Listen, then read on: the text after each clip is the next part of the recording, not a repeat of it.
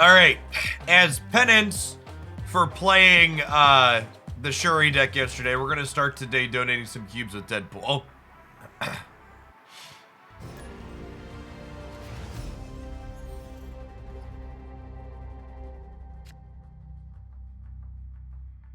There have definitely been an astonishing number of Sandman is broken videos posted. That definitely has not been my experience.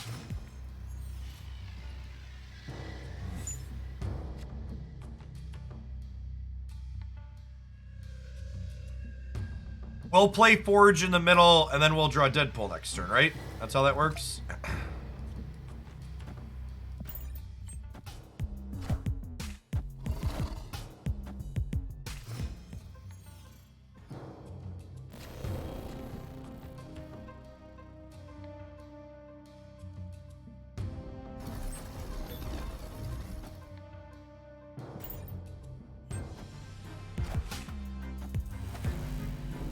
Joke's on you. Have a Mindscape plus Subterranean to start your morning, right, mood?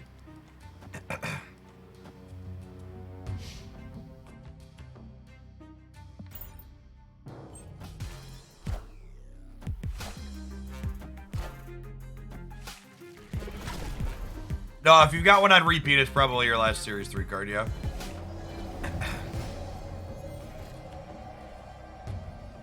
We are super into Shuri. I could probably shove a Shang-Chi in here somewhere.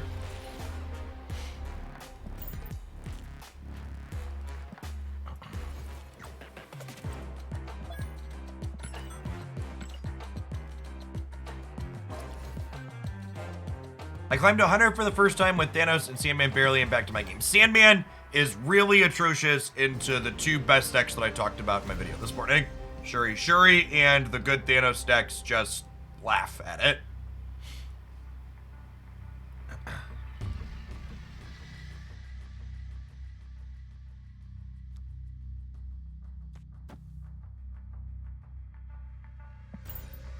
Alright, hoping for the 1 and 3 to get magic here. Forge is the second best. We just don't want to lose our Deathlock.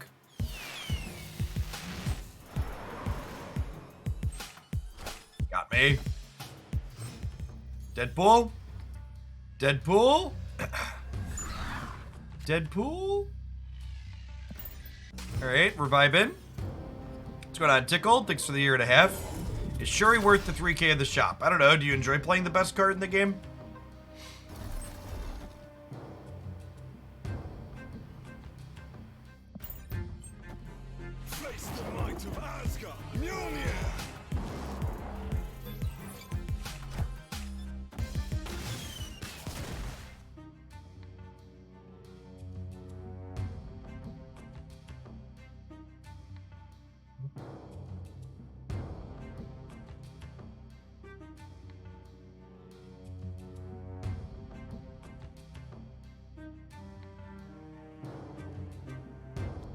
These first couple of games have really felt like the tough part about this archetype, which is even in the games where like your stuff comes together, like when you don't have Deadpool, your deck just kind of flops around.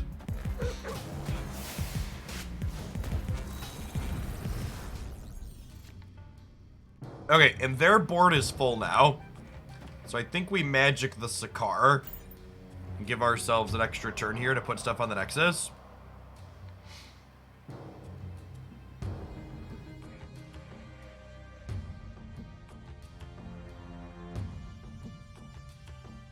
No, I think Arrow's still the best card in Marvel Snap. Shuri's just the best deck in Marvel Snap, and the best build of Shuri also plays Arrow. And that's not an accident.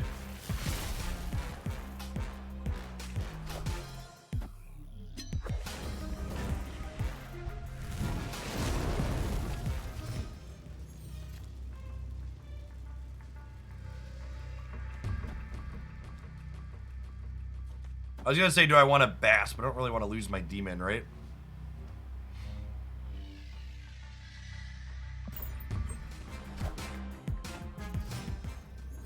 Okay, so I'm gonna Moon Girl. And then we'll go Nova, Killmonger, Demon, If they go +6 here up to 19, we're going to... All of these are +2. So that's 14, 18, 20, 22.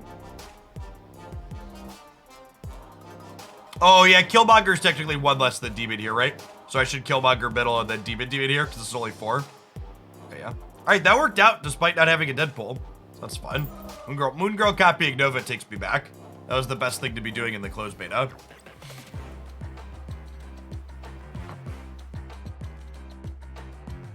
How long does it take to become S4 complete as a season pass bar? I actually don't know if you could get Series 4 complete as just a season pass buyer. I do know once you get Series 4 complete, you stay Series 4 complete just buying the season pass, but I haven't actually run the numbers and if you get there without spending extra money initially. Also, they're like constantly putting out different token bundles, which change the dynamic on what the price point is. Or like if you could get it free or not. Like the Token Tuesday bundles that are coming up in March are really good for people looking to get Series 4 complete. Yeah, you get 1 booster per turn the game lasted. Pow bam zap. Lead on Nova here. Want to hold Bass to see if we can draw Deadpool here first. Live from the Daily Bugle. Ah, our opponent is fun at parties, it would seem. Alright, we'll play Forge. We're gonna peel Deadpool. And we're gonna Deadpool Carnage. I believe.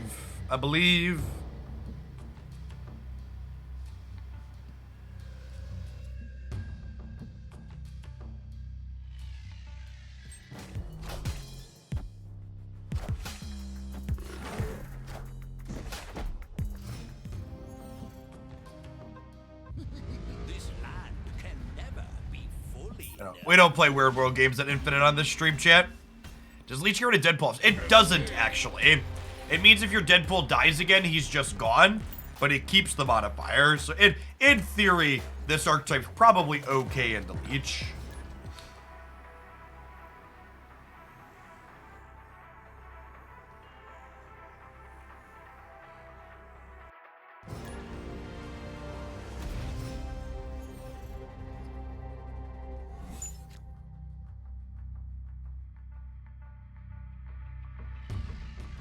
I just want to play my Deadpool deck. Can I just play my fucking Deadpool deck, bro? It's not even good. It's not even like you're taking away my Shuri deck that's busted. Can I just play my shitty Fair Destroy deck in a couple of games, Marvel Snap?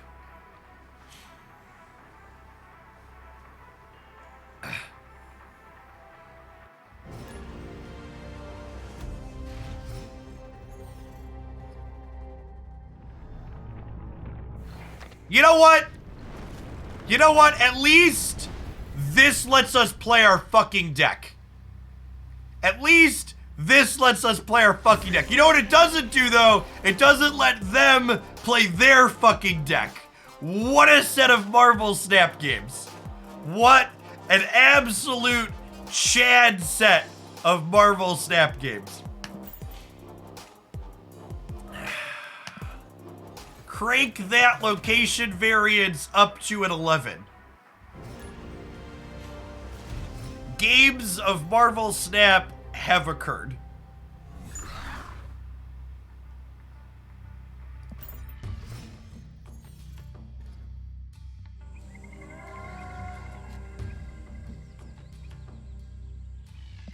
We're vibing on the Bass for one more turn here. Honestly, we might be just like deathlocking on whatever. Oh my god, are you kidding me?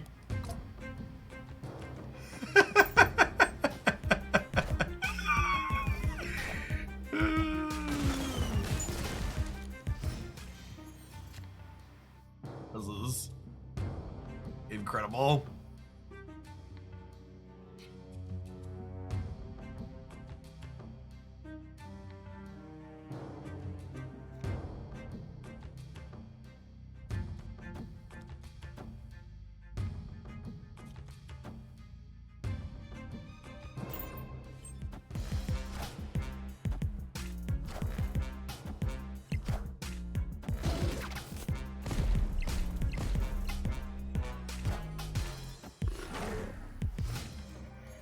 Sometimes the deck tracker is weird with things getting added to the deck.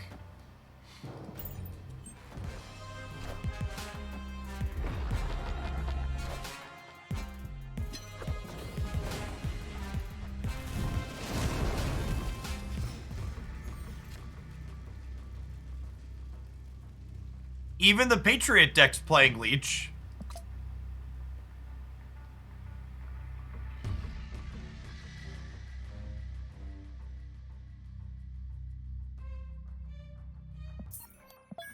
Even the Patriot deck is playing Leech. Escape.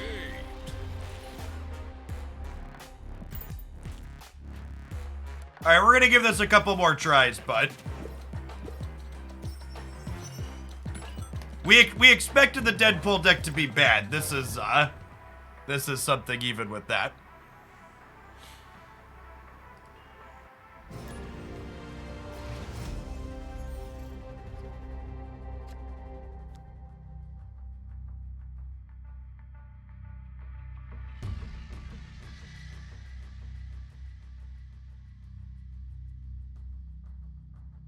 Oh! Oh, the matchmaking heard me, chat. I would snap here if I didn't want my opponent to leave in the one game we've had a functional hand.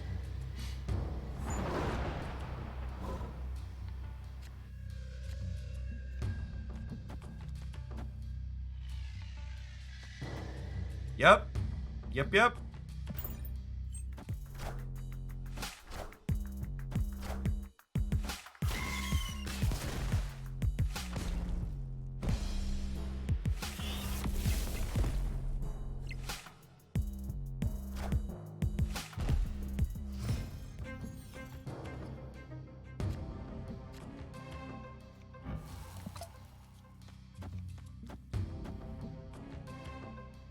I don't want to eat the Deathlock, because if they Shang-Chi the Venom, I want these extra stats left on the board, obviously.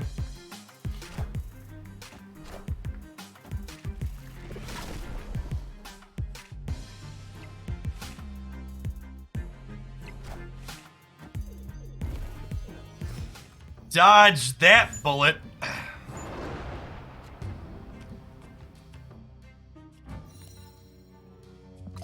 So I think at this point, Elysium is probably better for our opponent than it is for us, because we've, like, already used it a ton. So I'm going to go ahead and magic it off the board. And then, obviously, oh, we could get Leech to this turn. Yeah, it's a good shout. I want to get rid of the Elysium, because it's going to benefit my opponent more, but you're right. I should move Girl Lister to play around the Leech. Okay, rewarded. Rewarded for bad play. Oh, man. Oh, man.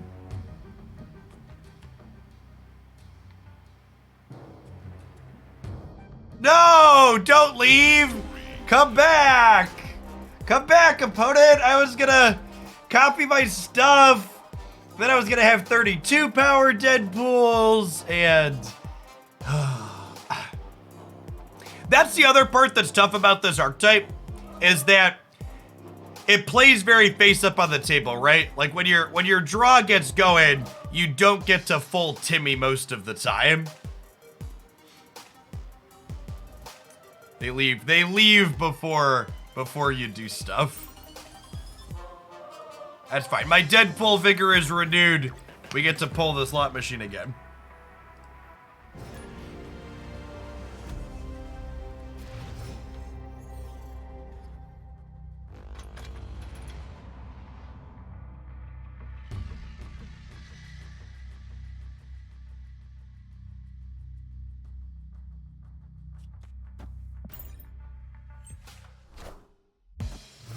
Part of me wonders, am I supposed to wait to Deadpool?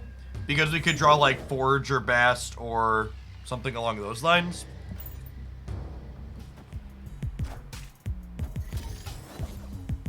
Alright, one of your finest beasts, please, deck. Nova.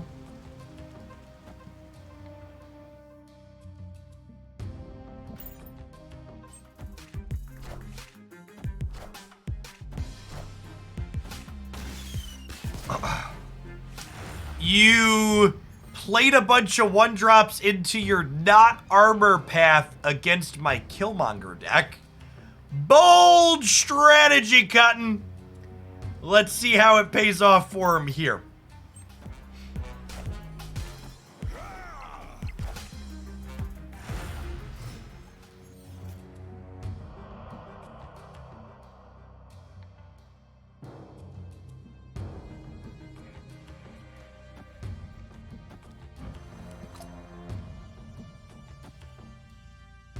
I think I'm down to draw Vibranium next turn, right? It's better than the average other draw in my deck.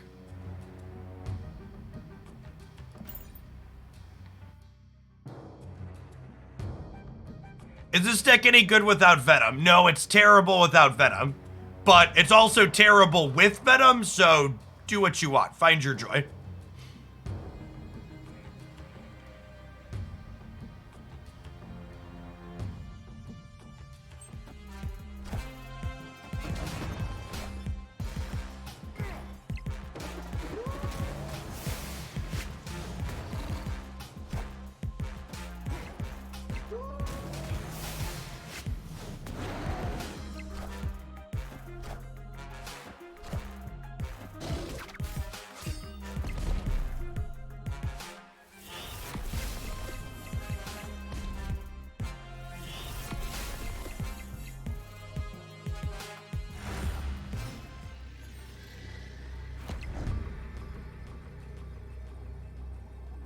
Like, there's no way +5's enough here, right?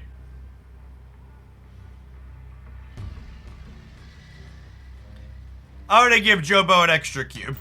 Oh, I should have put the best here as well. But I'm pretty sure we're dead. Oh yeah, they get to Space Stone too. Yeah, I'm just leaving. We really need a visual on the Space Stone. Escaped. We were dead regardless, but Space Stone cements it for sure.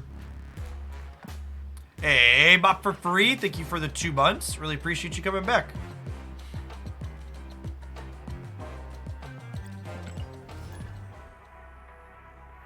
Let's go to Neutral. He's streaming every Monday through Friday, 9 to 3. Sometimes longer.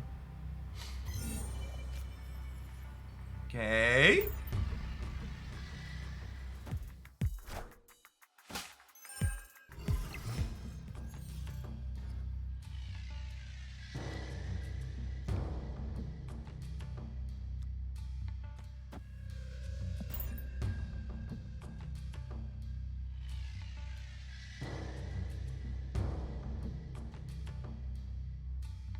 Yeah, so people talking about armor against this deck, that's actually the reason why we're playing Beast.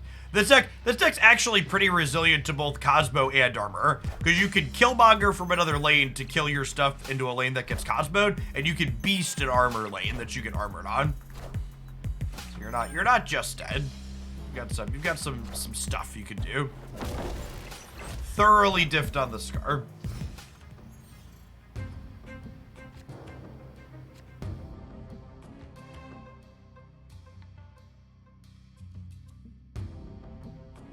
Not a Killmonger in sight. Diffed on the Scar. No Deadpool. Escaped. Morning, Toadmaster.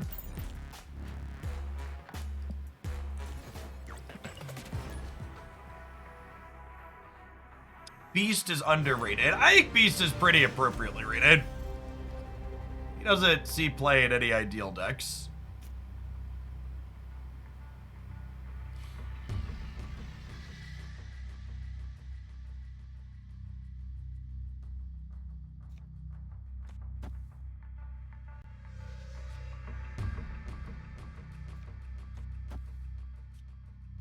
I'm gonna vibe here for a second, because if we hit the Deadpool, I want to wait on the best. The rest of my hand's like not really going anywhere fast. Honestly, I think this is gonna be a Deathlock on 3 to give us a couple of shots at the Deadpool.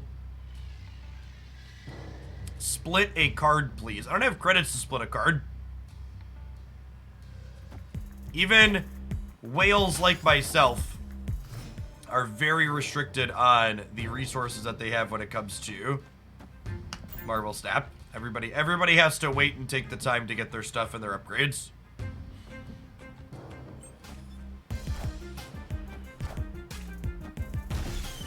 Pink Morph is quite bad. Another very appropriately rated card.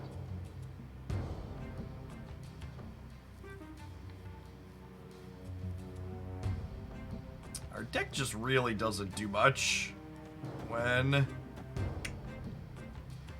we don't draw Mr. Pool. That's really what this archetype feels like it needs. It needs something that's good to be doing in the games where you don't draw Mr. Pool.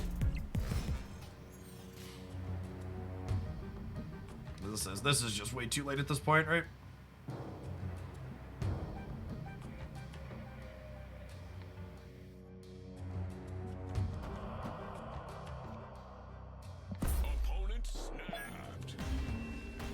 Hey, Freeberg. Thank you for the brand new tier 1. I really appreciate the support. Folks like you make my job possible. Thanks for keeping me around. Limbo, thank you for the quarter of a year. Good morning, good morning. Mop for free. Thanks for the 2 months.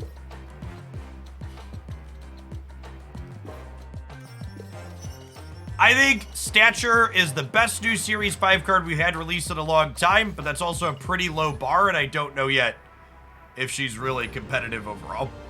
We're gonna play some more games with her today. Morning, Wufei. Thanks for the 2 months. Yep. All right. All right, chat. This is it. This is the hand the legends foretold of. The only way this hand gets better is if we draw Forge this turn. Oh my gosh, a cloning bats? Oh, chat. Oh, chat.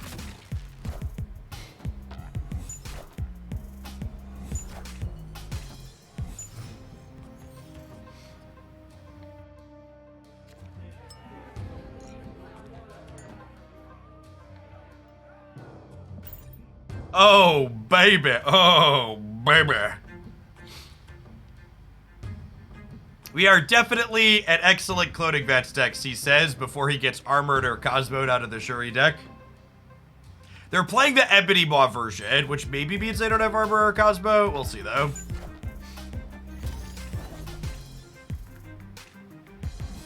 All right. I think that's enough of Mr. Pool for the day. I think that's enough Mr. Pool for the day. Let's play. We were talking about Stature. Let's play some Stature.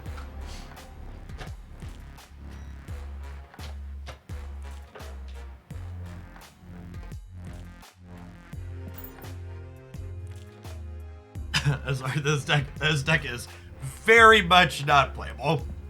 It is wildly inconsistent and incredibly susceptible to commonly played hate cards.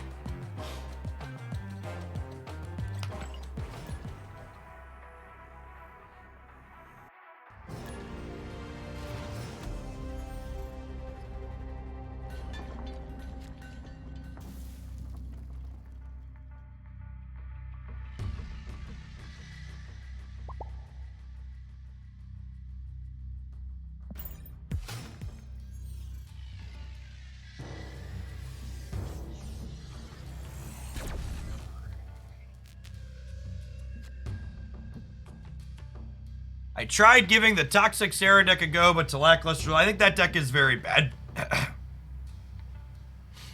I think most Sarah decks are in a bad position in the way the metagame has developed. Trying to play Sarah on 5 into a big turn 6 is a fool's errand in a format where Leech is one of the most played cards.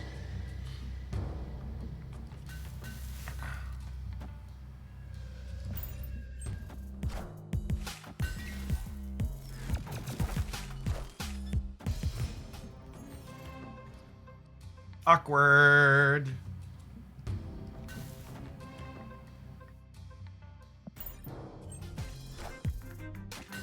Yes, the Sarah deck is also bad into people trying to leech you. But really, I mean, really, this is just like so fucking fitting, right? Just like talking about how it's rancid, things are rancid because leech. To be fair, I actually think this current deck that we're playing is relatively okay against Leech. It's part of the reason I'm playing it, is I think it's okay into the Leech decks. Titania and Hood specifically are pretty alright against Leech. Hey, Freeberg! Thank you for the sub gifts. That's super generous. Good morning, good morning.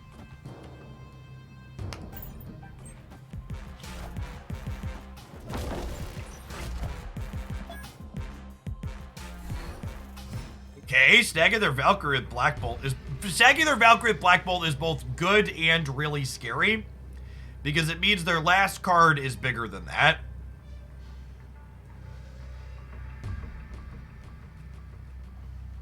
This Black Bolt is an S tier piece of art.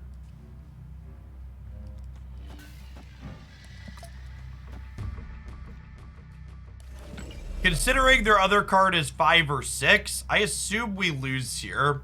Yeah, playing for the Cosmos might have been wrong. I probably should have played for the Tinkerer's Workshop. I can only put so many stats into play. If Stature hadn't gotten leeched, we'd probably be good to go here, but I just don't have enough numbers with it, so we gotta leave. Yeah, I don't know if you could play Stature with only one enabler, but Moon Knight has felt real awkward. So we're gonna try some Stature decks without Moon Knight today.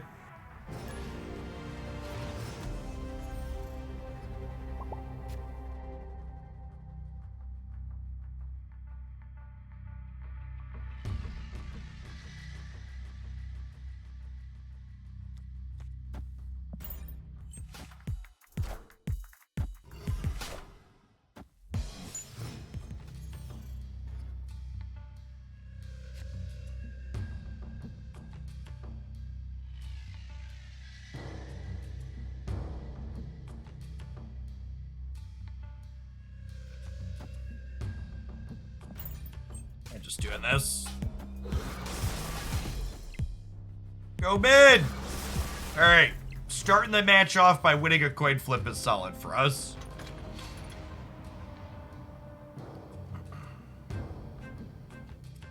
Do I want to play Goose out? And if I do I want it to be in Sinister London?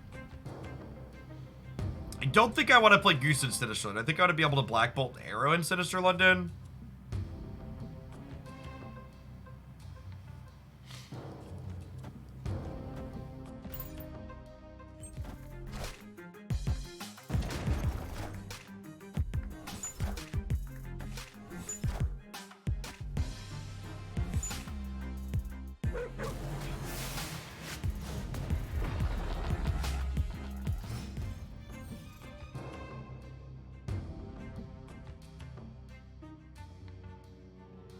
That's the second game in a row that we've been leeched on 3 for anybody who's counting.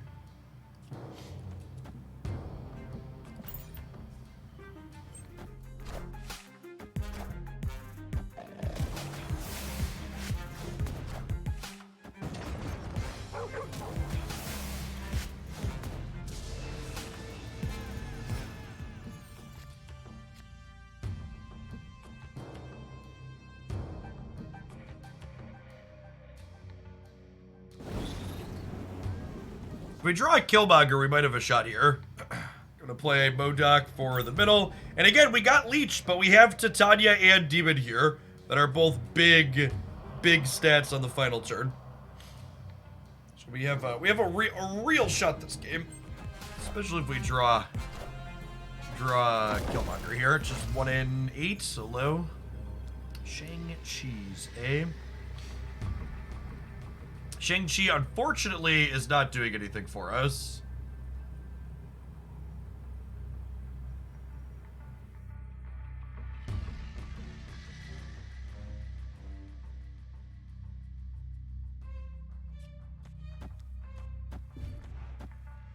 There's a world where this wins the game, I think. Are we living in it? Let's find out. I get Valked in the middle.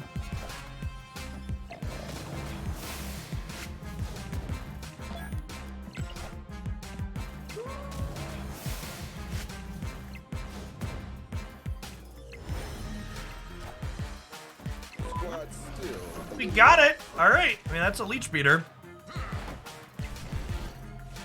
Coulson instead of Shang-Chi. Coulson can't be played into Crimson Cosmos. Damn, location has text.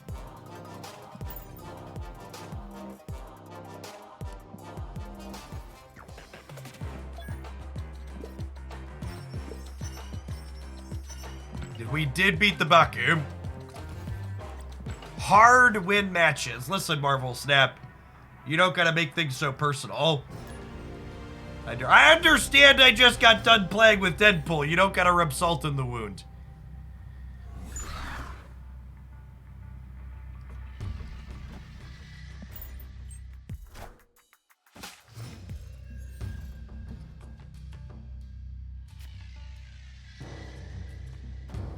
Someone asked earlier, why is Black Widow in this deck? So, I think in general, Black Widow's a kind of underrated disruptive effect. Cutting your opponent off 16% of their draws has value.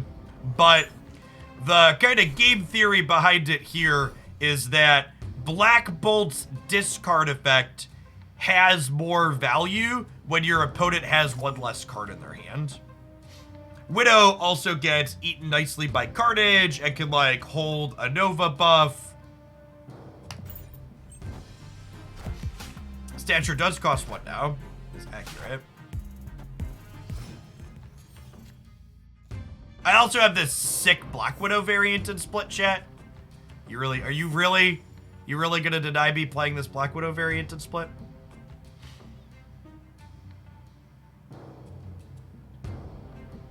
Can't you just let me be happy?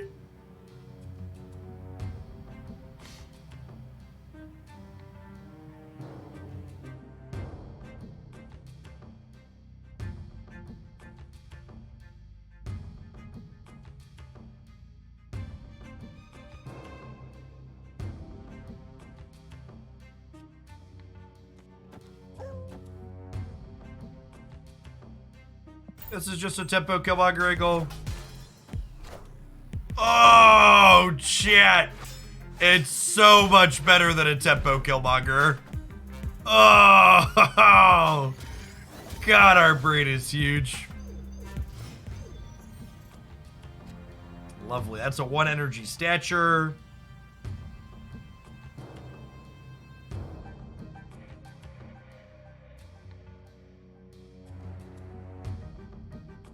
So we're gonna Arrow plus Stature or Shang-Chi plus Stature next turn. So the question is, which of these two do I want to do this turn?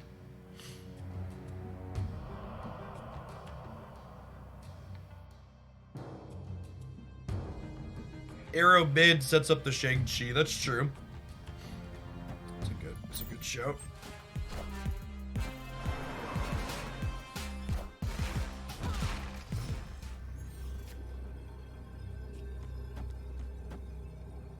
Great.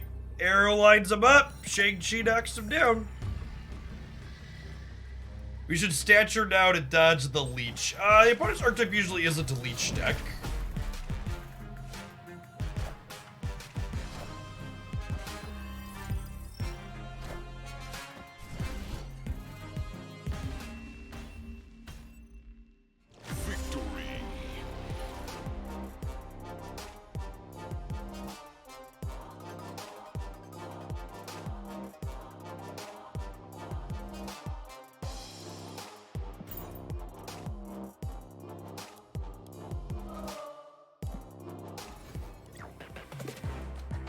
Boosters acquired. Season pass experience acquired.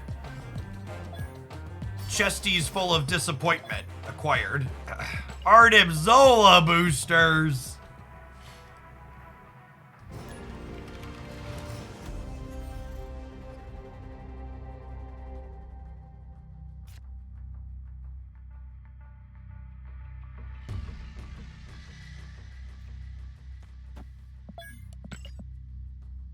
Alright. You got Nova into Widow into Mysterio. Looking for a Carnage to gobble them all up. That changes things. Well, real Mysterio in the middle. Notable interaction, real Mysterio. does get doubled inside of Shuri, so this will be 8 at the end of the game. Well, I guess Carnage is also good in Shuri's lab. I just don't have it in hand yet. Oh. Ha.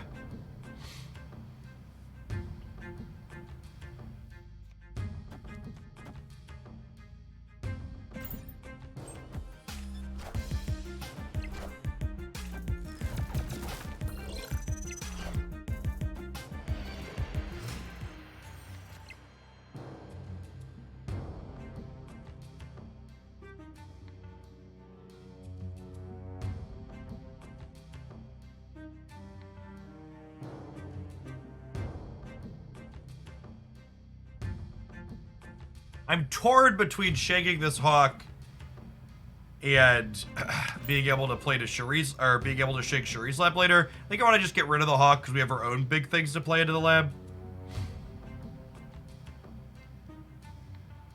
Do I have tokens saved for King? I will be buying every new Marvel Snap release as soon as it comes in my shop after release from here until Marvel Snap is no longer my job.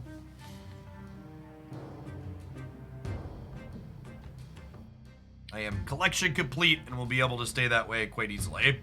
And by quite easily, I mean for a small pile of money. If we were playing for keeps, you'd probably snap him before we Shang-Chi this Hawk here.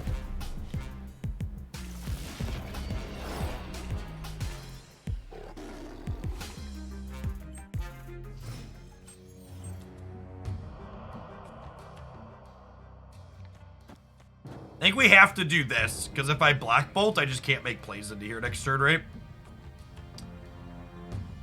My early / kind of hot take on Kang is, I wouldn't be surprised if he's not nearly as good as people seem to think. Oh, does this double to 8 now? Oh, it does. That's a fun interaction. I think Kang is going to be really helpful at teaching people who don't know when they're supposed to be retreating, when they should be retreating, and it's going to be a lot less good in most other spots.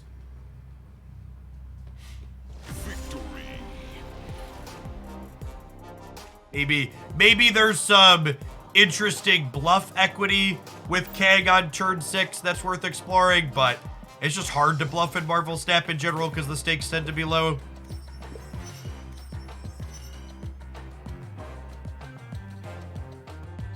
Yeah, it's a neat card. I'm looking forward to trying it. It's definitely like a weird enough design that I don't know that anybody can truly have a good beat on it without actually playing with it against it a bit.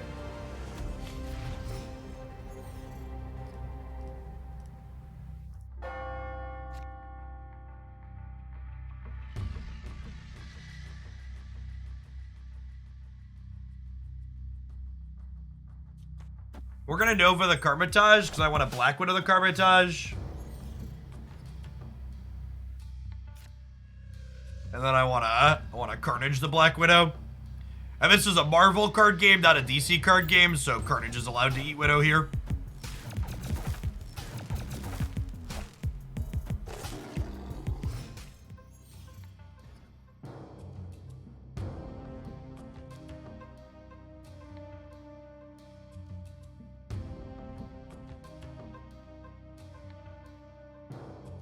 Well, Goose isn't particularly good at them because of Zabu.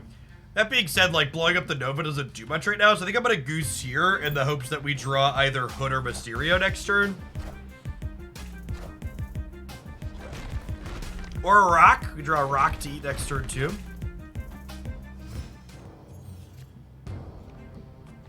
Could be worse.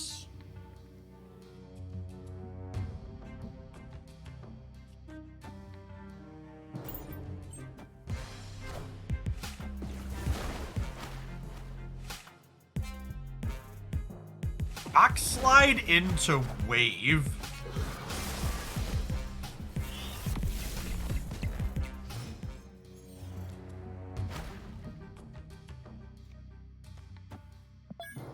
Opponent snapped. I'm gonna stay in here because Black Bolt on the turn they wave is actually a soft combo. It just discards 2 cards at random. We've actually built Marvel Snap him to Darkhawk, chat.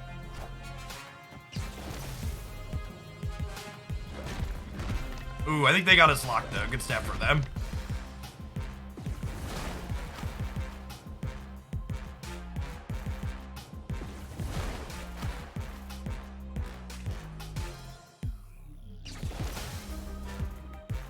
If we somehow manage to draw Stature, we can play 2 cards next turn. But unfortunately, I'm a little bit stoned at the moment, so drawing Stature is going to be challenging.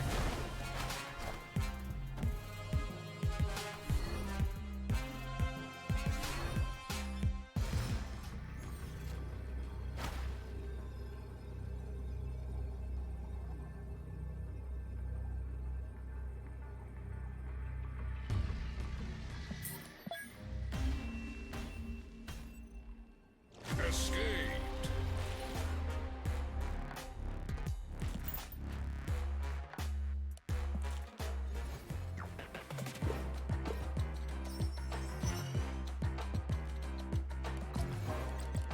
Why am I getting stoned on stream? Hey, that's legal in Illinois now.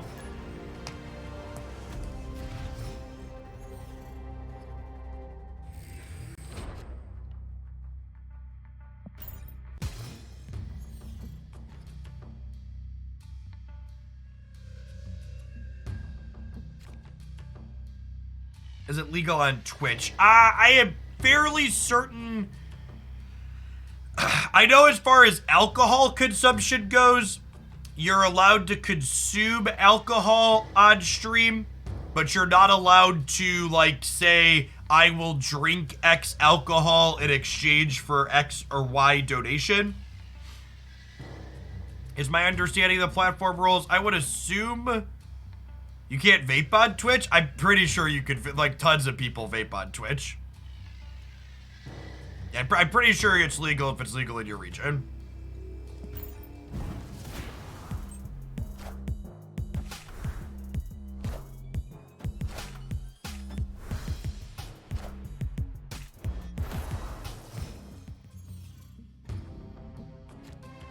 Yes, you can't gamify it is a good technical way to put it.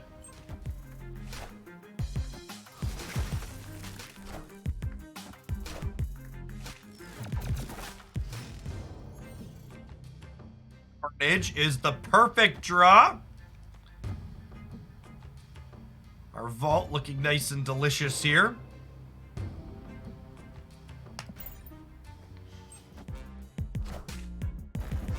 Oh my gosh, Goose into the Wong path is chef's kiss here. Get out of my game, bud.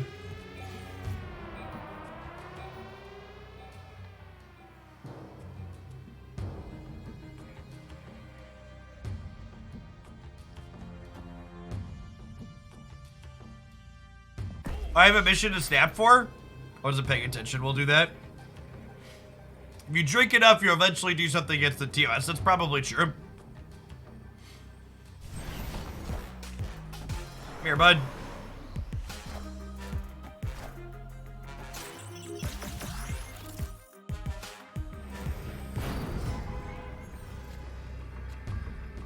I, for one, am shocked that this Wong didn't seem very good.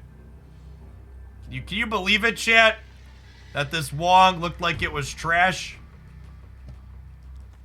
Let me actually just do this.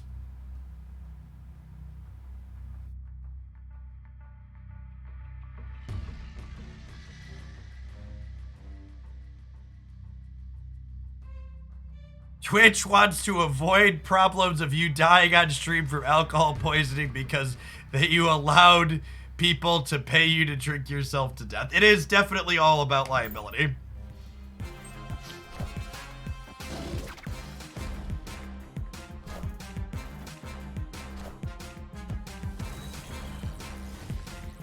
Yeah.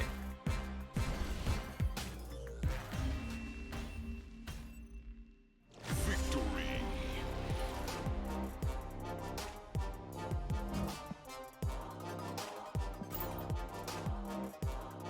Oh, wongers. Oh, wongers. I really like Goose in the current metagame. It's a fun and satisfying card to have be in your deck and play well with.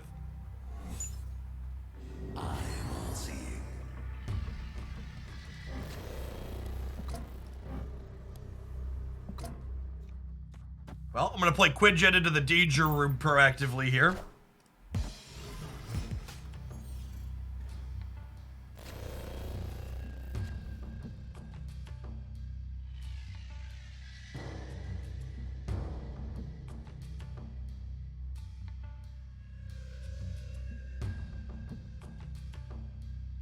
I still play a lot of Magic the Gathering. I haven't loaded Magic the Gathering Arena in 4 months. And the only thing that feels better than not having loaded Magic the Gathering Arena in 4 months is I haven't scrolled Twitter in almost 2 months. Eliminating toxic things from your life is a huge quality increase, chat.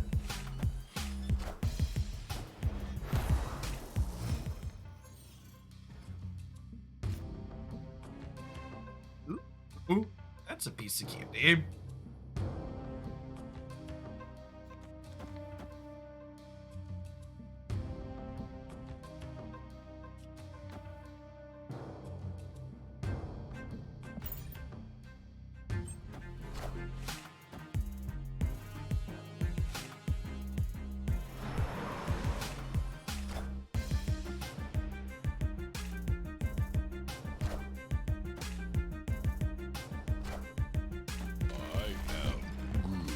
I am Groot.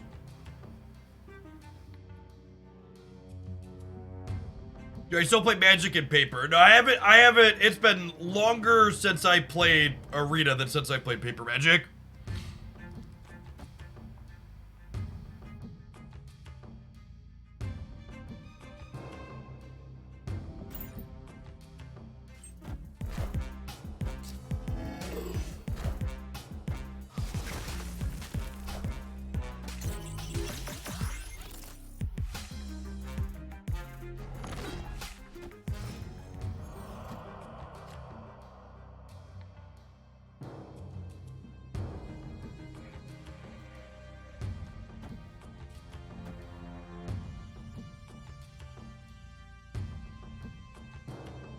Am I supposed to play these demons out for the sake of this could flip Killmonger? I think I'm supposed to play the demons out because if this flips Killmonger and gets rid of the Quinjet, I'm gonna be sad.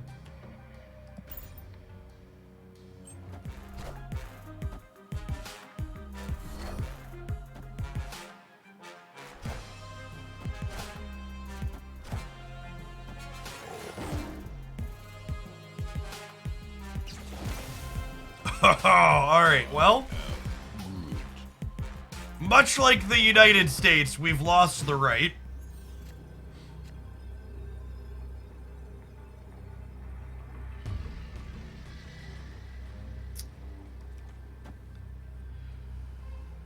Do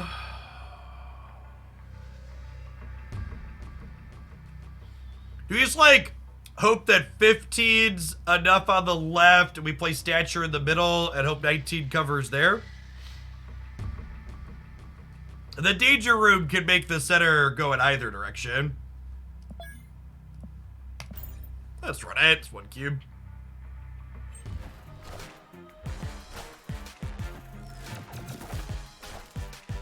Wakanda forever. Breaker, breaker. Give me the news. I got 2 points over you. They're up by 9, we're up by 11, so we win the total power tiebreaker, which is the only tiebreaker in Marvel Snap.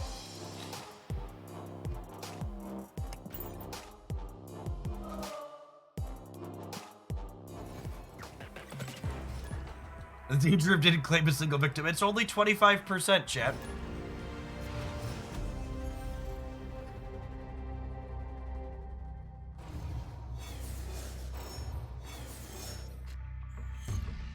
Hey, it's TLSG.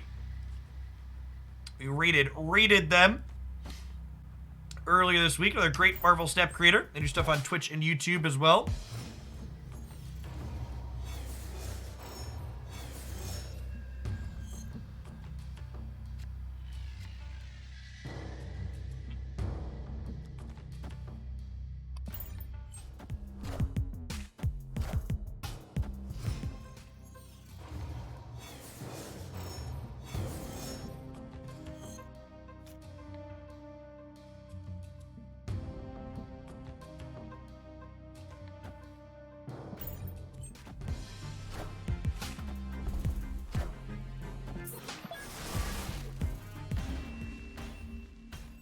Escaped.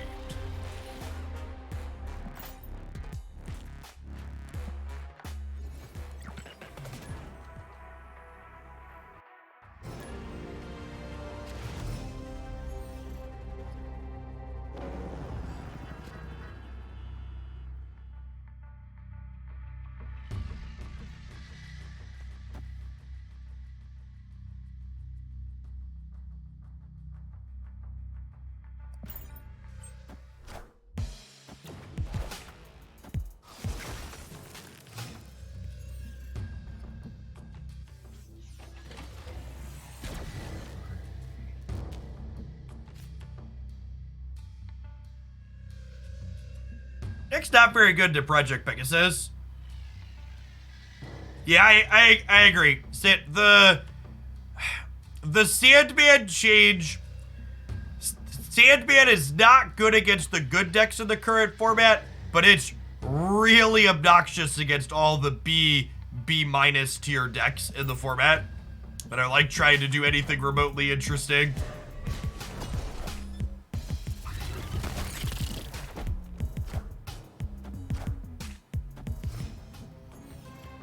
Okay, so Jared's a bot or an Agatha deck.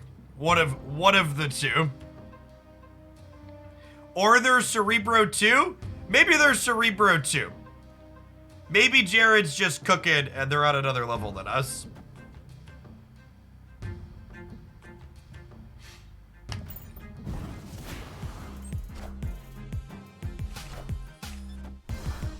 Agatha would have played herself. Yeah, that's true. I bet there is. Look at the Goose here too.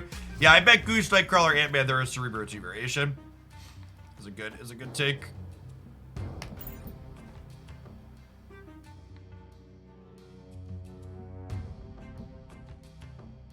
Yeah, the best way I can put it is the Sandman change feels like it increased the delta between the haves and the have-nots. It really feels like it took and like increased the gap. I don't think it meaningfully moved the needle on which decks are the best, but it 100%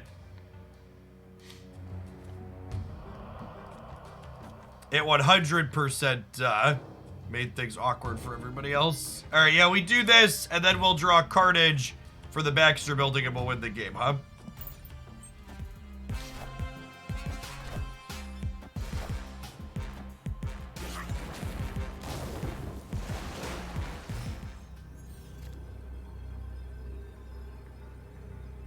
Order? No, I wanted to give them the Titania because they're a Cerebro deck, chat. It was on purpose. We didn't draw the Carnage to let us win here, but they're a Cerebro deck, so we wanted to give them the Titania on purpose. Boomer step them. This is a 4 cube donation to Jared here.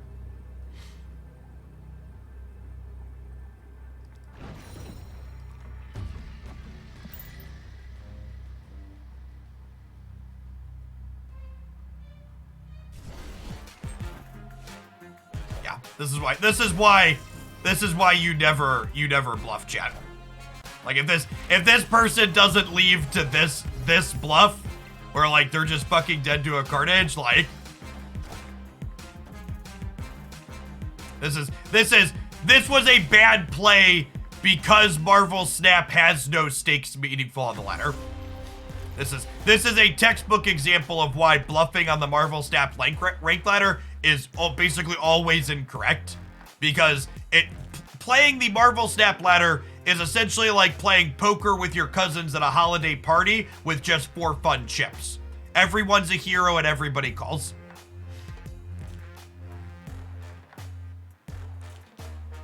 Oh, I should play arrow left to win. Oh, should I?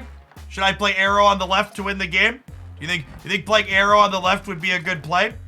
Also, this is like peak fucking Twitch chat. Not only does arrow on the left tie, but it also just loses the fucking tiebreaker on top of that. So not only is arrow on the left not a legal play, but it also still loses.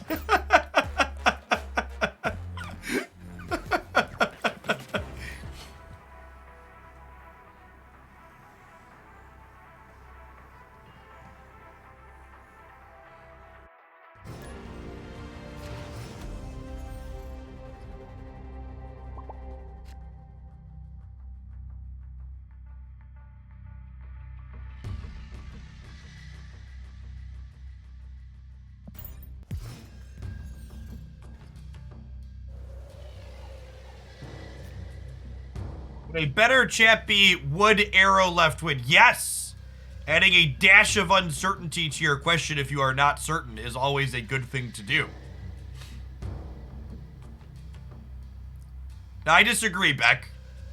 Things phrased as questions instead of statements is always much better. I'm gonna play Mysterio out and just assume we're gonna peel Carnage at some point.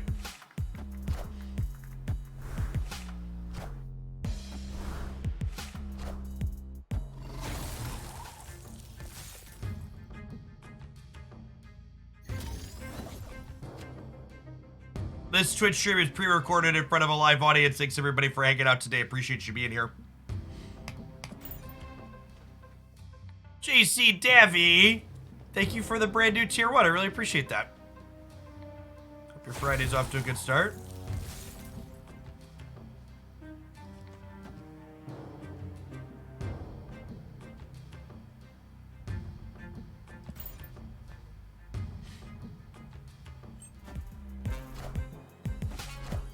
Is it worth pressing this react button on Twitch? I have never once, nor will I likely ever, look at the results of the react button.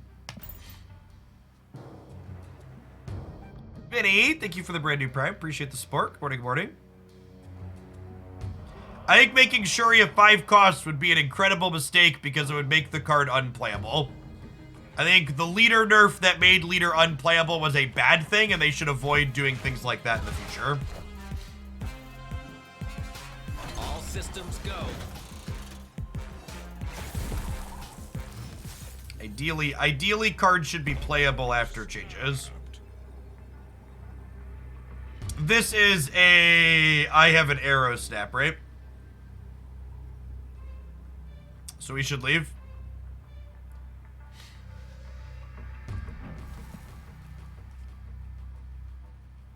This is the Shuri Hulk deck. I'm not going to pay them out for playing the best deck.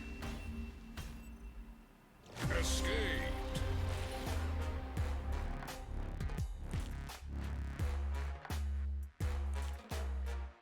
Could we beat arrow left?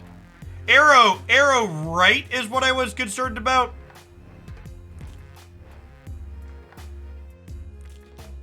Maybe I could have beaten arrow. I had 3 1s. I guess it depends on where they arrow and what they pull, right? If I could predict where they arrow,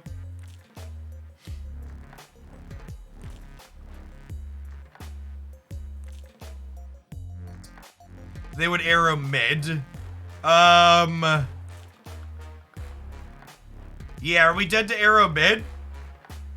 No, it would depend on where they pull. Like, because arrow pulls in a random order, we can't predict and counterplay. There's permutations that we beat here. Because, like, I could play Carnage, Stature, Titania, Demon.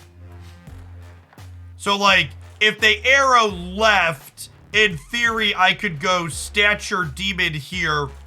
And that puts me to 13, 25, 29. And it puts them -3 to to 16 point. So if they arrow left, Stature Demon here, Carnage Titania here wins the game. But if I go Stature Demon, Carnage Titania, and they arrow right, then there's a world where they pull Carnage off of the middle and I lose the game. Yes, and at a minimum, I think a power level change to Era that they could make without changing her text box at all is she should just fucking pull cards in the order that she takes. Yeah, so I could beat Arrow left and I could beat Arrow center by playing here, here, here, and here. But if they arrow right, I have to just hope that my Carnage doesn't get ripped off of the center and she instead grabs the 3 1-drops. Because if she grabs the 3 1-drops and Carnage stays center, I actually beat Arrow on the right as well. But because she just grabs from the things I put into play randomly on the last turn, she statistically likely grabs the Carnage and then I lose the game.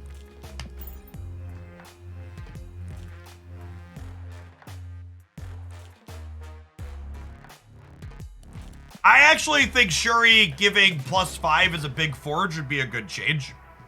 It actually would make her better with Black Panther, which is who she's supposed to be really good with, I think, even though she's no play with it currently.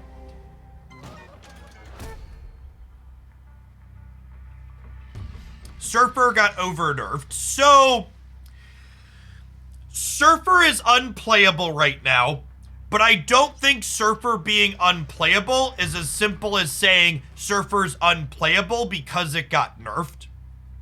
Basically, every point slam deck that's not Shuri is unplayable right now. And that's not just Surfer. So it's a problem with... I'm gonna snap the Thanos deck. On average, we're better into a District X game in our hand is fine, and I drew Wolverine into Murder World. So, yeah, Surfer got nerfed, but Surfer would still be awkward even pre-nerf with the Shuri decks that are going on right now.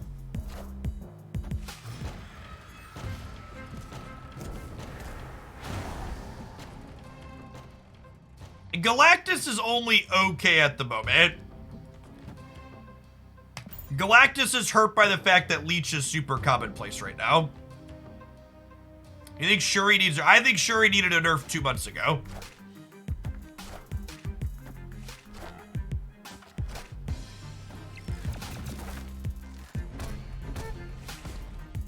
Enough said, bub.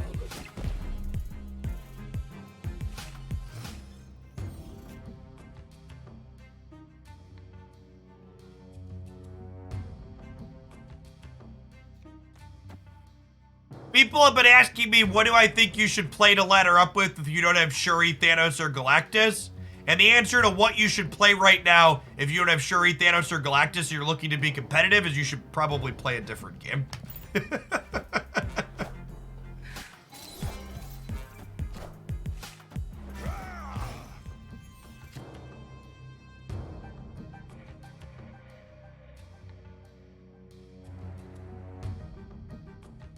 I am going to go Titania into Rock Slide here on the right. And hopefully pulling her back with the Mysterio clone locks this up. Let's see how big this is. Kazar, sure.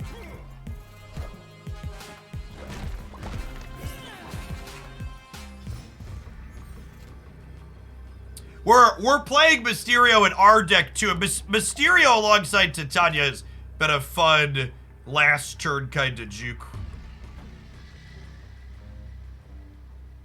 Oh, is this enough though, actually? This might actually not be enough, huh?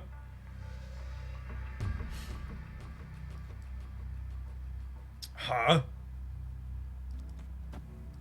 What if I do this and play for all 3? This wins the right, and then Enchantress turns these off, and they have to play here and here. We'll stay for 2 cubes.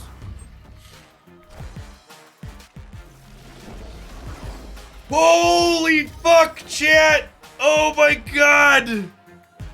Holy shit, we've been Heimdalled. I'm not even mad. I'm kind of impressed. Get fucking juked. Yeah, that was a District X time, no.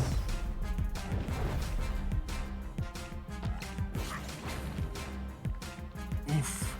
Oof. St. Anne, thank you for the brand new Prime. Spank and Dole, thank you for the brand new Tier 1. Morning, good morning.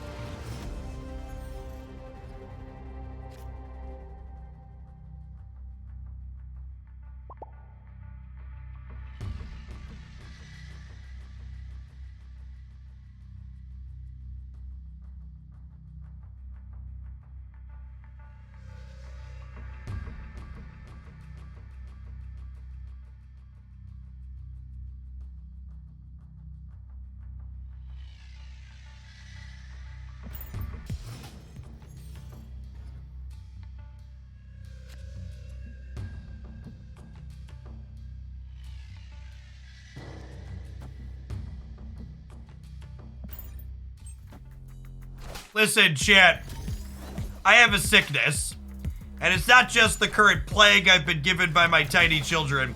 It's playing Black Widow every single turn on the cloning vats. Please don't judge me.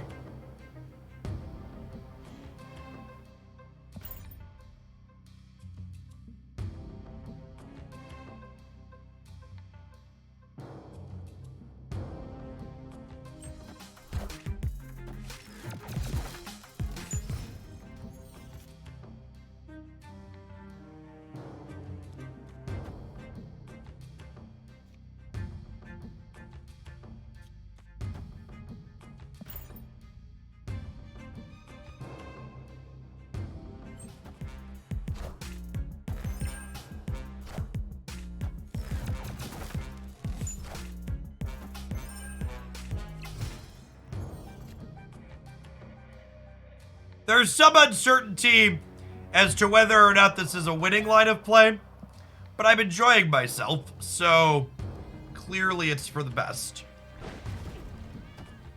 Oh, Black Bolt him. The old cut them off with 3 draws and then Black Bolt him.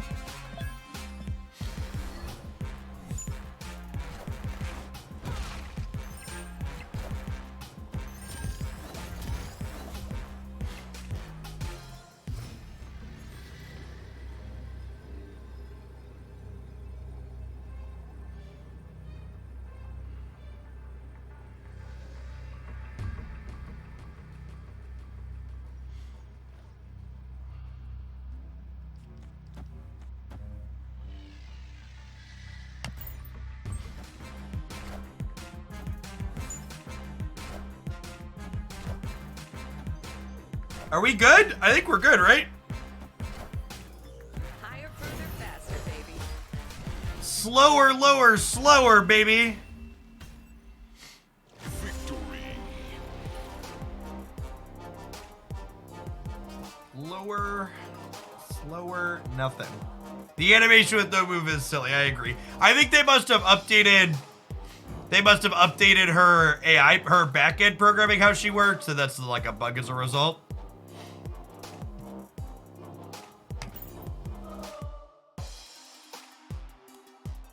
We were winning regardless of Cosmo. Cosmo didn't matter.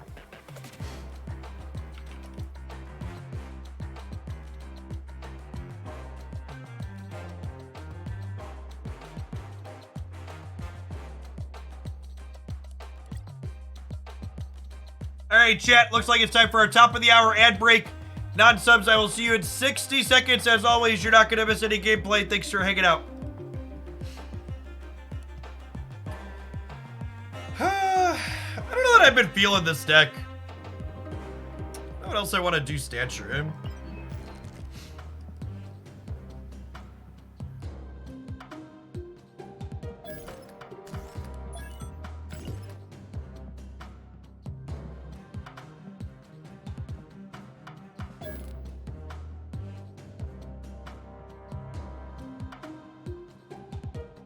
Yeah, we played it in this show a little bit.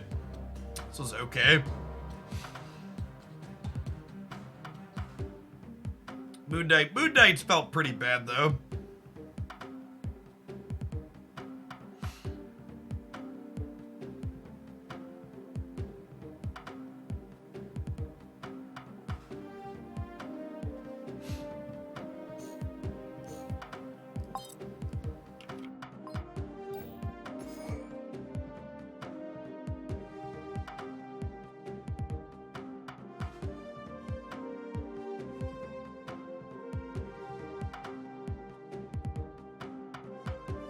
Then a ghost, is that a ghost of Dan Hip? It is a Dan Hip ghost.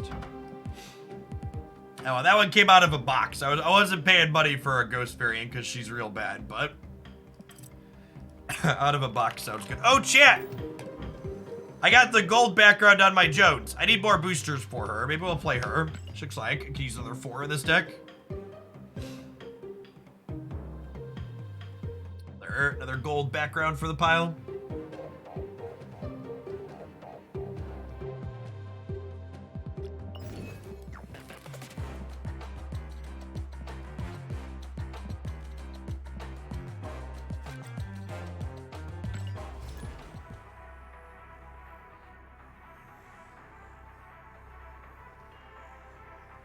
From the new cards, which do you think are worth 6,000 tokens? No cards are worth 6,000 tokens. Anytime you're buying anything from the shop, you are overpaying for it. You should buy cards that you want to play with.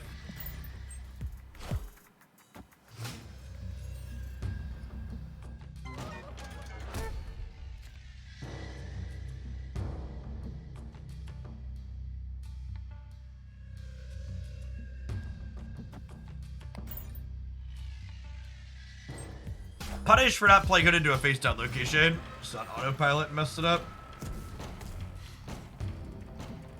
Oh god, and the rickety bridge. Alright, we'll take a mulligan. Subterranea rickety bridge, messed up the hood. Escape. Take a 2 over.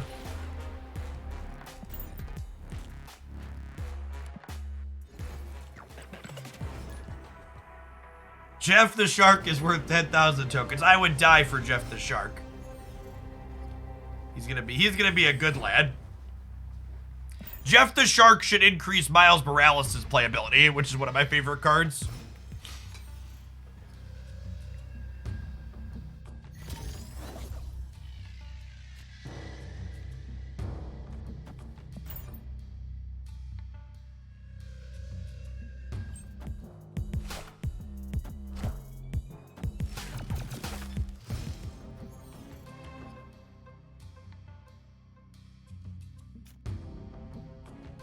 Right on time, zombie. Welcome to the party.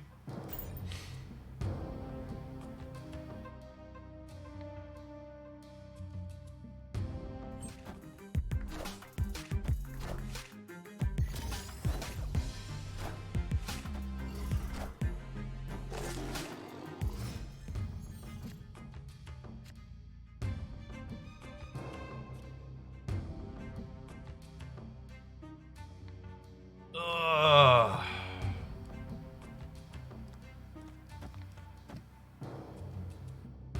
Slide Jones into the Morag for now.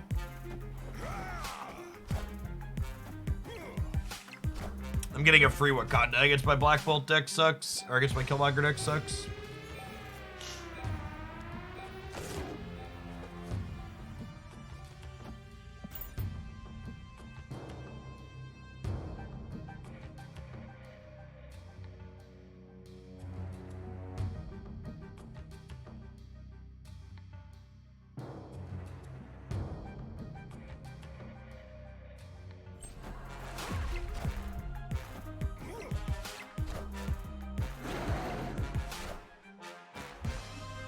Successfully punted the left.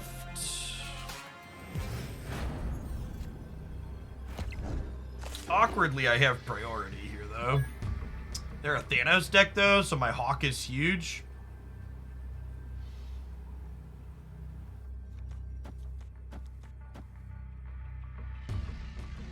The play is like this. We have priority, and they have 2 slots here.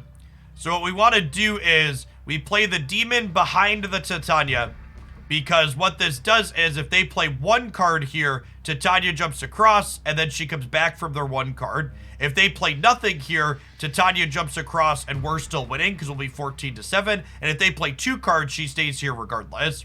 So this is ideal sequencing if they play 1, 2, or 0 here. And then Hawk on the right is 12, so we're going to 20 and 19. So he should be good to go here, I think. Victory.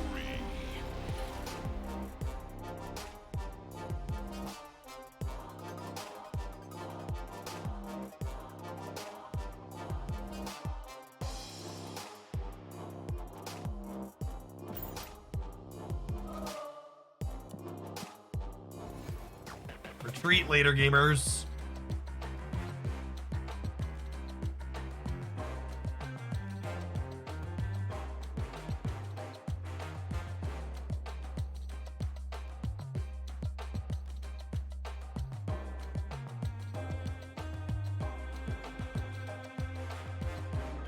Consider using battle mode to teach people to play better, like donate X and you battle them, and then maybe host their screen and walk them through what you think about their play. It's not a good idea to have random people I don't know on my Twitch stream. Battle mode content's also less popular than just regular content because most people don't play battle mode. Thanks for the over 2 years, by the way, Hobbit. Good morning, good morning.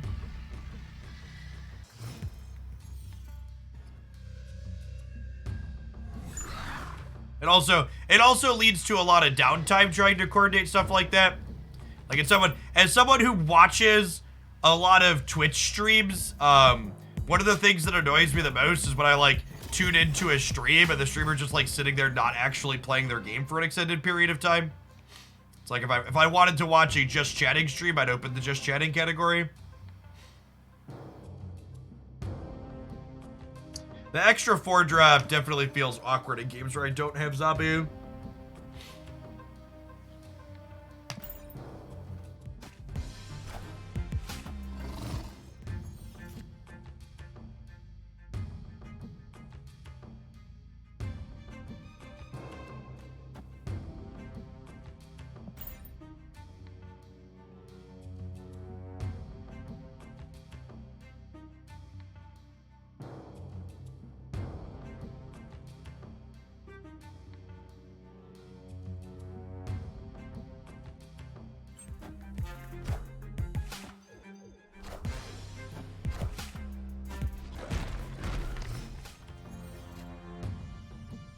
Okay, so they Cosmoed their 0.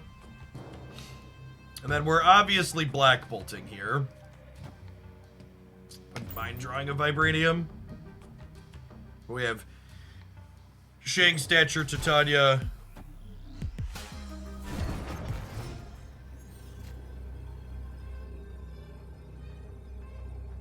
Okay, they passed.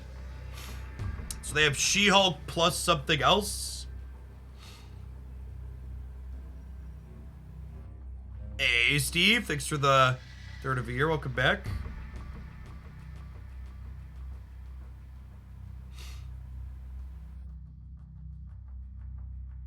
She-Hulk Arrow puts us in a trash can, unfortunately. We'll have enough things to play out to play around that.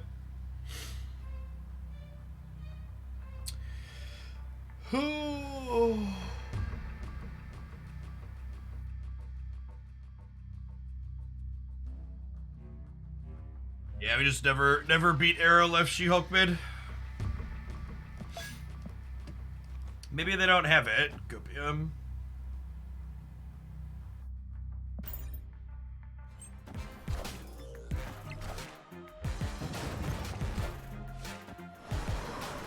Yeah, and I've had a number of people comment to me, Jeff, with your post about the Shuri deck today, do you think Shuri is a better card than Arrow? And that is very much not the case. Shuri is just the best Arrow deck. Shuri's also important in it, but Arrow is also a big part of what makes that archetype as good as it is.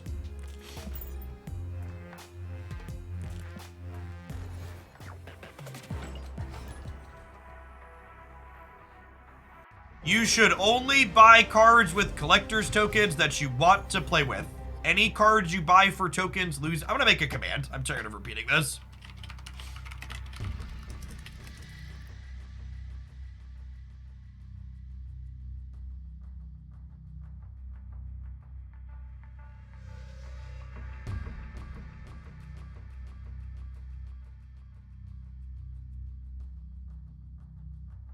All right, I guess for the pedantic nerds, I need to include any card other than Thanos / Galactus you buy as a spew.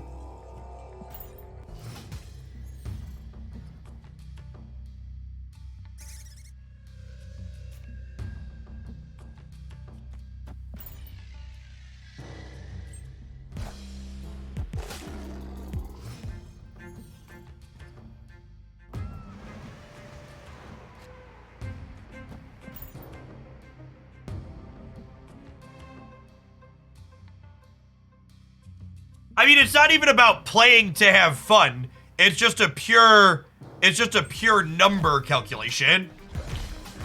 The token system is actually really well designed from the perspective of it's optimal to do the thing that's fun.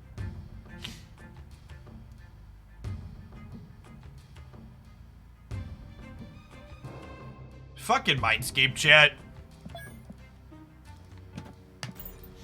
Mindscape means my Black Widow and my what's it called are both bad.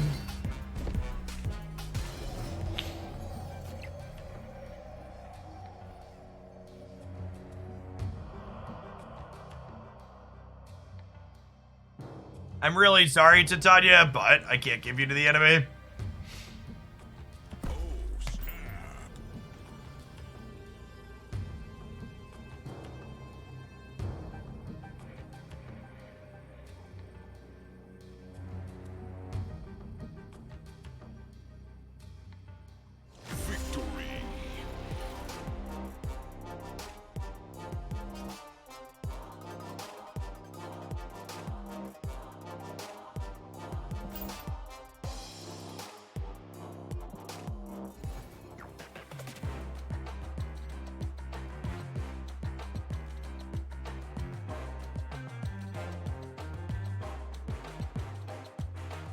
You disagree that you should only buy cards you want to play with because you bought Shuri and you're happy to play with it. So what the fuck do you disagree with?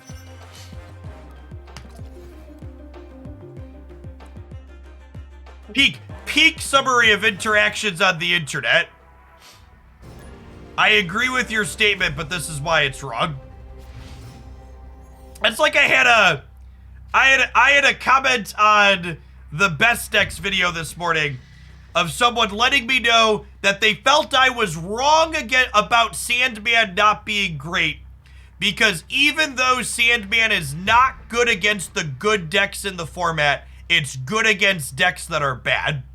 And I was just like, what a weird fucking way to say you agree with me. Like, you're wrong, but also here's a description of why I agree with you.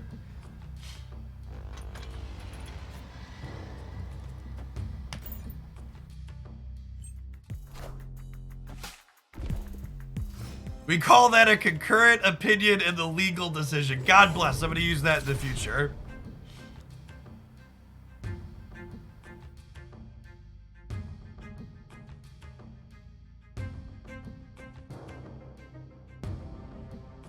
Hey, congrats on Infinite Ballin'. Hope you're having fun. I might fill this with things bigger than Killmonger.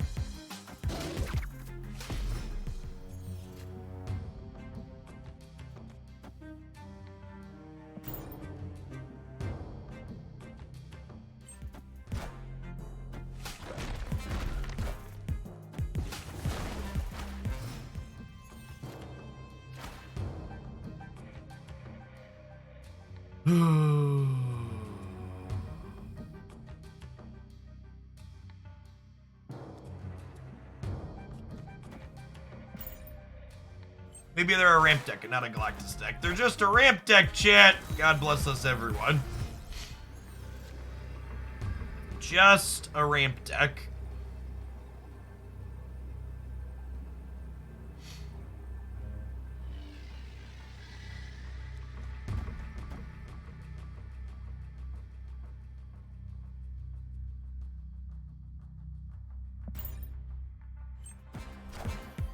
And again, I played Titania first, so that way when they play one card here, they send her back.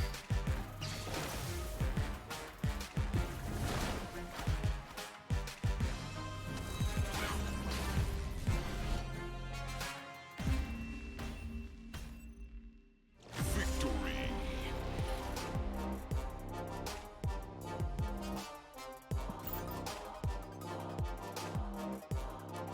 Starting to think Agent Coulson is the top ticker. Agent Coulson is very good. Agent Coulson is simply a card that isn't flashy or spectacular, so no one wanted to spend 3,000 tokens on it. But as that card gets more accessible here in Series 3, I would wager it's going to see a lot of play. Yeah, it's a meat and potatoes card is exactly the way to describe Coulson. It's not flashy. It fills your curve. It gives you random utility. It has some synergies with things like Devil Dino. It does a lot for a little.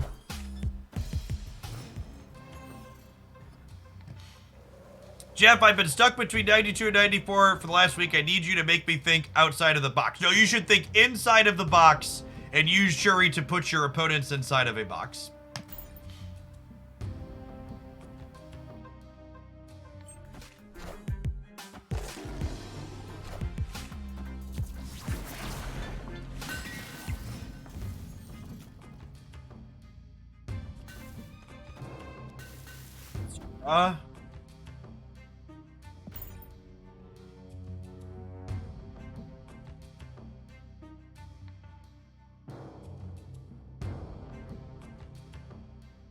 New cards are dropping next season, if any. Yeah, I actually posted a video on my YouTube channel yesterday talking about all of the cards coming in March and April. Because we have data mines for both of those months now. So if you want to know which cards are coming and my thoughts on them, it's a good video to check out.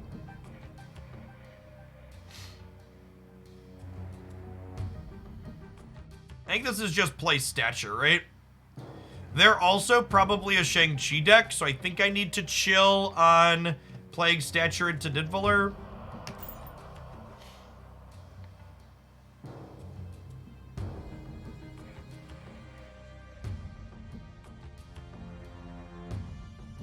The vibrant gold border. That's just how it looks with the rainbow background. Some of these have a gold background. I don't have anything in play that has a gold background, but an actual gold background is a higher level split. Speaking of Mr. Coulson, all systems go.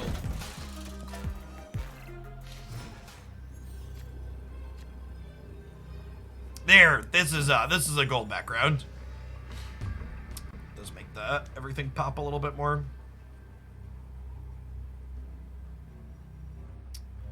Okay, so because I have priority here, we're gonna play Titania in the middle because it shrinks Lizard is the safest place we can play her. And then we'll put Demon Rockslide on the left over here, taking us up to 19.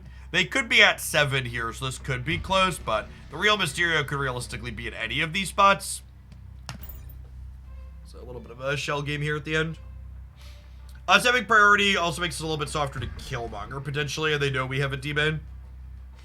How do you get the gold background? When you split a card for the 5th time is your first chance to get a gold background, but it's not guaranteed.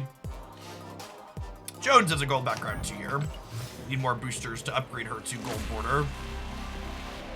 3D.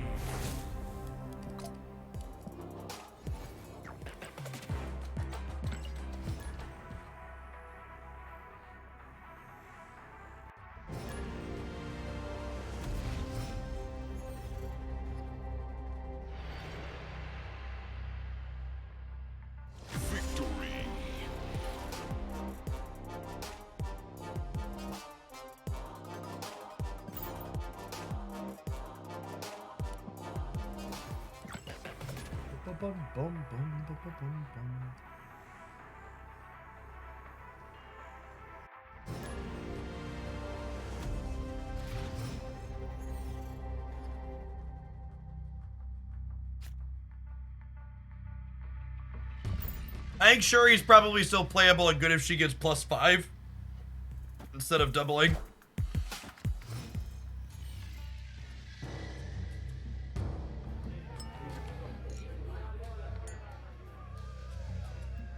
Okay, well, because this flipped up into bar with no name, I kind of want to Black Widow them this turn, but if I Widow them this turn, they get to play the bite into Oscorp Tower, so maybe we wait.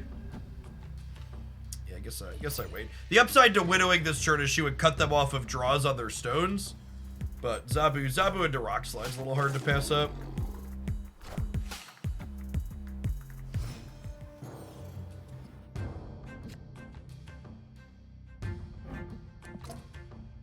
For fuck's sake.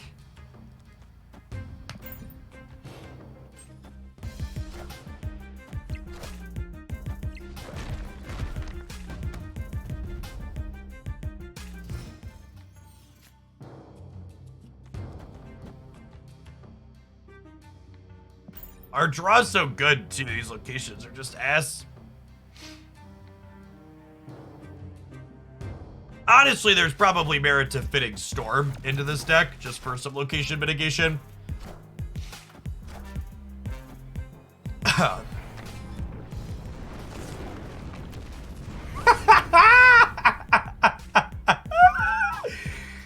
a big old cup and get fucked.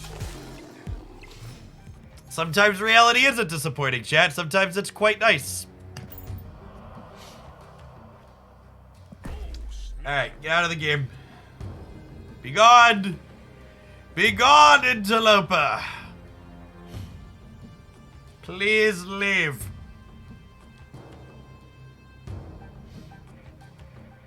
It's my cube and I want it now!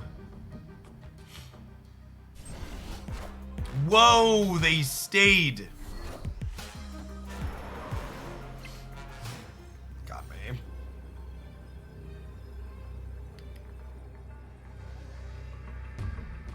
Okay, so assuming they blue Marvel or whatever, they get +4 here at most. And Titania's adding 4, so we stay ahead if they buff there. And then, do I want to play for all 3, or do I just do this and assume I'm winning the right?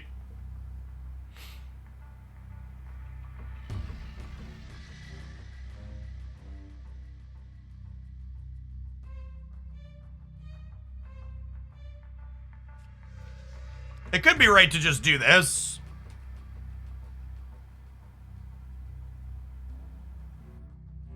Because if they beat us here, there's no way they're beating us here, right? So they'd have to, like, put 4 points here and put 8. They have to put 4 and 9, which is impossible.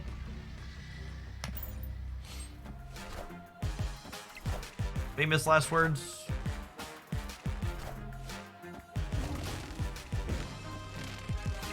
Ooh. Rewarded. Victory. Would we have won the breaker regardless? If I had played these two here, we would have been tied into 10 versus 10 to 15. Yeah, we would have won the breaker regardless.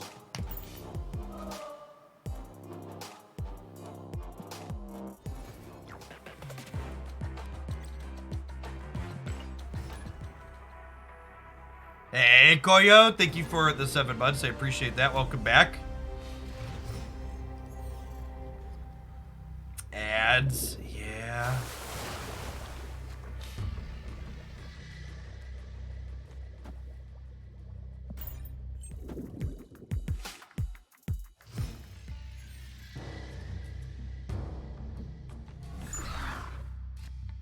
Speaking of ads, unfortunately for you all, and fortunately for me, Twitch has offered me a pile of money to increase my ad density next month. So, we're gonna be stepping it up from 1 minute an hour to closer to 3 minutes an hour, and see how that goes. I've talked about that a little bit, and we'll have a command when it happens, but we're gonna chase some of Bezos extra buckaroos while we have good metrics. I think my plan is to still just take slightly longer breaks when we do the ad rolls and not put them over gameplay. Because in general, gameplay over ads sucks, or ads over gameplay over ads over gameplay sucks.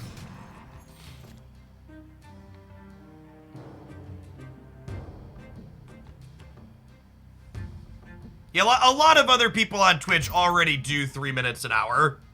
Like, so it's an increase to what I've been doing, but it's really not much more than what other people on the platform do.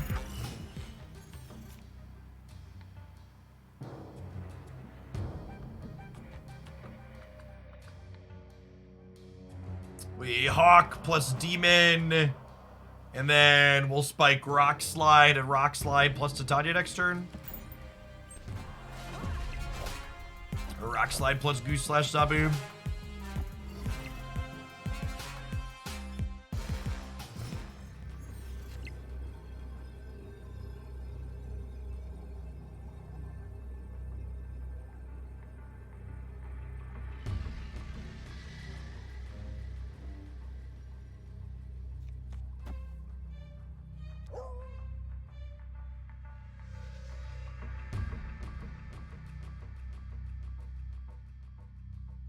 Yeah, they can't Taskmaster left.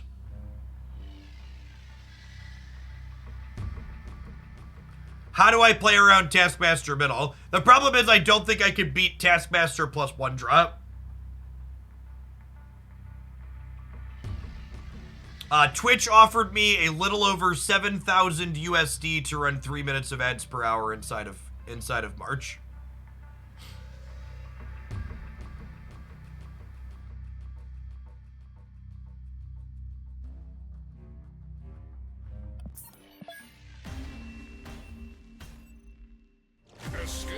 So yes, I had been more resistant.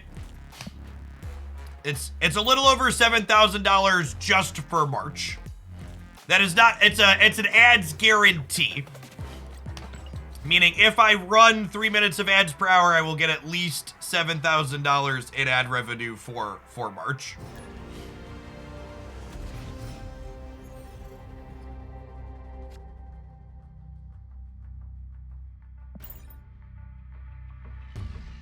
Oh, don't drop the bag, yeah.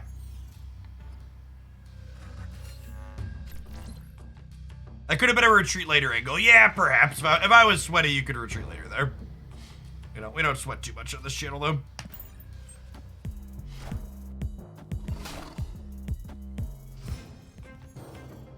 $7,000 more. Running 1 minute of ads per hour, the channel's made about $2,000 a month in ads. So it's a little bit more than 3x with their guarantee.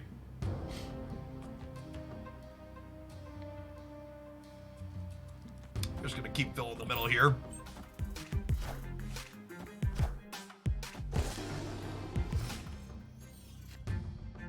They come with a tax stipulation. It's all just regular taxable income. My LLC gets a 1099 at the end of the year.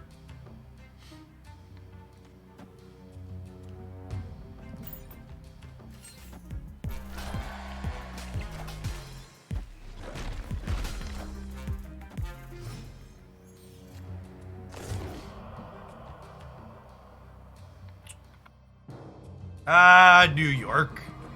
My least favorite location. They played into New York when they could be moving there later. Ooh, tagging that is good. Shang-Chi? Stature. Stature's not terrible.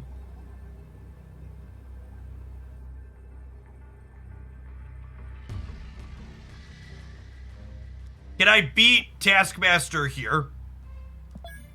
Their deck has 5 cards in it. This is 10, 18, 25, 31. So no.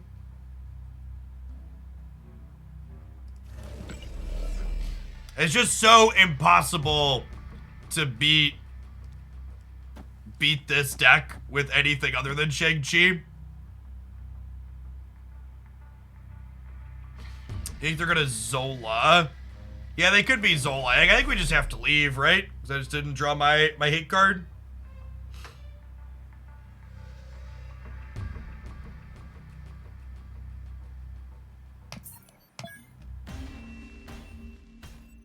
What I've seen from other creators, the first few months of the ad program are big bumps to try and get the normalize the ad density, and then they drop off. Yeah, I don't plan to do it for forever if the numbers don't make sense.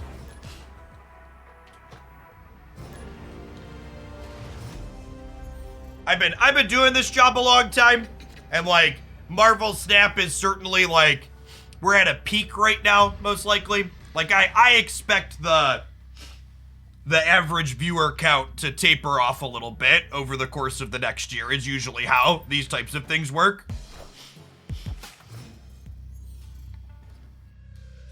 So like January was actually my highest viewer count month ever on Twitch in the decade I've been streaming. And I expect that'll probably be a high point for a little bit.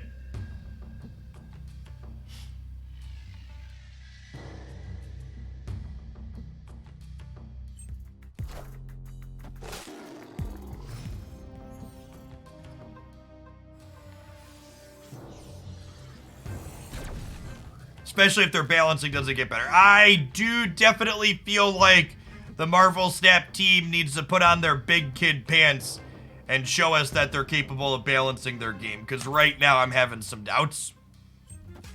January was global release. No, October was global release, actually. It built up from October. Could change if a spectator client comes soon. I don't think a spectator client would have any meaningful impact on the popularity or longevity of Marvel Snap. Most people could not give fewer shits about a competitive part of games like this.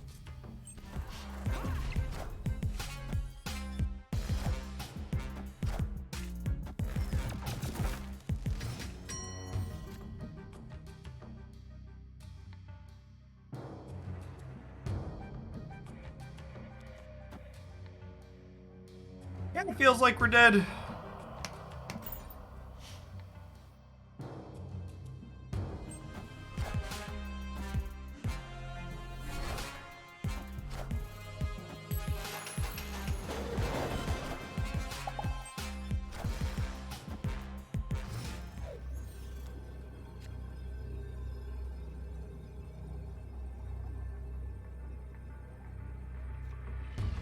Don't have priority here at least, so maybe we have a shot.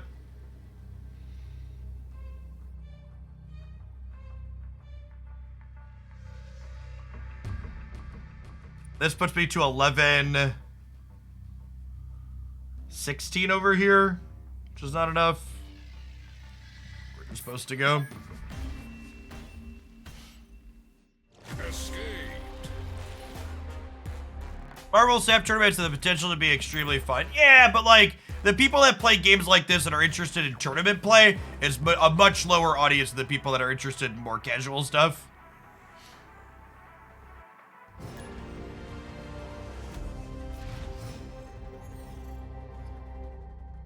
There are a lot of games that have done plenty of tournament seeds like this, and that they, you know, haven't existed along on the back of those alone.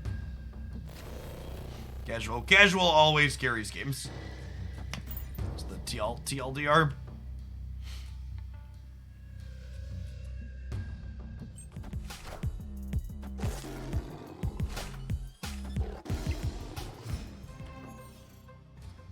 I feel like the number of new players Marvel Snap has been getting is very bad. And what are you basing your feelings on?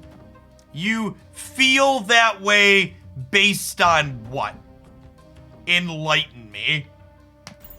Because you said feels, so I assume you're just going off of anecdotes and how people post on Reddit and Twitter or whatever. Because that's a shit way. That's a shit way to look at things.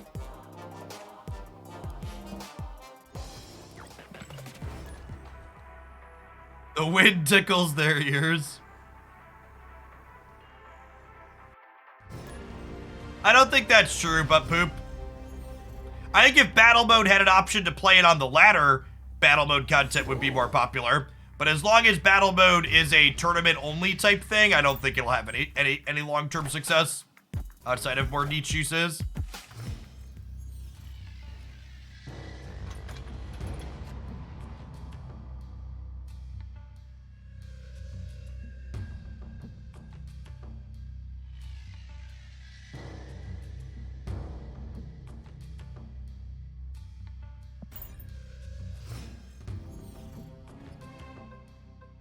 One objective metric, talking about growth, to use my own anecdote, is that in the last 30 days, my personal Twitch channel has gained 2,500 followers, which compared to December, it gained 6,000 followers, and in November, we gained 8,000 followers. But again, those types of drop-offs are expected.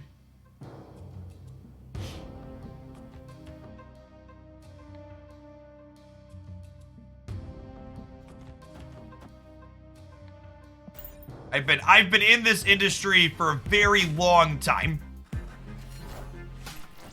That type of growth and then taper off is exactly what you expect.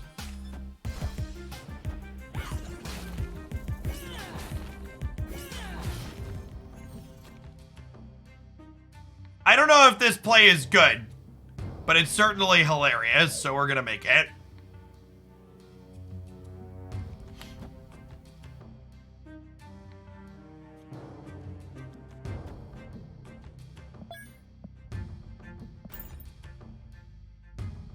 Think this works how I want? I don't actually know.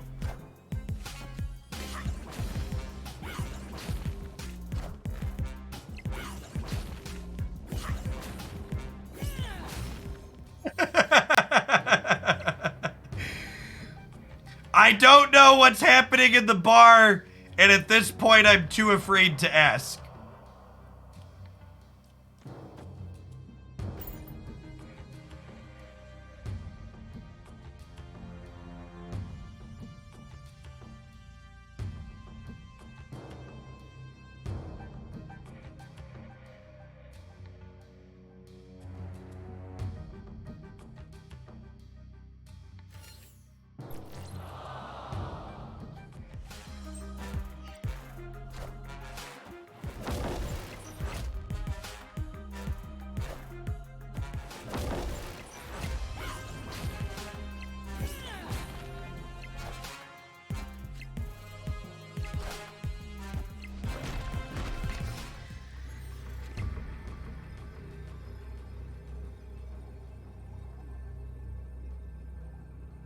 Okay, but like, what if I did this? Does this win the game? Probably. Ship it.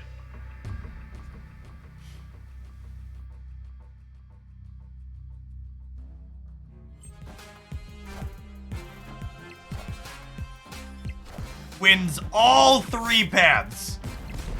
Clean them up.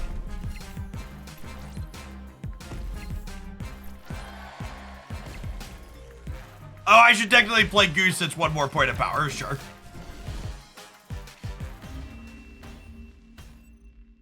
Victory.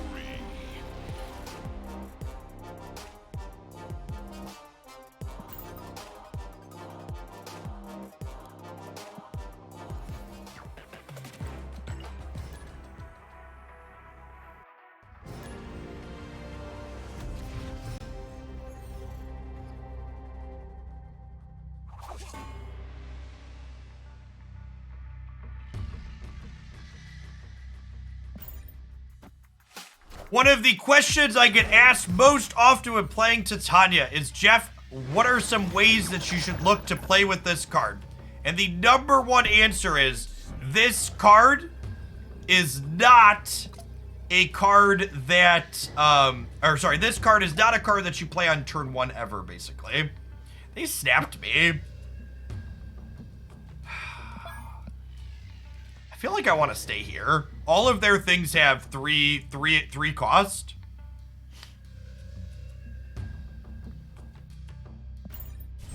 I'm gonna stay. Because even if they're negative, right? Like they just basted, which makes this worse for them. Yeah, I'll snap them back on the rock slide draw.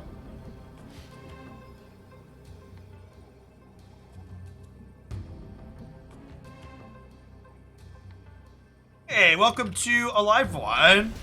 So Ruku, tracker is the untapped tracker there. If you check out my affiliate link, it's a great way to support my content.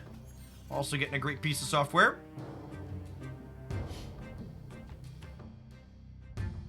Just playing Killmonger on curve here. Get a little bit punished if, get a little punished if they, scary. What deck is the most mentally stimulating? Of the good decks, the, what's it called deck is definitely, the, Thanos deck is definitely the more interesting of the two. Unchecked Wong is scary, chat. I don't have an answer to that.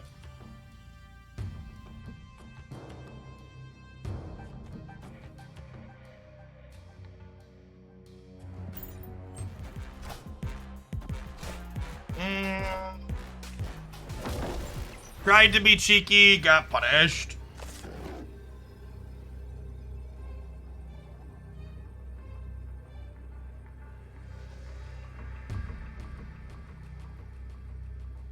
Is that enough?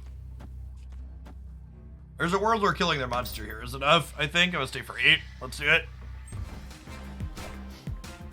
I am Iron Man. Ooh, we're a little short. Iron Man.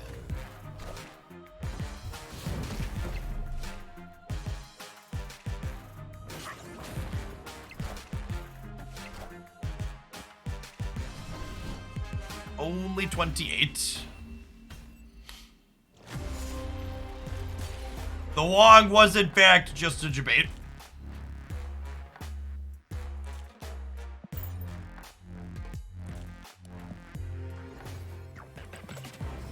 They removed the 400 gold, 500 credits cap. Some people have been reporting they can buy it a lot. I'm still capped. It's definitely not uncapped for everybody.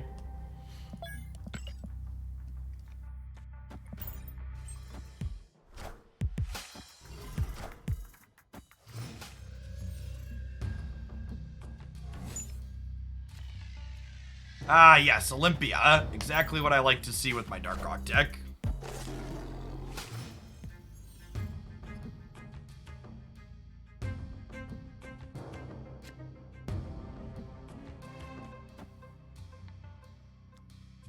Our hand's pretty good, but this rickety bridge is about to move.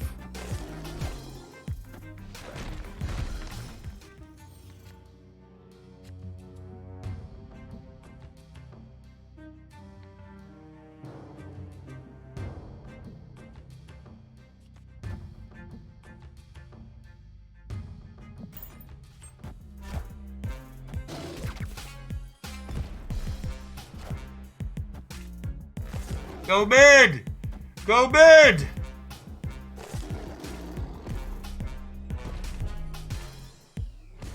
Sometimes lucky, rubber ducky.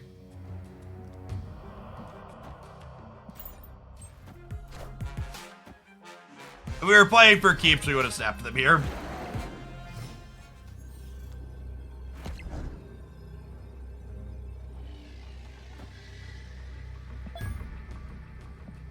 Yeah, this is only 8.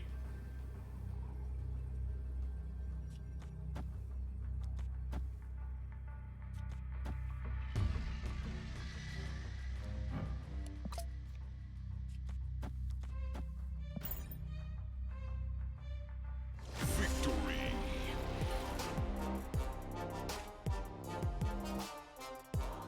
I think the buying 500 credits builds up like missions now. I was able to hit the button like 10 times before I couldn't anymore, and I hadn't bought credits in several days. Ooh, I would bet that's the case. That would make sense. Where if you miss a few days, you could build it up.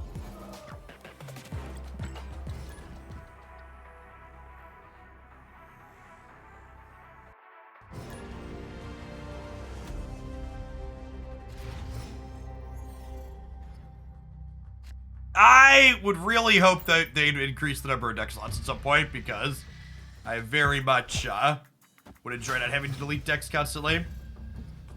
Zaruku, thank you for the brand new Prime, by the way. Appreciate that. I think you could snap here when you draw the Rock Slide after the Zabu if you were playing for keeps.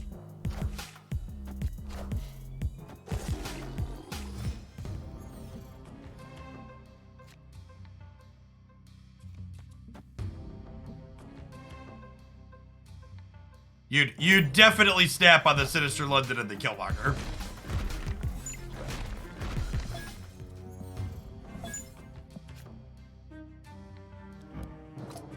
Woo!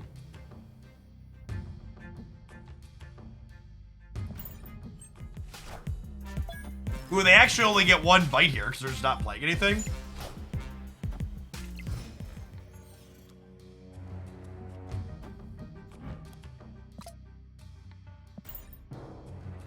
Hey, Frang, thank you for the 2 months. I appreciate you coming back again.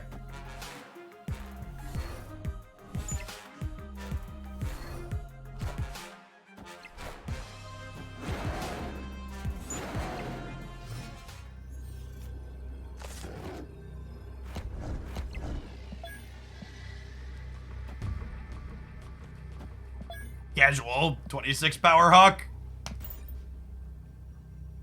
Victory. How would I play Shang? My Hawk is huge.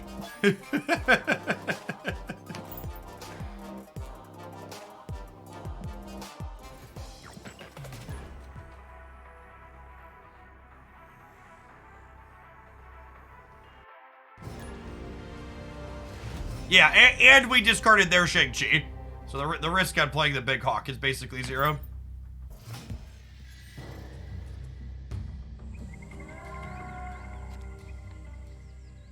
Can you pull a card in a cache while you have it pinned in your shop? Yes. Does Luke Cage negate Jotunheim? He does. He has enough jackets for everybody.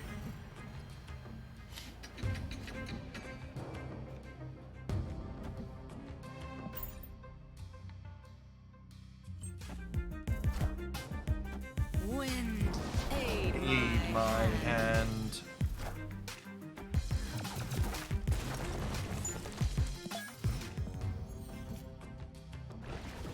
Hi, Hawk here. Probably beats whatever their follow-up is.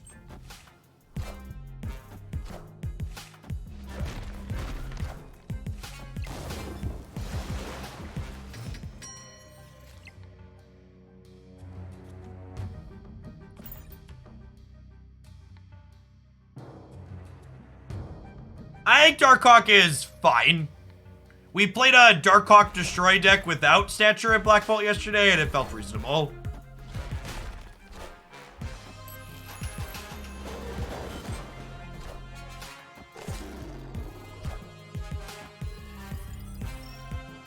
Zabu's not terrible. It means I get to get into the Eternity range.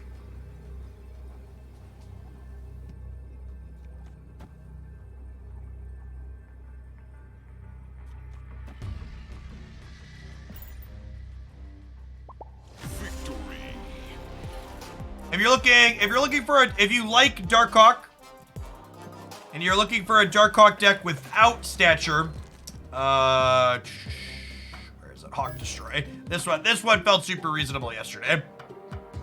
I'm gonna go ahead and hit an ad roll for the top of the hour. I'm gonna run to the restroom. While I do that, when we get back, I think we're gonna play some Daredevil. I'm gonna play a little bit with this, I think. Get you in a few, chat.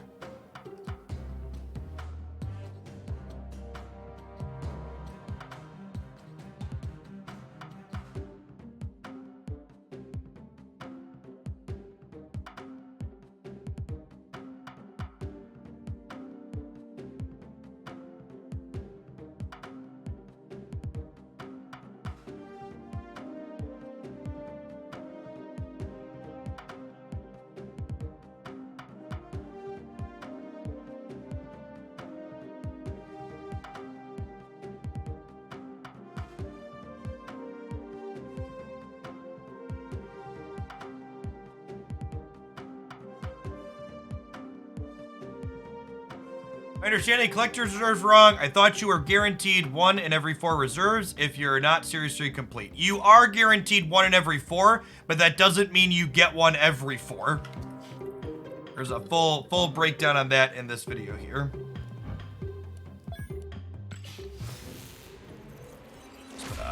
Gold border on her so she matches.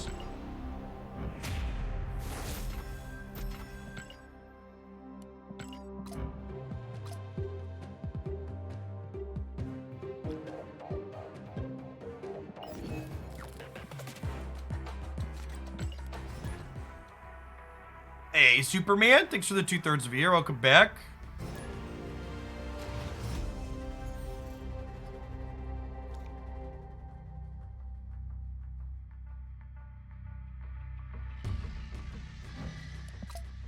Again, Titania is basically never a turn 1 play. When will the desktop UI updates come? This summer is their timeline they gave. I think Second Dinner should do a better job explaining their collection track mechanism and not having to rely on content creators to explain it. Nah, it being, well, let me rephrase. It would be nice if that was the case, but the collection track system is opaque by default, is opaque as a choice. Making the economy in games like Marvel Snap have confusing, convoluted economies because not understanding how things work easily causes people to engage with the systems more because they develop expectations that are unrealistic about how it works. It is one of the common predatory practices in the mobile game industry.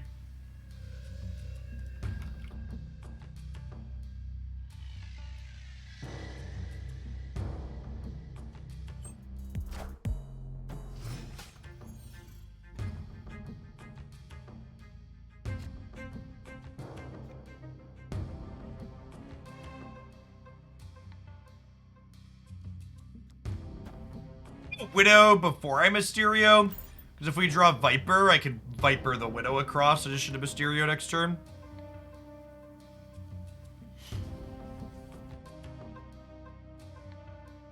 Oh, this is the person that usually feels like they're ghosting us, right?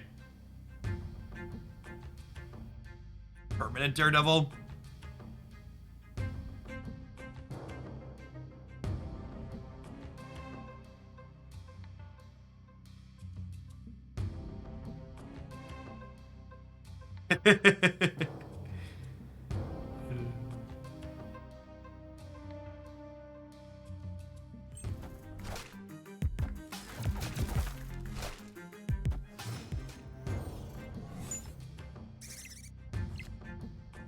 Worlds.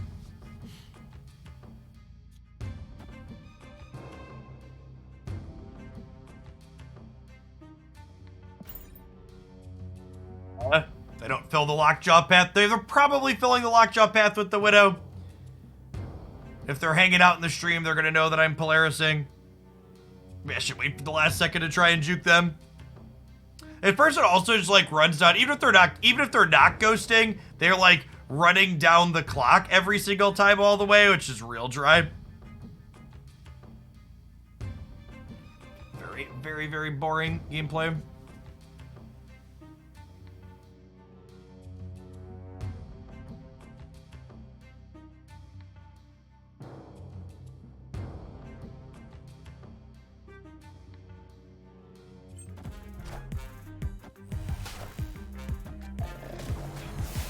I'm just gonna leave. I don't really care about the 1 cube.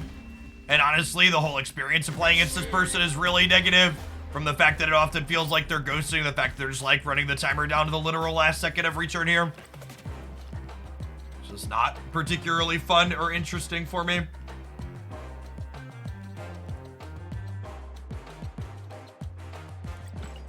We just ran an ad, isn't tough.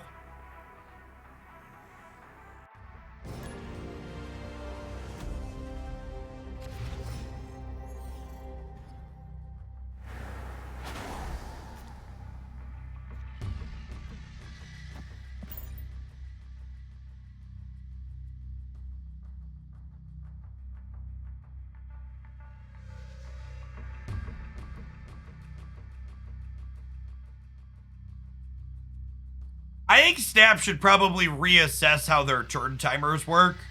I think the probably first like 3 to 4 turns of the game should probably have less time in them, and turns 5 and 6 should probably have a touch more. Like, there aren't really super meaningful, complicated decisions in the early turns of the game. And there's definitely way more than enough time. This was a good draw, except that they're the destroy deck, so... Yikes.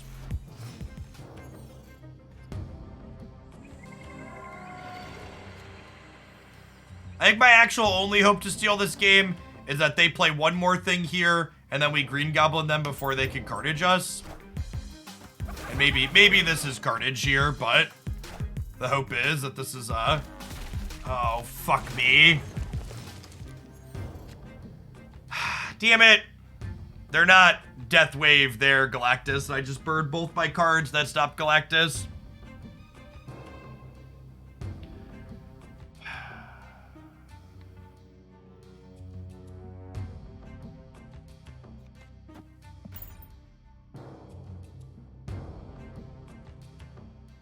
Yeah, I have Polaris and Spider-Man. Oh, they killed Spider. I have Polaris still. Could maybe do it. Titania too, technically. Oh, you know what? I should play the Rock left, so that way when they Darkhawk me, the Rock can't come into play.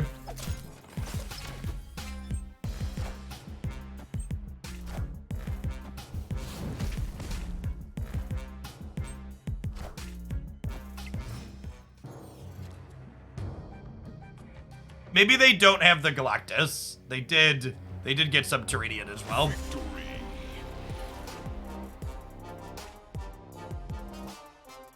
My brain feels very big. Definitely feel like I outplayed my opponent here.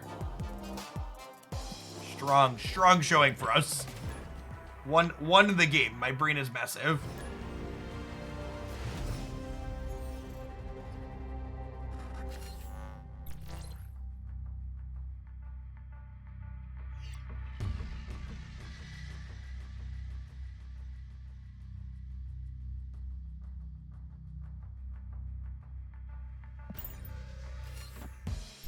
Back on Twitch after a long time, can I use my Prime on mobile? If you're on Android, you could use the Prime on mobile. If you're on iOS, you'll need to load Twitch in your web browser and use this link here, the subs.twitch.tv. Welcome to a live one.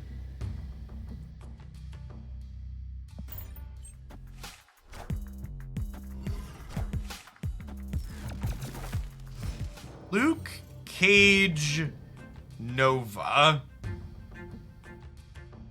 Luke Cage Nova.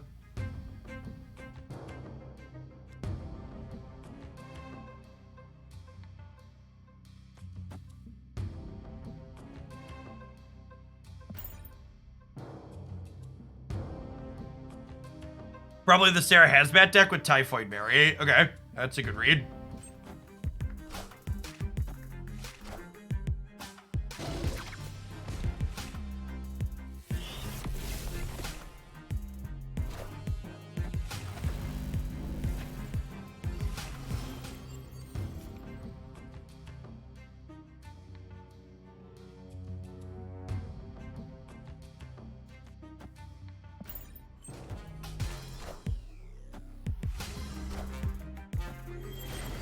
Oh, they didn't marry Asgard?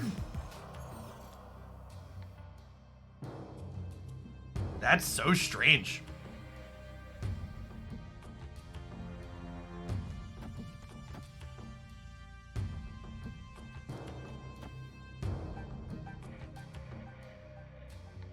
I think I'm punting Mojo World.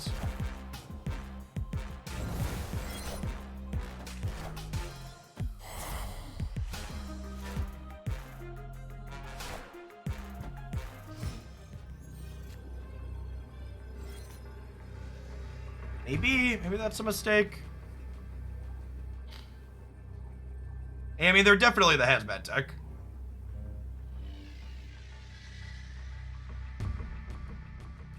That's one cube. There's a world where this wins.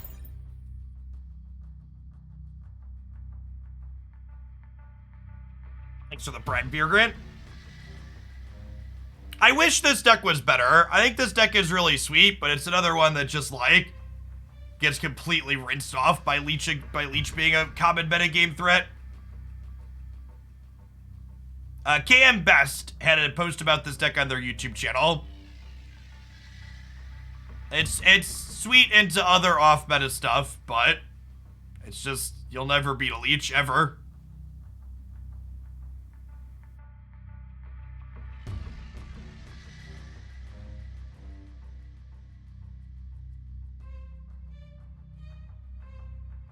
Yes, it's also bad against Sandman. Victory.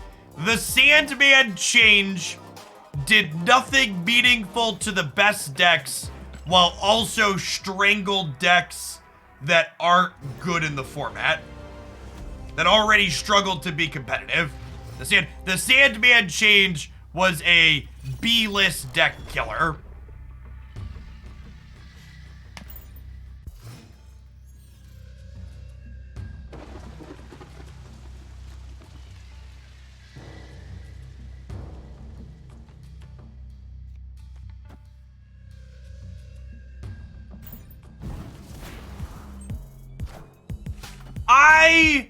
I think that take is trash. The take in chat says Sandman change so second dinner is clueless with balance. No, the change showed that second dinner is running a month behind on their balance changes, which should be viewed as unacceptable. I actually think the Sandman change would have been quite good against Zabu and Surfer a month ago.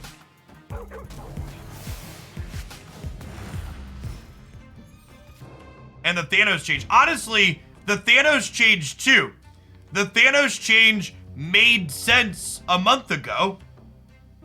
A month ago, Thanos hadn't been optimized, and it wasn't one of the best decks of the format. Again, like, I really can't emphasize enough that the issue isn't with the actual changes they're making. The issue is with the rate at which they are making those changes. And we are dumpstering them on this left side. Feels good, man.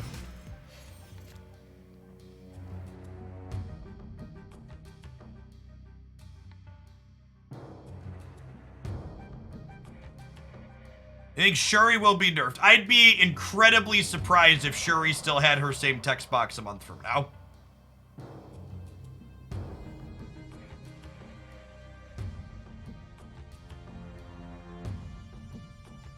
In 6 weeks, when they give us a balance patch for the current metagame, Shuri's certainly going to get changed.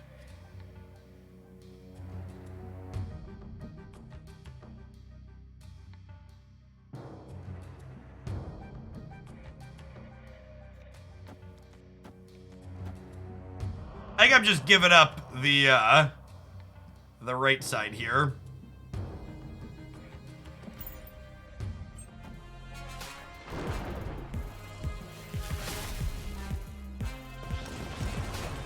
I thought they could do balance changes on the fly now. They can, but they have yet to prove to us that that's something they want to or are willing to do frequently. In fact, when they did their first update live over the air, they kind of gnashed their teeth about it and said that it wasn't something they wanted to do frequently, which was kind of disappointing to hear. Victory.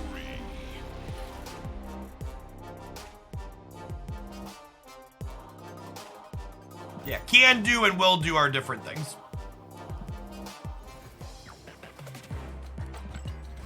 I think the idea of making Shuri cost 5 is an absolute hot dog water quality suggestion because it makes her unfucking playable. And the goal should never be to make a card unplayable with a change. The goal should always be to take the cards that are currently the best and make them slightly worse so they can be more competitive, so other things can be more competitive.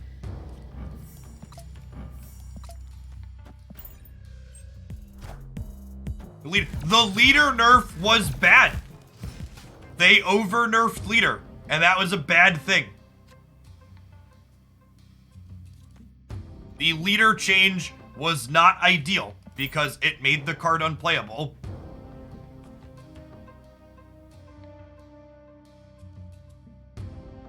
The Surfer nerf was bad too. The Surfer nerf is more complicated. So, the Surfer nerf, yes, Surfer got made worse, but Surfer being worse is also a metagame symptom. So Surfer is bad right now, just like Patriot and Cerebro, and every other point slam deck is bad.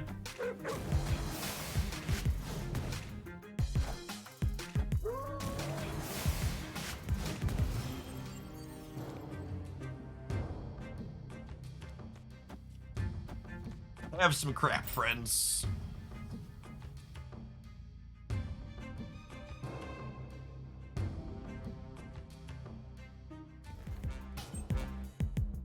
There's a deck, it's possible that there's a deck that's better than Shuri and Thanos, but people are sleeping on. I'd be incredibly surprised if that was the case. Why are point slam decks bad right now? Sorry, finish that thought. Good question. Point slam decks are bad right now because point slam decks can't keep up with what what's it called is doing.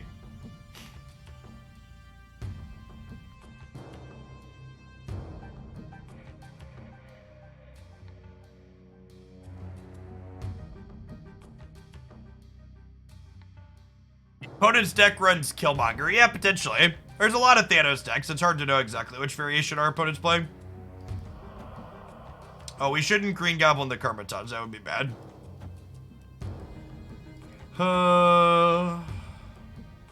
Hoping to draw Shang-Chi here for the right.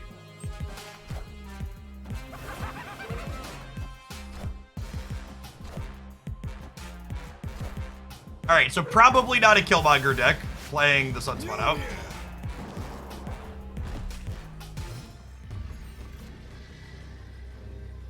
We were 50% to draw Shang-Chi. It's literally the last card in our deck. Feels bad, man. Feels bad, man. They have 4 cards in their hand. Maybe this wins here. If they move Vision plus Soak, we lose the left though, right? Because that's plus 13 here.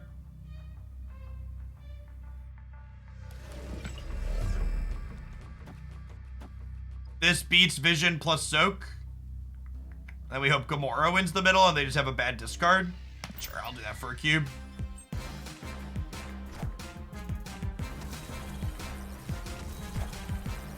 Ah! Rip.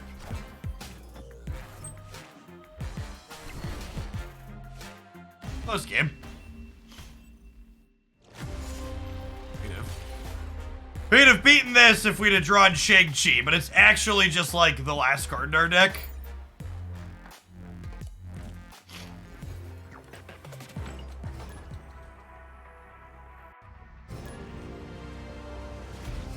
I think Valkyrie occupies a pretty poor metagame position into both Arrow and Leech.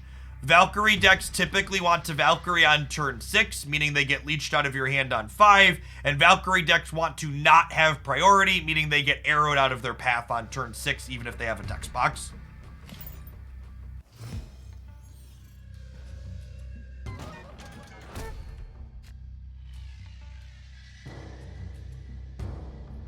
I think Valkyrie, much like Ghost, is probably a powerful card that just isn't going to be functional inside of the current environment in which we live.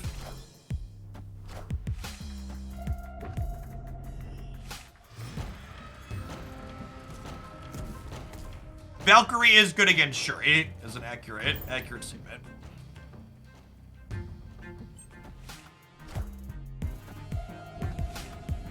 The point slam decks are bad because none of them can make enough points to have more points than Shuri.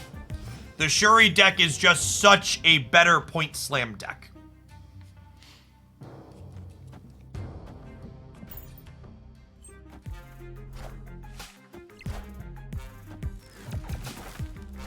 This is the Darkhawk Dino deck then?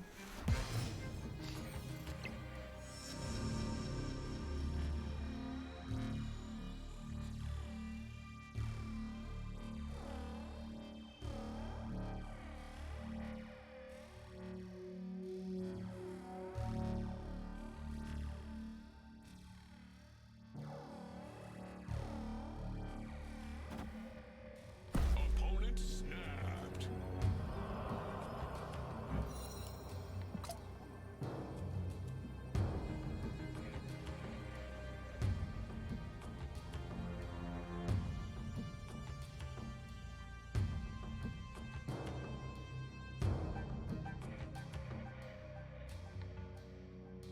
Huh?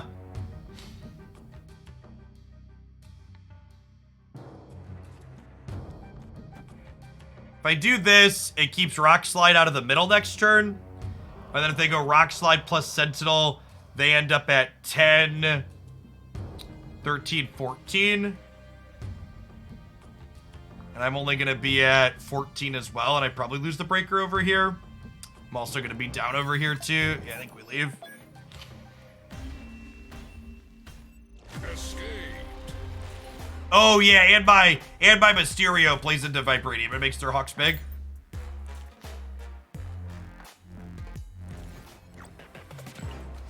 I actually think the tech cards are the hardest part of the metagame, good. The handful of things that might have a chance to play into Shuri or Thanos on pure power level get destroyed by Sandman or Leech. Has largely been my experience. It's hard finding a deck that's competitive into the big two that doesn't just auto retreat against the good interaction. Has been the challenge as someone who likes brewing.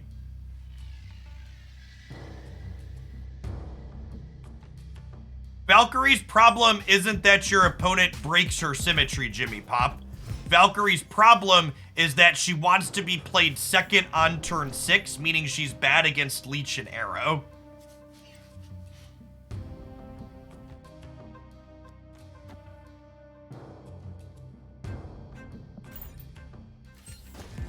I think the game would be better without Leech. I think the game would be better if it was balanced, so Leech wasn't necessary.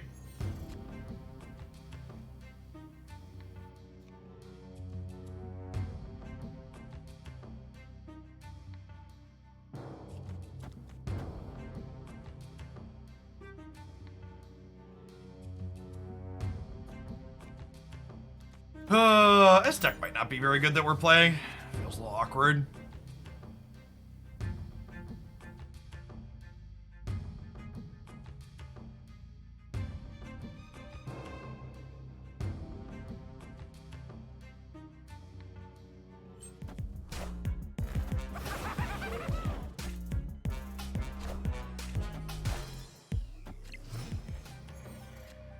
Peach is the canary that tells you when you're too deep in the combo sauce, right?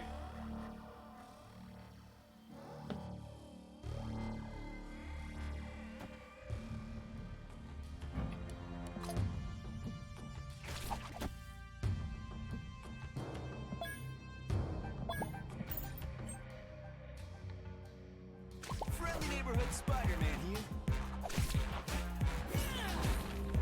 Friendly neighborhood Spider-Man here.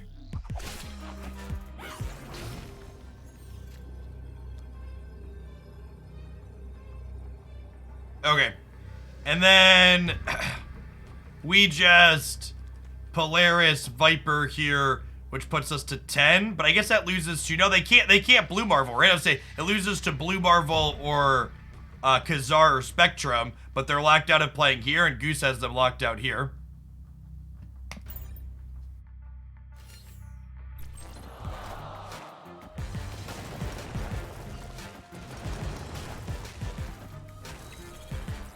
Oh my god, do they have 2 Doctor Dooms? No, they just tie us because of DC!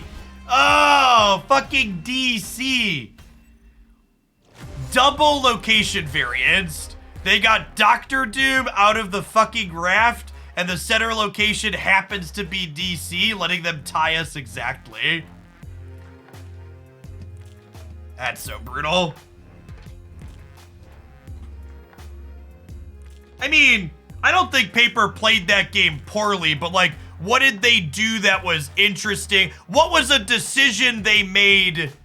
Like, nothing on Paper. I watch Paper play a lot. Paper's a good player, but like, there wasn't anything that they did there that was like a decision they made that impacted that game, right? Like, they won because 2 locations broke in their favor. Yeah, they didn't play poorly, but there also wasn't anything exceptionally tricky or interesting there, right? It's just 2 location things broke in their favor, which is fine. Like, you get rocked by a bad beat.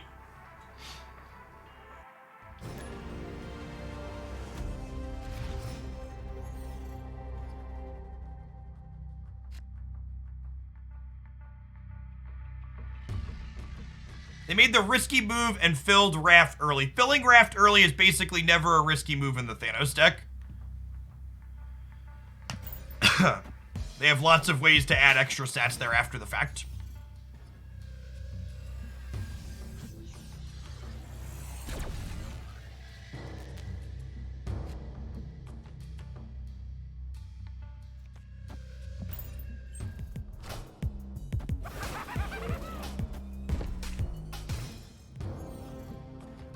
Thanos Dazzler is not competitive. It is worse than the other Thanos variations that are going around.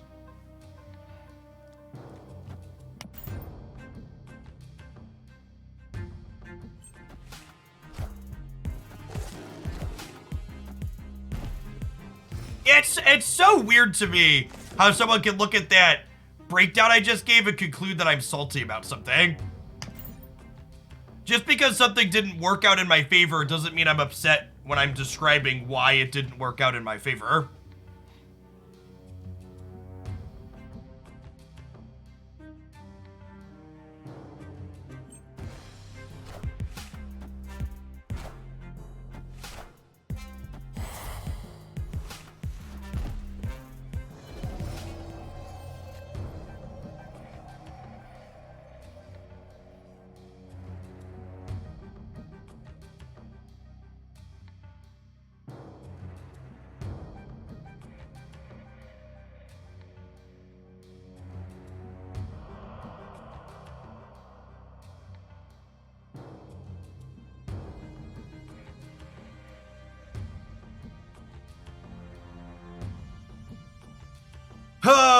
Giving them our card sucks.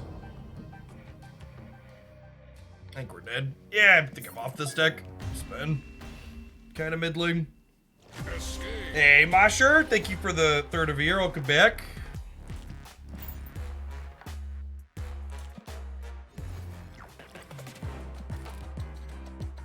Is Patriot bad in this meta game? It doesn't lose to Sandman or Arrow. Yeah, it just doesn't keep up with Shuri is the problem.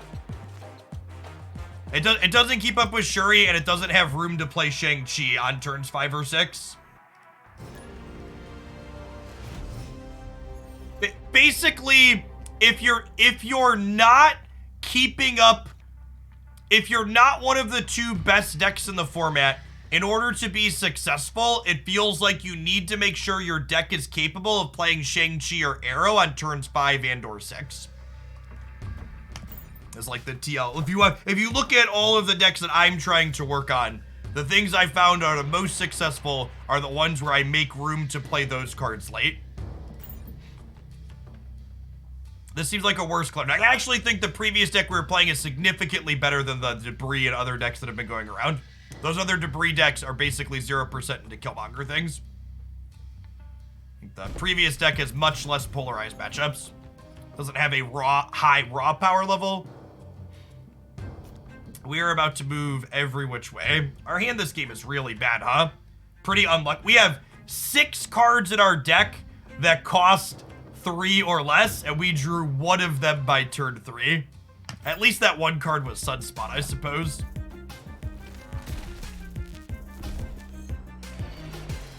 Isn't Patriot, Mystique, Ultron 24 points on 2 lanes for 3 cards? Yes, and is 24 points more or less than 30 that the Shuri deck puts into play? Hold on, let me call my second grader and ask him if 24 is more or less than 30. I bet he can crack the case on this.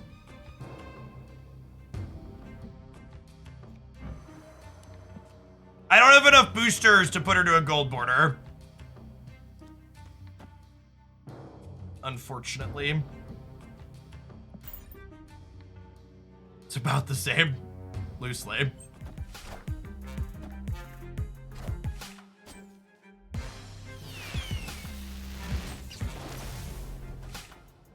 I think decks like Cerebro 2 can have good cube equity if they auto-retreat to matchups like Leech. As someone who's played an incredible amount of Cerebro 2, Cerebro 2 is very fine against Leech.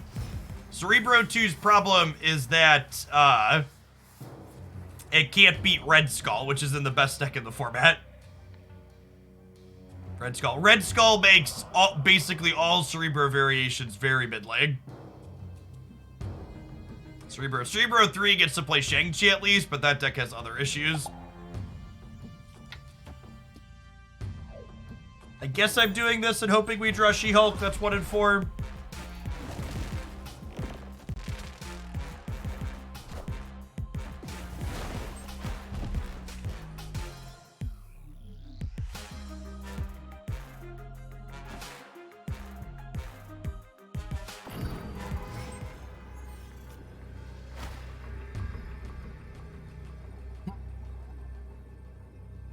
You might Red Skull to be an issue with Storm and Goose to luck about. No, this deck's got a pretty decent Shuri matchup because of the positional control elements. This deck plays Storm, Goose, Shang-Chi, and Arrow. This deck is an alright meta deck into Shuri. Escaped.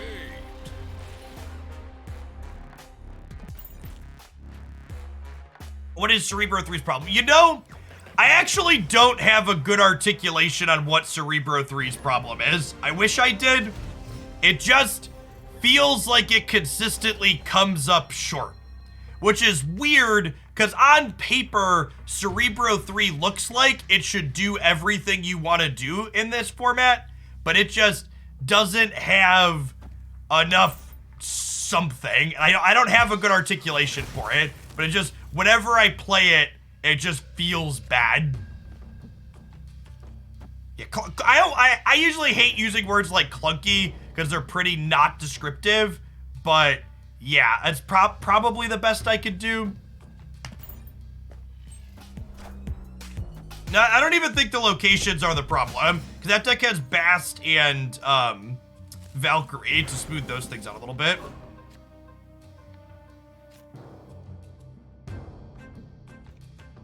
Storm into Jessica Jones. Wind, aid my hand.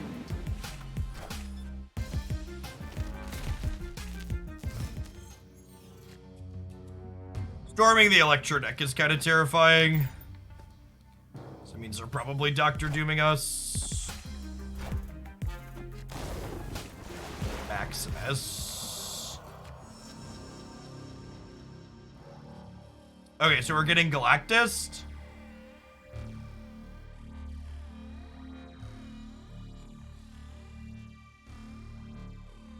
Huh. If they're Galactus... No, this doesn't win because of death.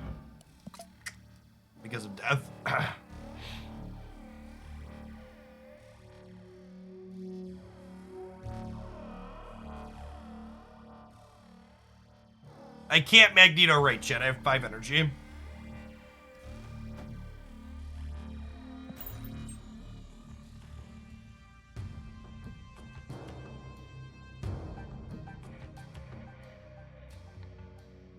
I get Goose and Soak. Goose and Soak still loses to death.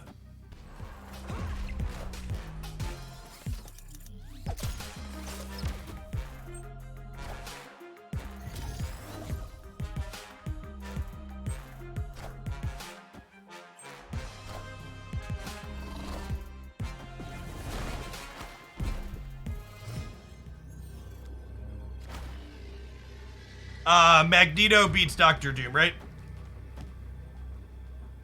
Victory.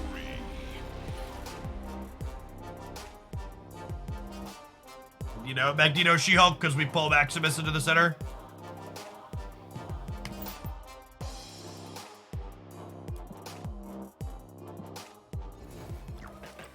The best replacement for Goose in this deck is 1,000 collector tokens.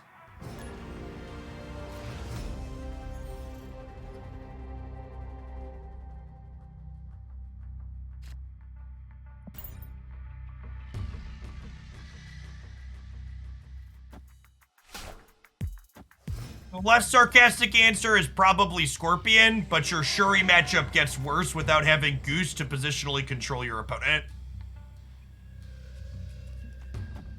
Is the TLDR.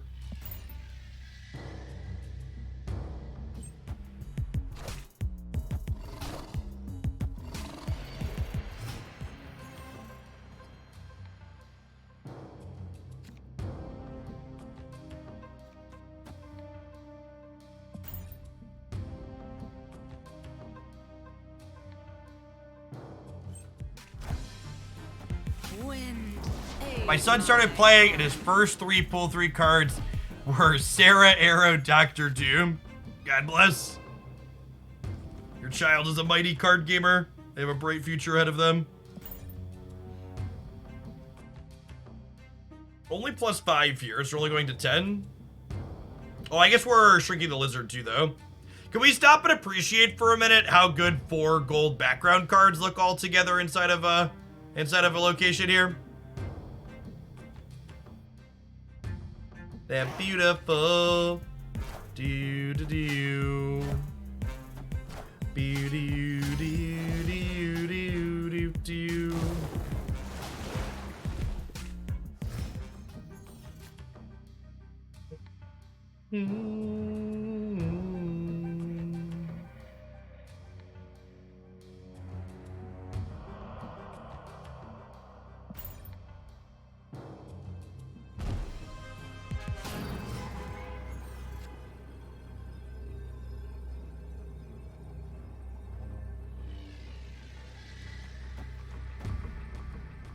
They also passed.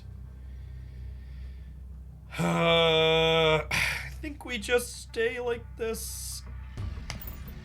Cosmo could be moving. Fucking New York. Oh, fucking New York, chat.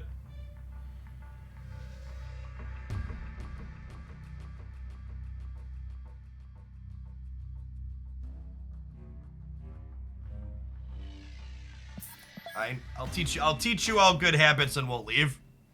Escaped. We'll leave instead of spewing one more cube.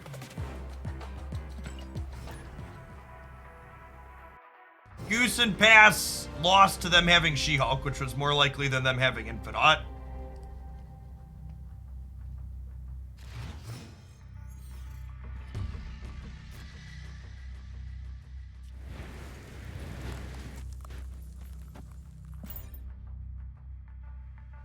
Someone asked, do you keep your gold bordered background cards on gold border on purpose? Yeah, I've also started upgrading my other cards to stay at gold border on purpose. Feels pretty good.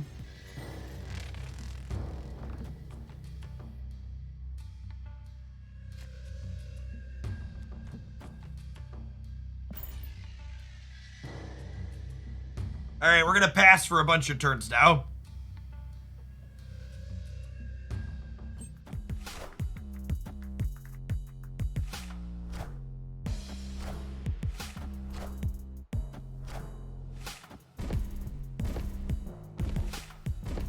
Their sunspots a lot less. See, chat, we have communist sunspots.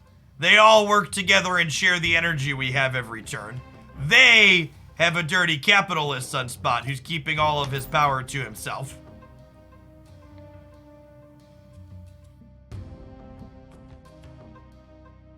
It's our energy. They're a She-Hulk Sunspot deck. They're very unlikely to be Killmonger.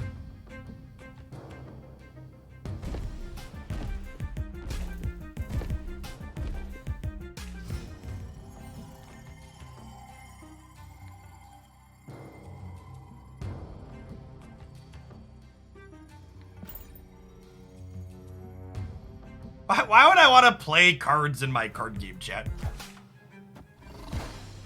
Nobody got time for that.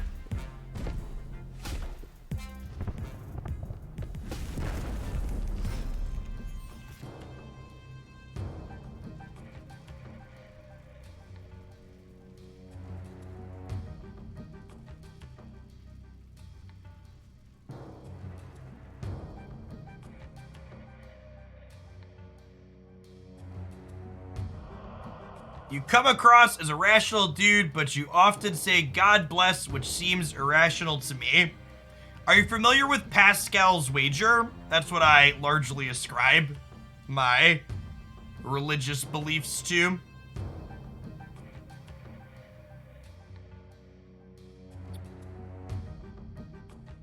We're just vibing, chat. We're just like going up in the middle. They could like shuri us into something, or like they like put a red skull in the middle.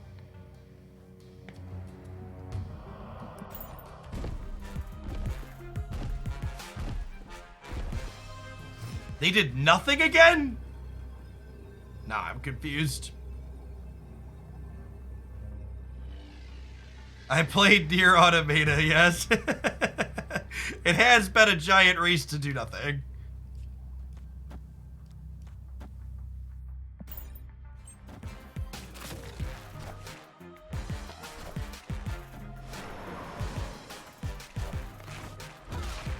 Once more bested by the best card in Marvel Snap.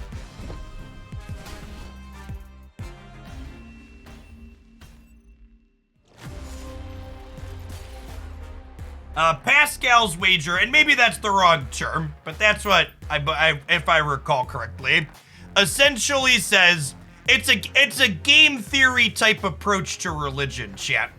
It's if God is real and you live your life as a decent person, you want to go to heaven, right? But if you live your life as a decent person and God isn't real and nothing happens after you die, then you still just like lived your life as a decent person and you were still reasonable and better off for it, right? So there's a lot of upside to living as a decent person if a higher power exists, and the downside is minimal if a higher power doesn't exist.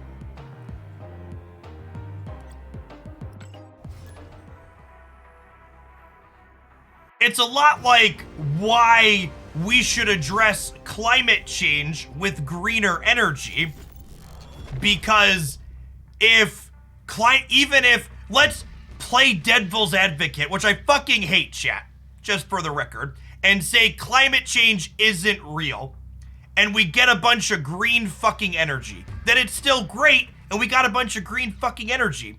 But in the result that climate change is real, and it is, and we don't greenify things and work to change it, we're fucked. And my children are fucked and their grandchildren are fucked.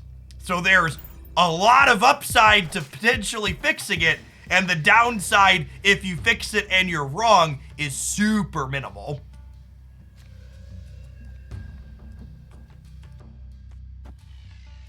Approaching everything from a basic game theory perspective simplifies my life drastically.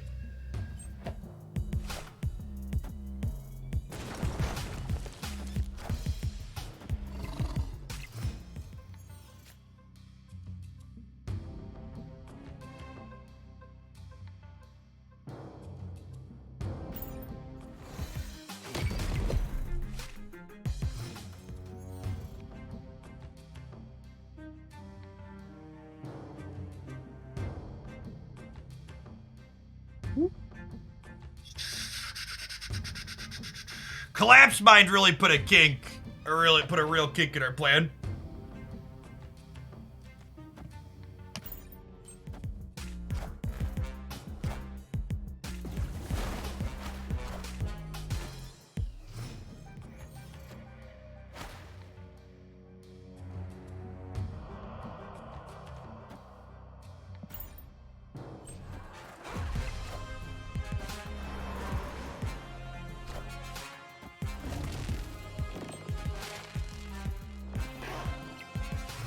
Okay, so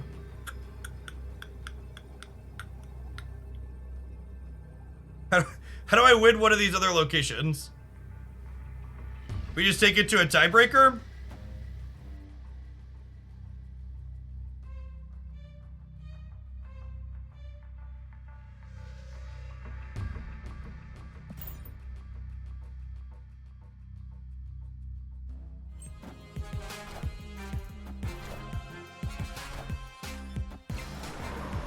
Don't even need the breaker. Best card in Marvel, Snapchat.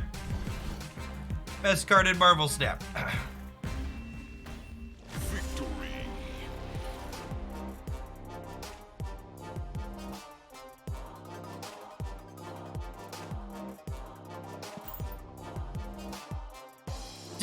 To give you all a little bit, I've shared this on stream in past, so the old regulars will know, but I was raised very Catholic.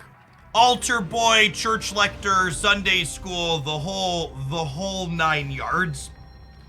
And the reason why I am not a practicing religious believer anymore is that I am cursed with reading comprehension. And there's actually a lot of good things inside of the Bible in terms of like things you should be doing or like things that are good for people. But like you read all these parables and you're like, man, that Jesus, he's a dirty fucking socialist. Take care of immigrants, give food to the poor. And I became a young adult and I looked around the church room and realized that, most of these people don't do any of this shit. This is not the place for me. This is not where I need to be right now.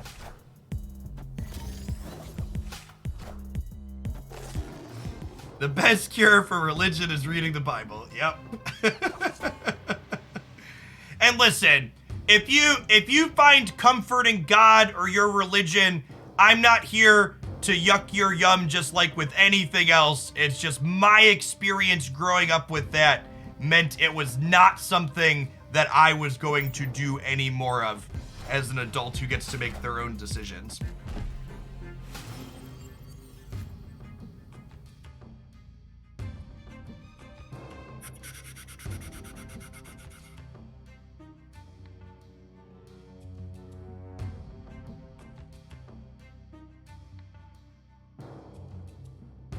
If God were real, he wouldn't have people leeching me on turn 3. Are we just soaking? I have the wave. I can make a play here. What if I play Lizard in the middle to try and deny them the cards? I think I like that. And then this is a wave on 5 into She-Hulk Arrow on 6.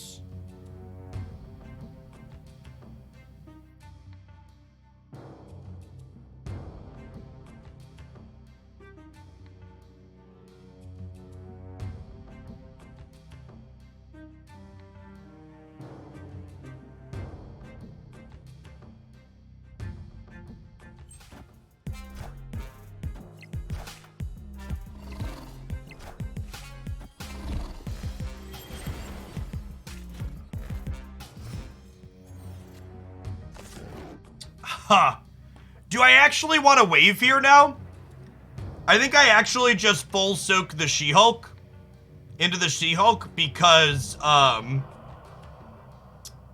they're probably the Sarah toxic deck, right? And if they play Sarah, me waving is really bad. So I'm just gonna go +5. God, my brain is fucking huge. All right, so if they Luke Cage, they gain +2 in the middle. And they gain +2 on the right.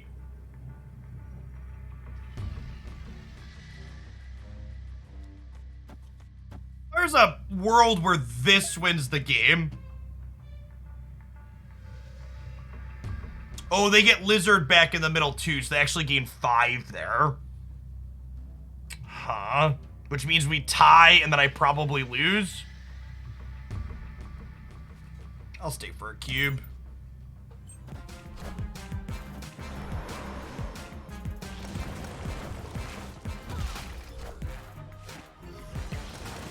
Yeah, definitely Cage.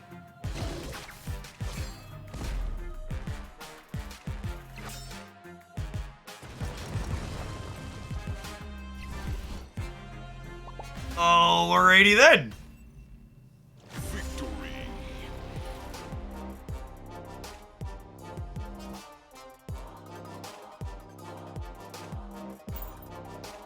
I could not agree more with that, Tol.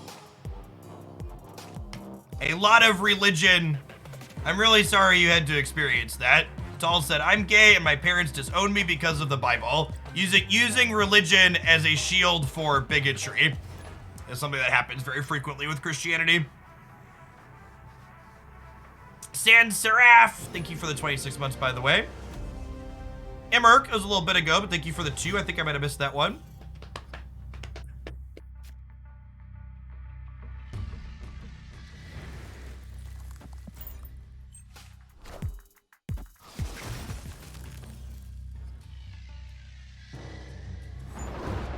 AOS Sandman, thank you for the Prime. Is there anything you replace Arrow with? Because I don't have her. Just another stat stick, but no, you're just gonna lose a lot of games because you don't have Arrow. She is a uniquely powerful and fucked up card. If I get to 130, do I reset to rank 100? No. The highest you could be at reset is 70, and the lowest you could be is 10.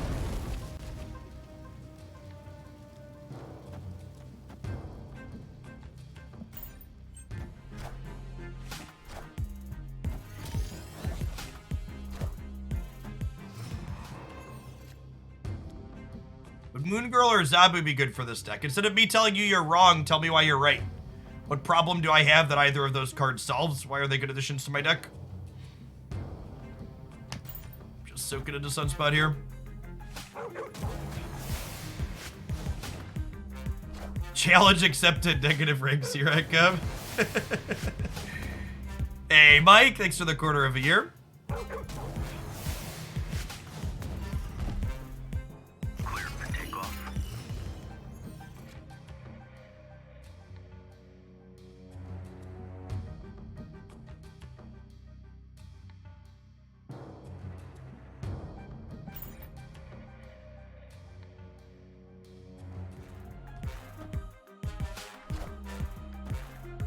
Space Stone is so good.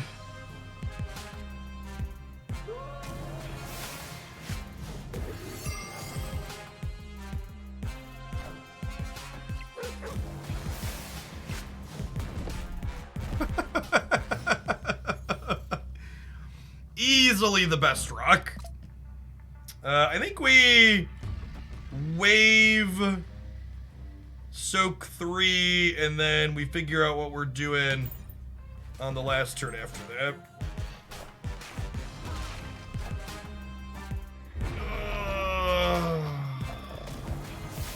Forgot about Leech.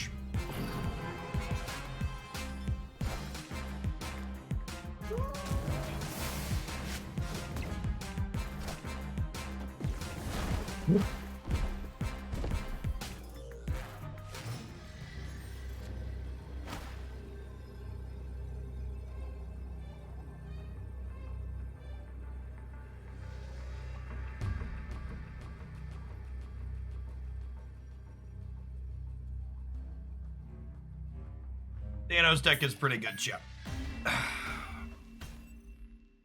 Escaped.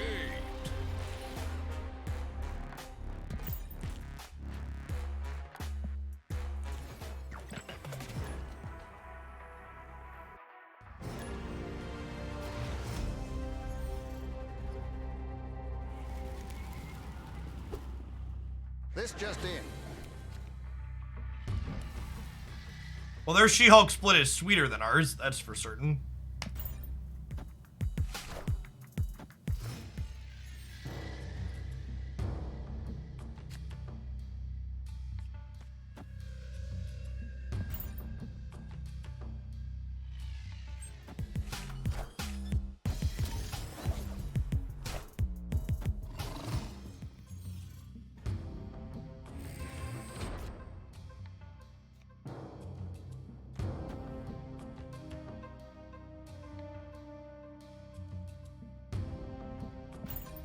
This might be wrong. Yeah, they're soaking. We're not going to play for the flooded location because they're going to She-Hulk there next turn. Yes, this is the Kirby Crackle effect, meaning they've split She-Hulk at least 6 times.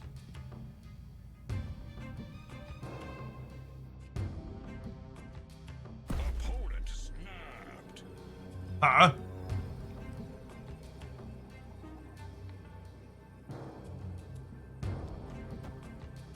I'm going to stay. We're punting the flooding.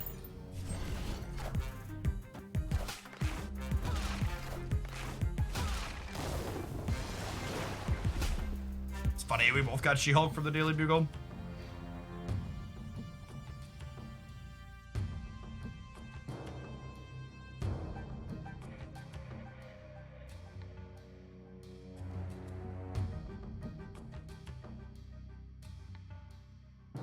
So if I wave, I can She-Hulk, and soak another 2 next turn. I don't know if that's good or not. It also like She-Hulk, Arrow, Magneto. Oh wait, the She-Hulks cost 1 less, right? So I can actually. Yeah, this is perfect actually.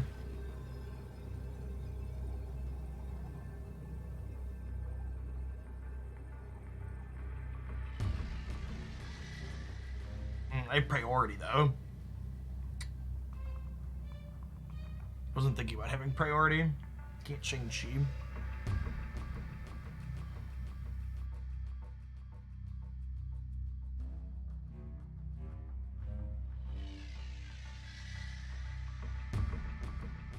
Yeah, it's definitely Arrow, She-Hulk 2X. The question is, does this beat whatever they're doing? It probably doesn't, right? It's only 22.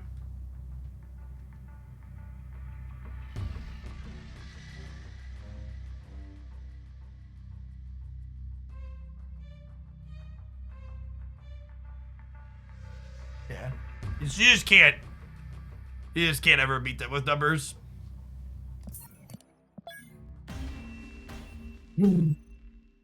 Escaped. Magneto has +6 power. Yeah, but it lets them play here. They just arrow mid. Oh, yeah, we also lose to them just arrowing mid because they soak more than we do.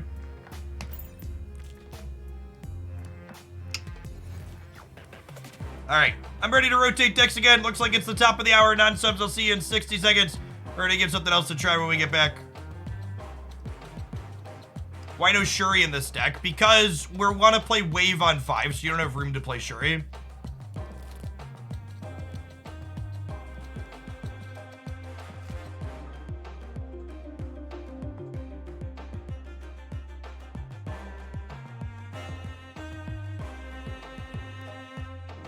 Yeah, Shuri also isn't good with Storm, is accurate.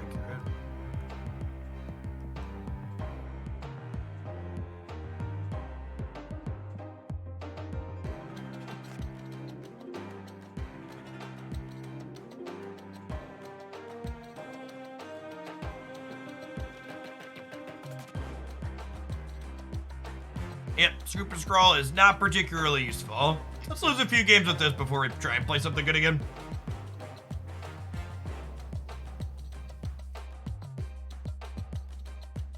Haven't played with Absorbing Man since they changed him. Yeah, the Beastbound deck's a ton of fun. One of the most amusing sequencing decisions in Snap for sure.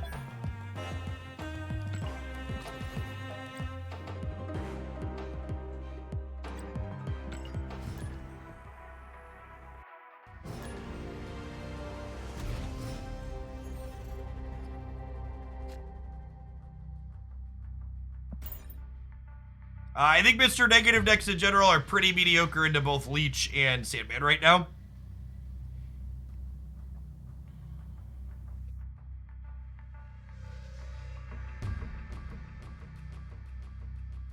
If you are at the top MMR bracket and you don't have Shuri or Thanos, it's almost impossible to feel like you're competitive in the current balance, which I think is actually problematic. I have a non-gameplay rant/ramble I want to work on for YouTube at some point, where basically the entirety of Marvel Snaps does this work for their balance type stuff, kind of dependent on could they keep their format well balanced, and so far we've not experienced that.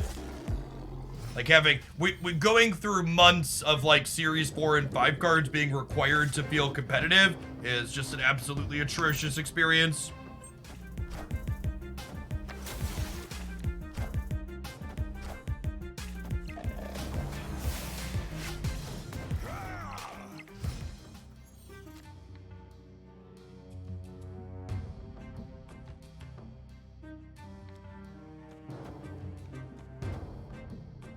I don't know what we're doing with this yet, but it's gonna be something. There's going to be stuff that occurs on the left.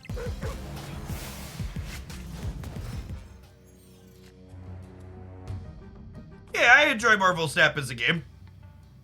I find it's harder to play Bruise. So, like, you'll note that I haven't been taking viewer deck submissions anymore. And part of the reason why I don't take viewer deck submissions anymore is in part due to the fact that,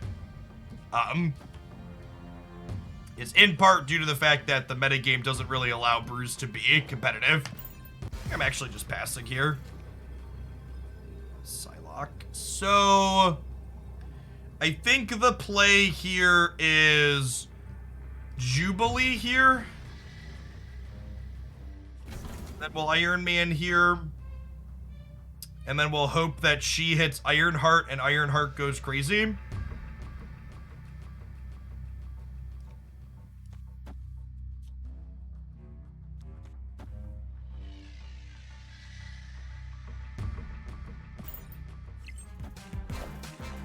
My body is ready for this Cosmo on the left. Yeah, White Tiger could maybe do stuff as well.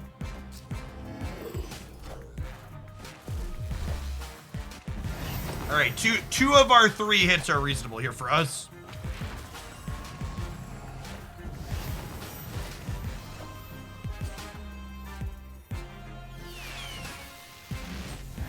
Wind, aid my hand.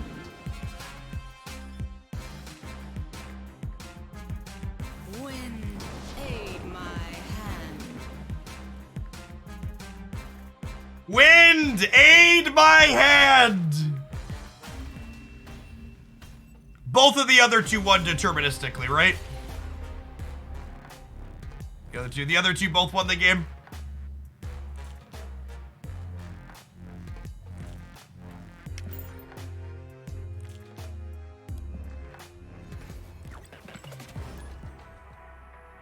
White Tiger didn't win mid. It did. White Tiger won all 3. White Tiger would have been plus 21 in the middle, so that would have been 20 there to their 18.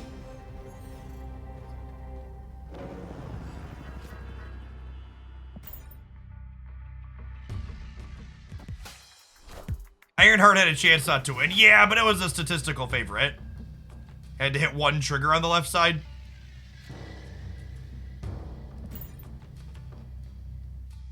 It's the best way to use Arrow in a Shuri deck. The Shuri, both the 2 best decks in the best decks video I put up this morning, both play Arrow. They're the 2 best ways to leverage that card in my opinion.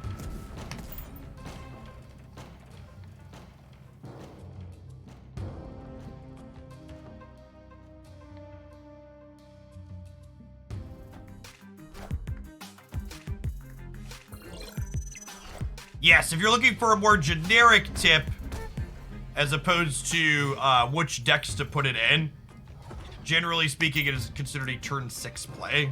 Good thing to be aware of. Nah, there isn't a ton of Sandman at the higher ranks after people played with it a little bit Spectrum. The Sandman decks aren't really competitive.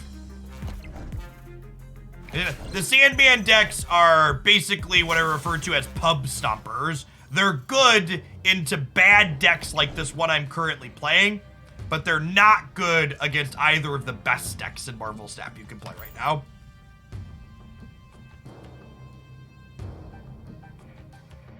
A particular reason we're not playing Bast? Nope.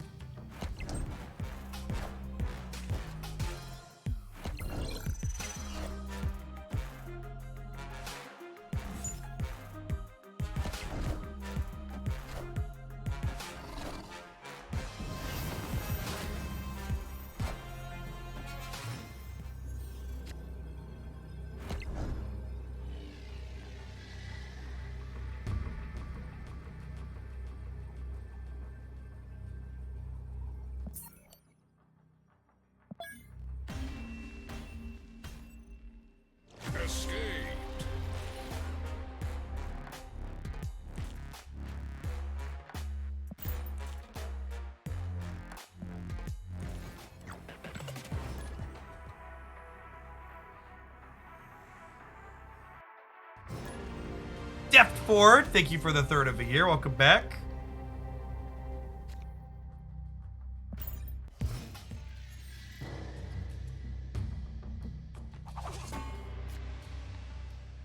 Okay.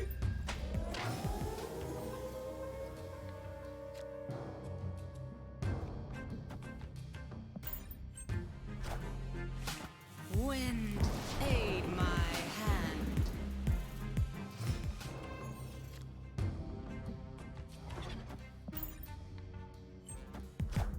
We have a bunch of bangers in our deck right now.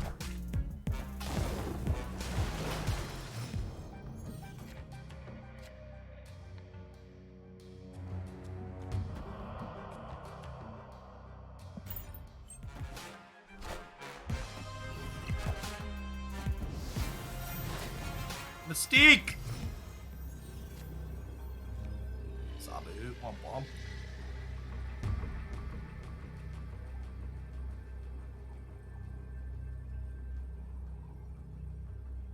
This is my current stock negative. No, this deck is literally titled Loses to Cosmo in my deck editor. It's fucking atrocious, most likely.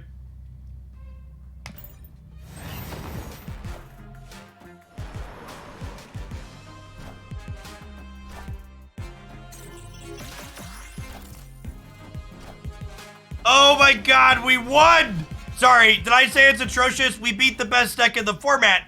Our deck is correct. Someone go post this game on Reddit. No need to nerf Shuri. Easy game. Fucking crushed them. They even drew Arrow. You don't need to nerf Arrow either, chat. I said my deck was bad, and then we beat Shuri and Arrow. Neither of them are broken. Marvel Snap is saved. In fact, after watching this game, I think Reddit was right. We need to nerf Wong. I played Wong, and we fucking won the game. Everything is balanced except for him. Gotta nerf him.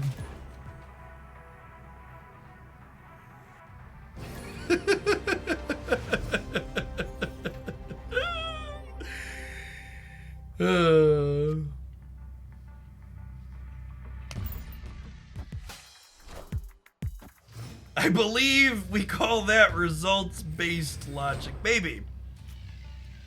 Maybe. Just got here. Is there a gas leak? Listen, the alternative to laughing is crying, so I choose to laugh.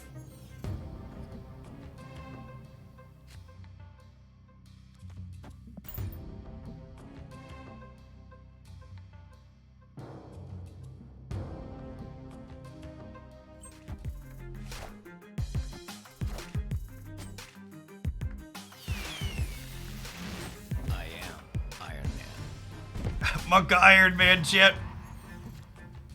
All right, as a quick rules interaction thing here, if I absorbing man here, it would trigger the Jubilee.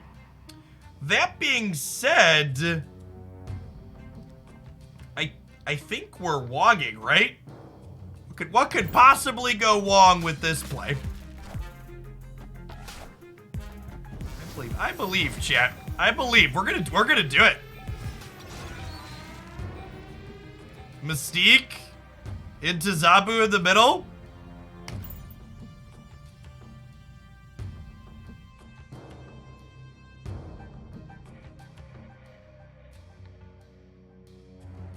Opponent snapped. Take my cubes, you stupid dog. Come and get them.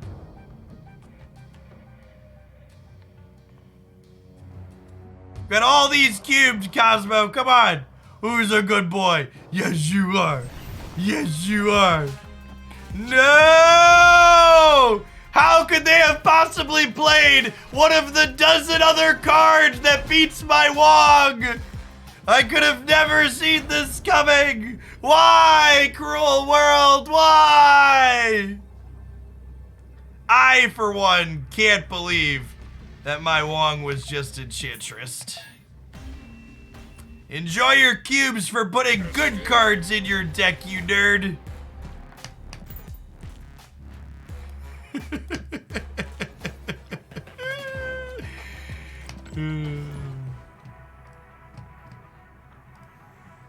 Now, for anybody out there that needs lessons in making a YouTube video, that one gets left on the cutting room floor so I can show off how good Wong is while putting my fingers in my ears and ignoring any problems it might have.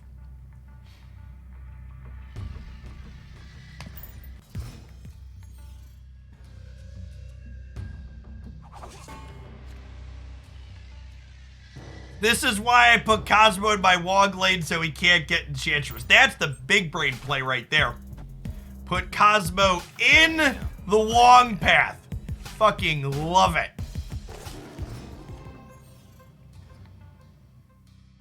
It should go in the weekly why Wong is trash video, right?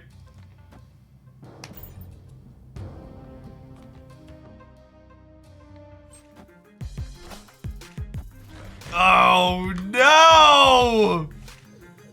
Oh no! Oh no! Oh no!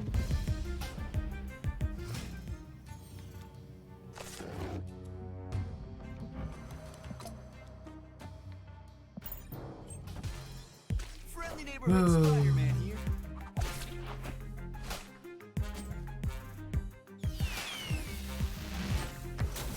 Hey, don't call it a comeback, chat. Don't call it a comeback. Yeah, Mysterio will definitely trigger Hitmonkey 3 times. 10 out of 10, not close. Snapping me.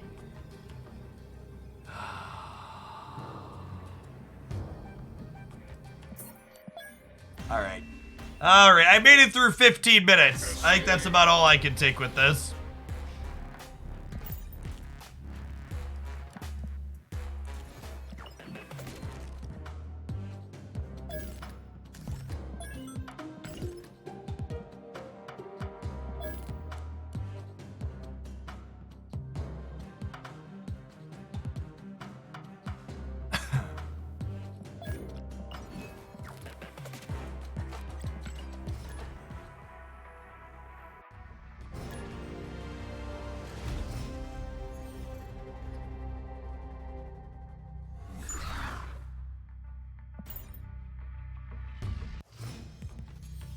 Jeff is done showing off his masochistic kick. Exactly.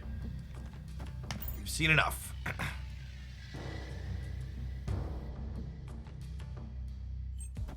Jin Saku, thank you for the 70 months, by the way. Appreciate that. Hope life's treating you well. Def Ford, thank you for the 3rd of a year. And Syllabi, thank you for the 3rd of a year as well. Appreciate everybody hanging out. Storm the old bridge. Yeah, the Mr. Fantastic variant is a new one this patch. It's superb. Truly beautiful. You remember when Black Panther Wong was the #1 deck? When was that? Was I unconscious through that period of Marvel Snap? Wind, aid Feels like something I'd remember.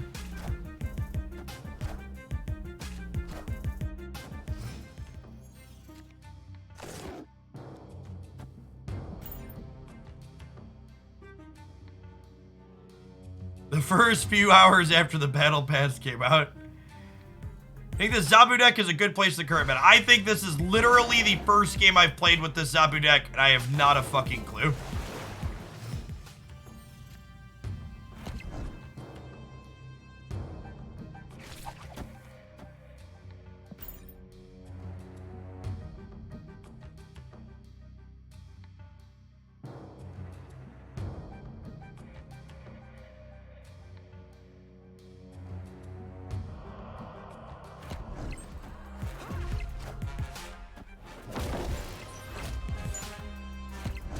Yeah, Space Stone really is just one of the best things about. I mean, even the Time Stone too, right? Like this Devil Dinosaur getting in here to beat us in the Flooded.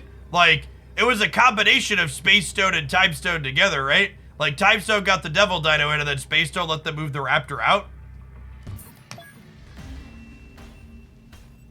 They just do so much for so little. Like this card costs 2 as a regular card. Reality Stone costs 2 as a regular card.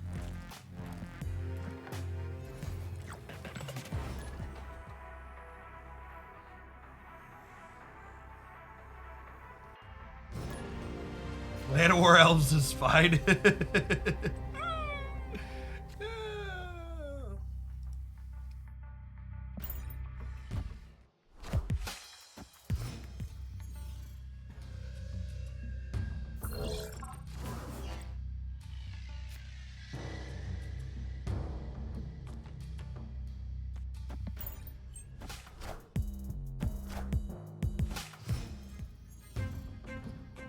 Daredevil on each side cancels out.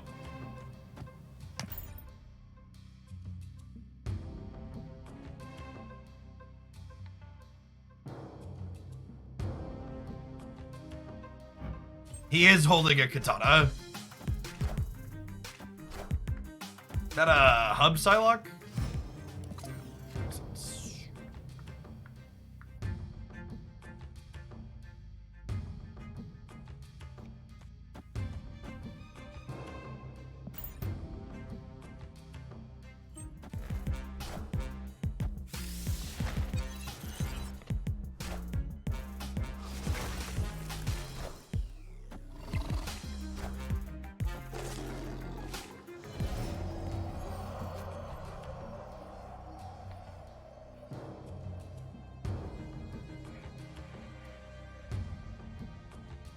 Chewy Crystal on 5.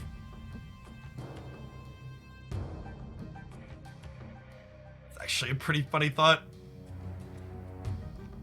Sure, we'll do it for the kids at home. Yeah, they're gonna give us a Doom, and then we get rid of ours potentially. Friendly neighborhood Spider-Man here.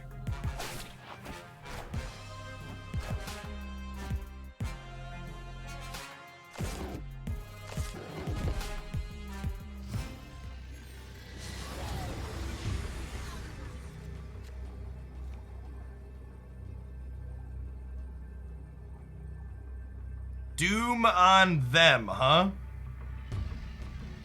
So what do we give them? We gave them Drax and some other cards. Look at that. Crystal wins the game. Winner, winner, Crystal dinner. Winner, winner, Crystal dinner.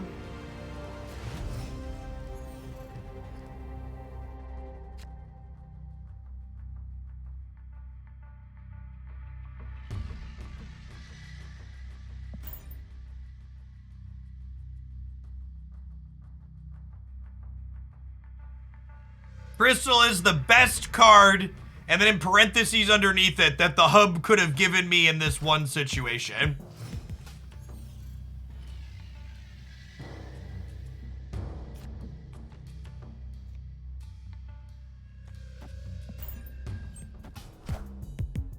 Very, very small lettering, yep.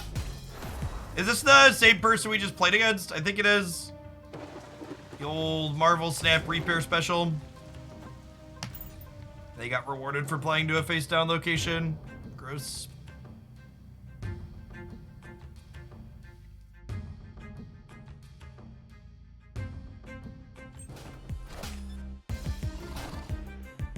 Wind, aid my hand.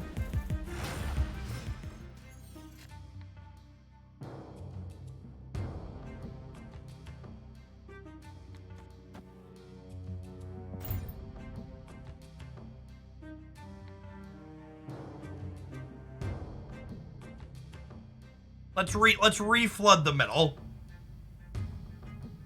Let's give ourselves another turn here. Wind, aid my hand.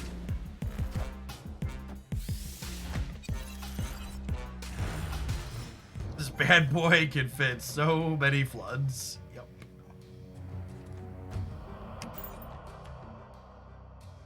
I think we're dead.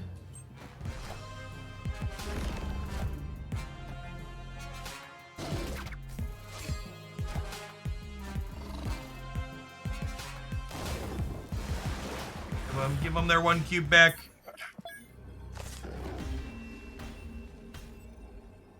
Escaped.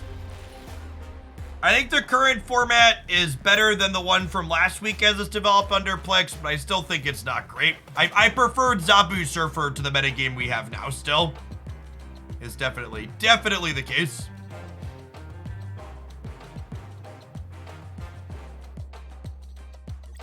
Zabu and Surfer had more variance inside of what those decks were playing. There were like 10 different Zabu decks and 10 different Surfer decks. And like most decks had Zabu or Surfer, which was annoying, but at least like when my opponent played Zabu or Surfer, I didn't immediately know what exactly to expect, which made things more interesting.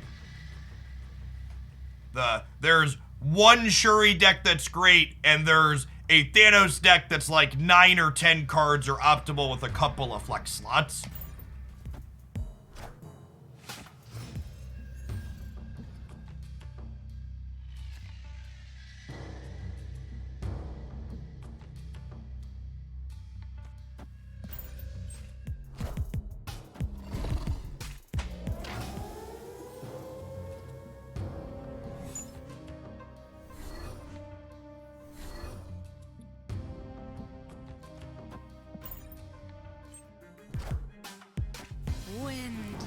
In all fairness, Shuri still has like 1 flex slot.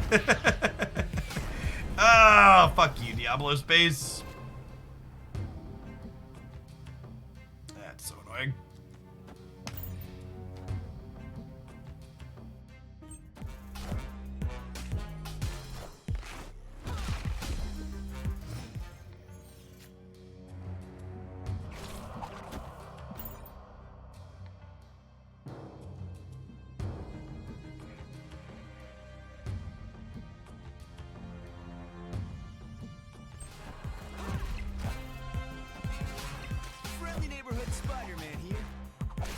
Alright, I'd like to top deck Shang-Chi so I can lose to Arrow. Rats, I can't even convince myself to stay in here. Yeah, this deck doesn't seem very good. I'm off it. Escaped.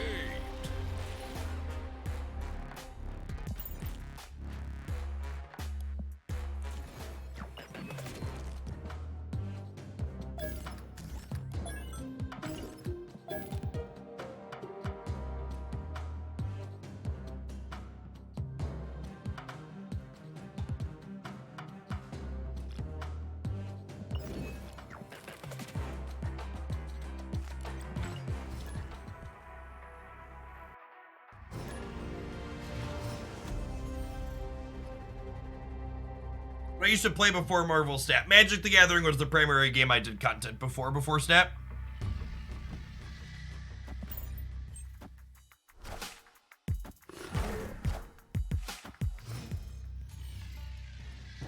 I tried Harry's Thanos deck with Valkyrie. Yeah, it's just like very similar to what I played before. I think it's worse than KM's variation that I highlighted in my video this morning. It's fine, but I think it's worse than that other one.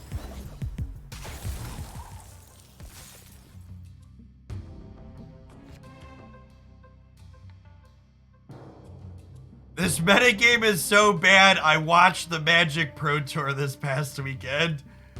Oof. Oof.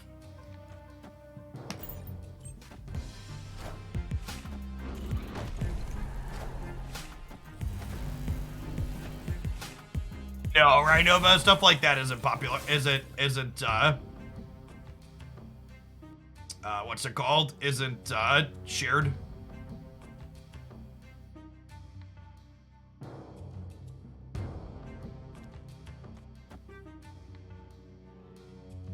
Hey, Andre GP, thank you for the prime. Yeah, they're definitely Cerebro 3. I'm gonna Killmonger this turn into turn 5 Moon Girl, I think.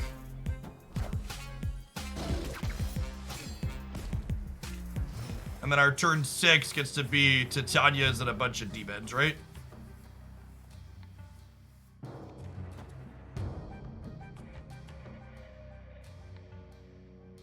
The Titania could really mess them up here too with their Cerebro bonus potentially.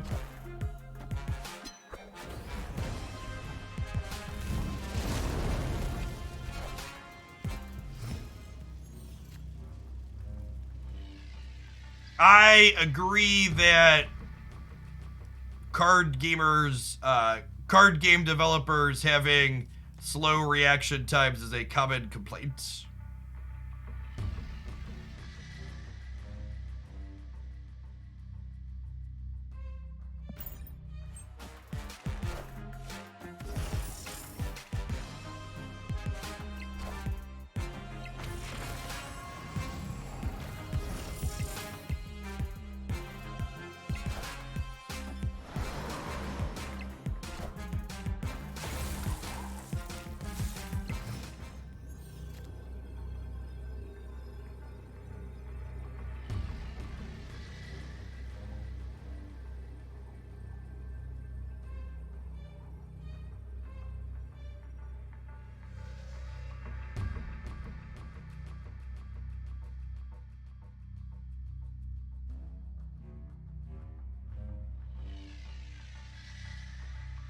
Oh, we should just play Titania.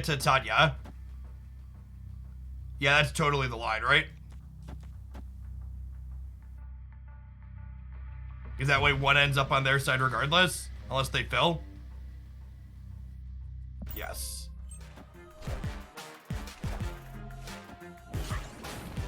Have a friend.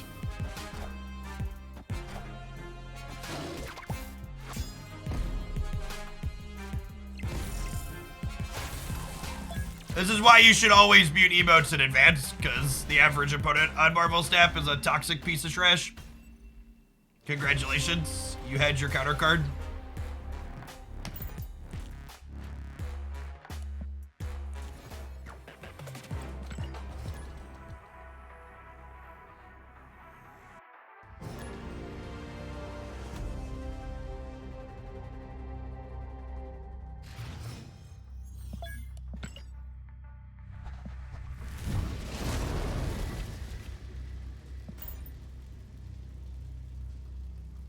Hey, Jovalis, thanks for the 2 months. Welcome back.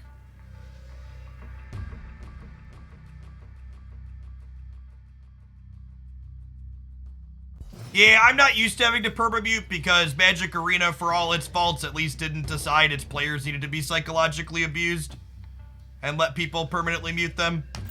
Need to get in the habit of doing that. Thanks for the 40 months, old man Swede. It's pretty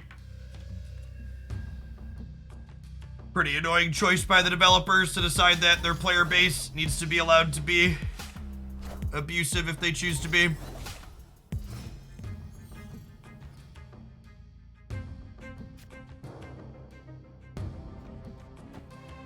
Arena player here is Snap better. Snap's very different. Recommend giving it a try. You're on the fence. Snap does a lot of things that are very different than other card games that make it kind of difficult to draw one-to-one comparisons with. Alright, so they are the Thanos deck, but also, like, we've got double armor pass here, so Killmonger's not doing a whole lot.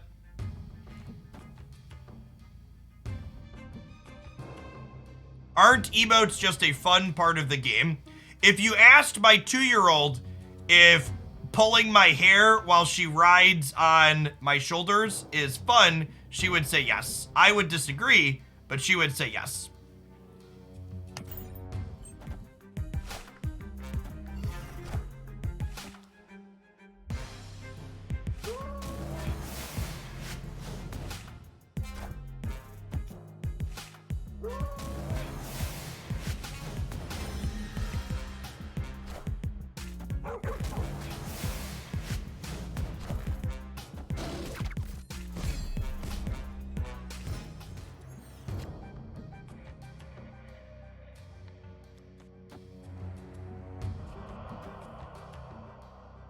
Don't have to worry about Killmonger out of their deck. I'm going to try and pull Quinjet or Armor over into DC here if they don't fill their Lockjaw path.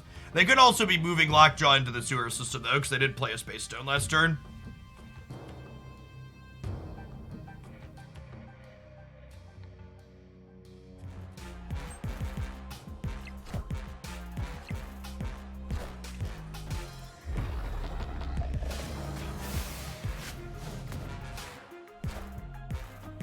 Oh, Space Stone is so good.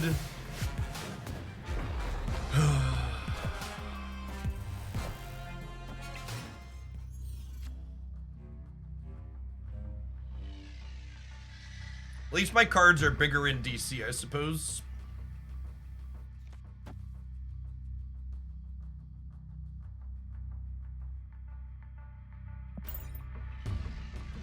Our deck's not terrible into Leech.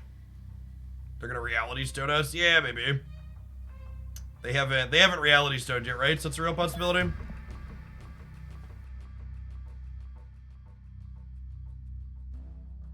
I'll stay for 1 cube if they snap, we'll leave.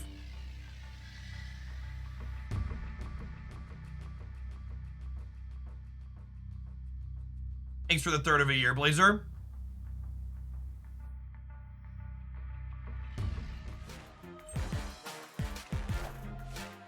100% of Reality Stone cheese. Feels bad, man.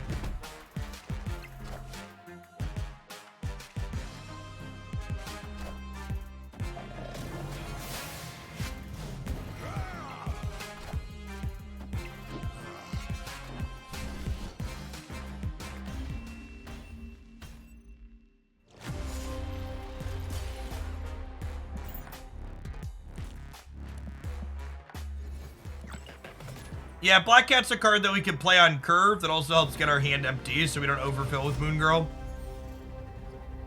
Missing draws after I Moon Girl is not ideal.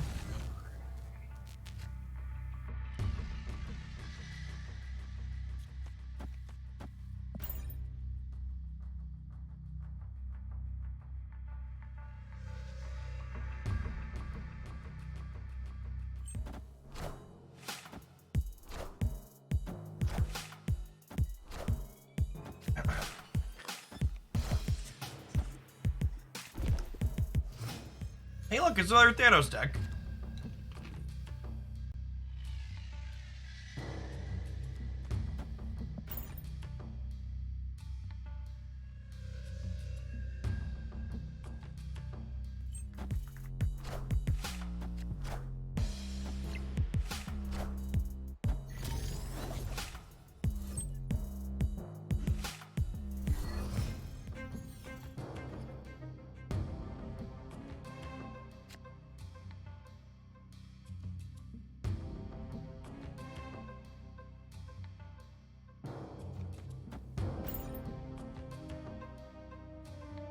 Yeah, we're looking to double Demons and Titania here.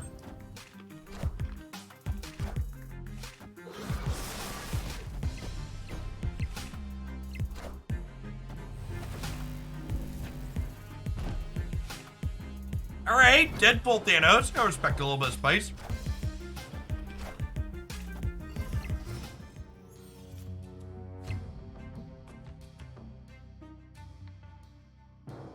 We diff them on the X Mansion a little bit. Not bad.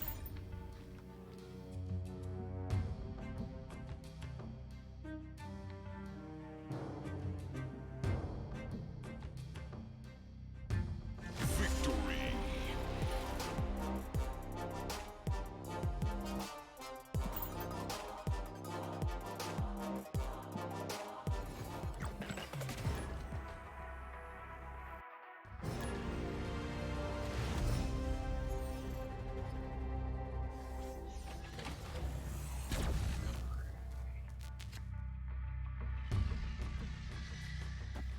Man, what are the odds 2 games in a row?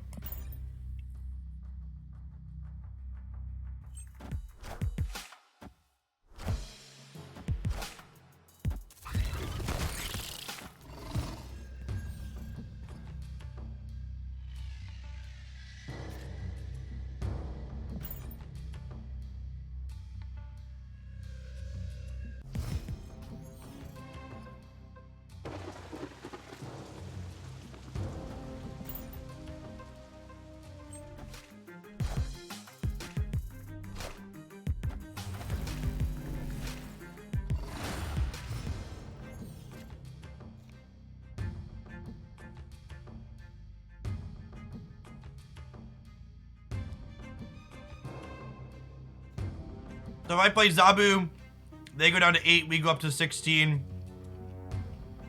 Surfer only gives them 6, that's good.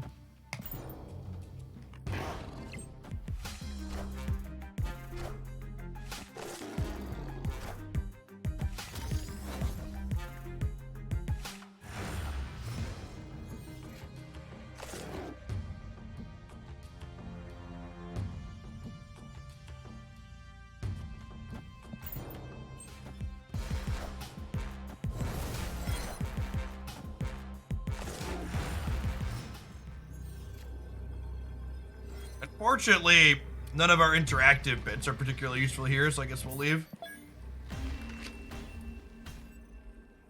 Escape.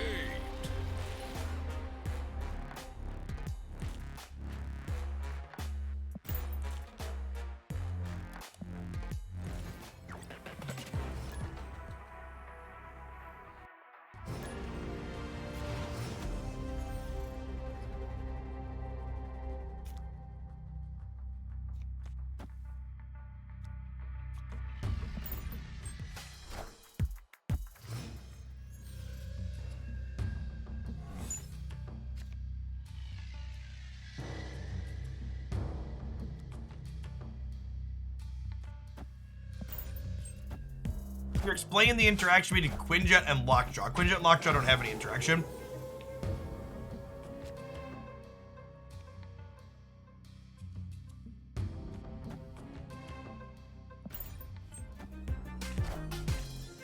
Wind, aid my hand.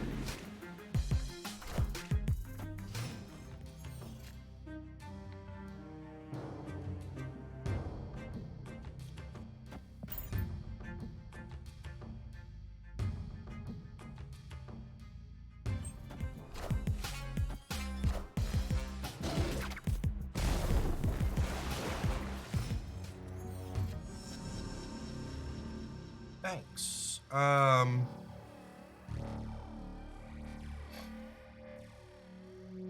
Well, we have priority. So do we just arrow to keep them off the vets? And we just like arrow again next turn and play some demons? There's something like Captain Marvel. This is bad, but things like Spider-Man and Professor X or whatnot.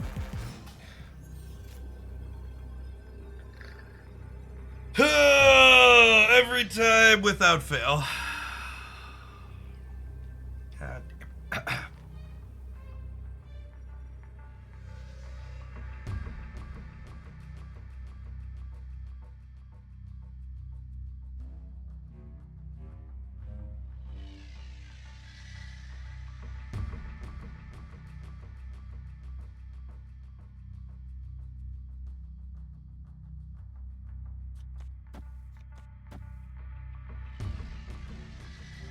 This probably beats most things, right?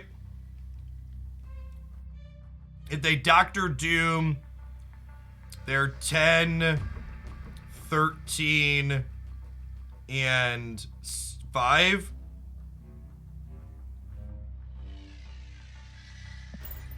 Could lose a breaker here. Yeah, they're just leaving. Victory.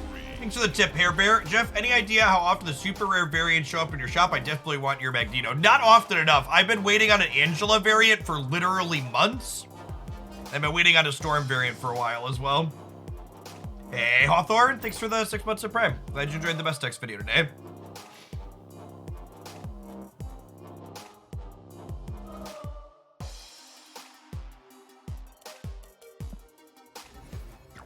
Which Storm variant? The one with her putting lightning down into the ground.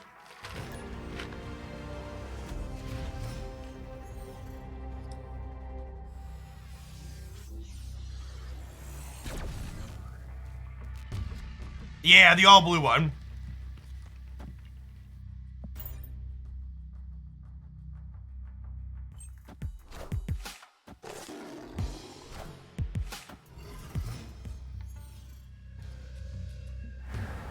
I'm waiting on 3 variants currently. I want that one, and I want that variant, and I'm not gonna play my Quinjet because I want to Killmonger their Quinjet next turn. And I want the Taco Hulk. And the ones I'm waiting on. Parker.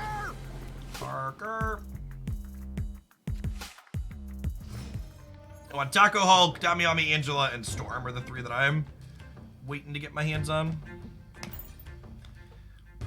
So this is actually one of the reasons why Black Cat is in the deck. Sometimes you can play her on curve on turn 3 like we did last game.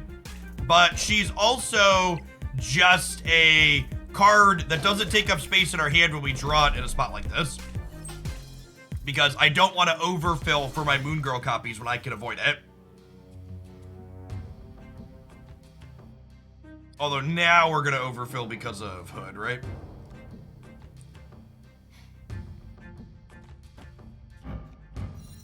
I guess I don't copy the demon though, huh? Can I punt the right? If we do this and we punt the right and just put like 2 demons there, I don't have to copy this turn. Yeah, that's true, I guess.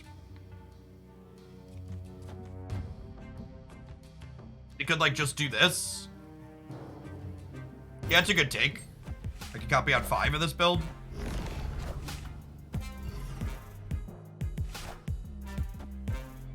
Well, turns out we are punting the right, just not in the way we thought we were gonna be.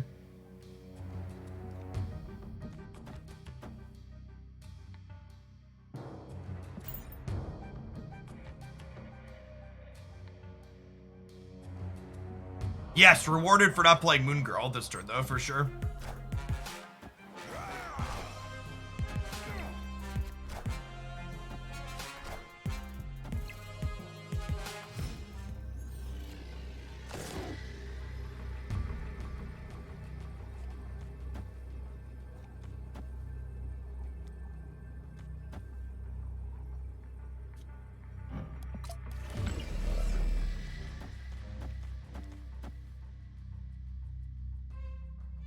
This will hopefully pull something out of here.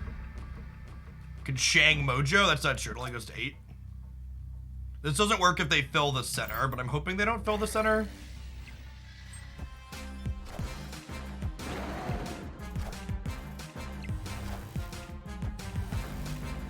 We're gonna be short still, though. Damn, close. Yeah, I'm supposed to Shang-Chi the right to play around this. Yeah. Yeah, I think I messed up. I'm supposed to Shang-Chi the right. I could have played 2 energy Polaris and then 3 energy Shang-Chi here. This was my game to lose and we lost it. In your best Thanos deck, you have Wave. Is that much better than Blue Marvel? I mean, I don't know about much better, but I think it is better, yes.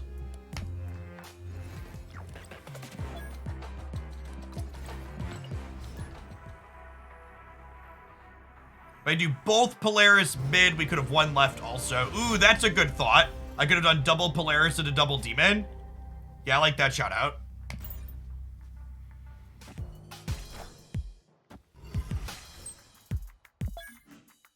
Whoa! A Thanos deck. I think it's really cool that Thanos is a Series 5 card because it makes it so it's a rare and novel experience, so it's really sweet when you get to play against it.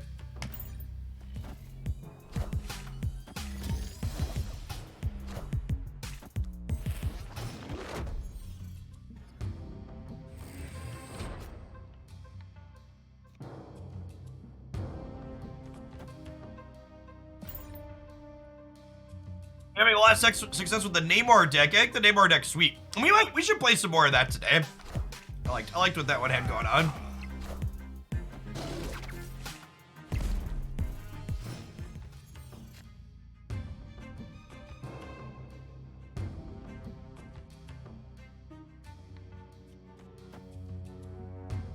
He might be giving up the vault here.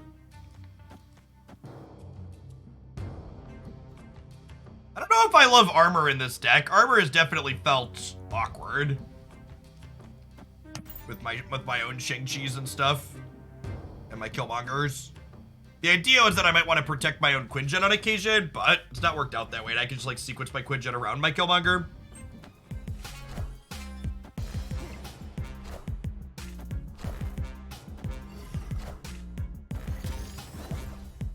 Girl would be a great draw here.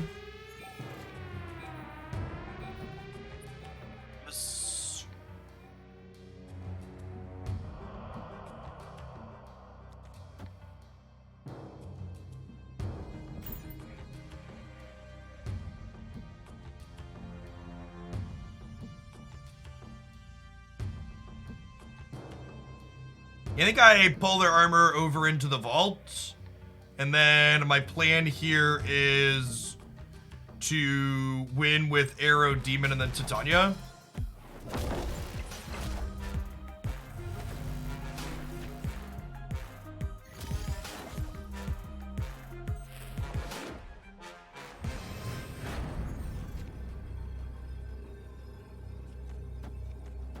I think I do this and hope that 16's enough to win here, which may or may not be the case.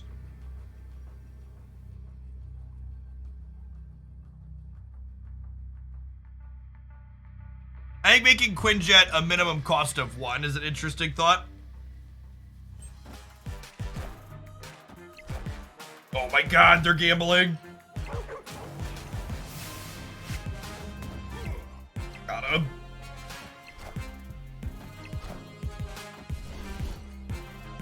I think I'm gonna swap the armor. Armor's been awkward. I like the core of what this deck is doing. That's the style of deck I really like playing. It's a fun mix. What do we want? What do we want over armor, chat? I want a different 2-drop in that slot. I want a 2-drop that I can play out proactively. Just like Lizard or Scorpion, probably.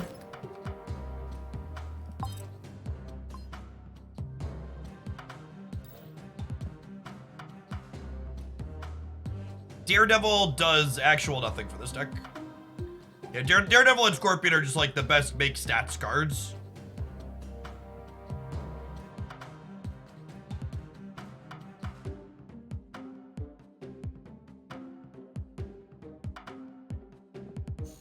Wake is not good, sorry. Viper. We could play Viper. She's only good with Hood, though. The problem with Viper is that Viper makes my Killmonger worse. But I guess in games where I Viper the Hood, I do have a soft spot for Viper, chat. And I do need 8 more boosters to split her.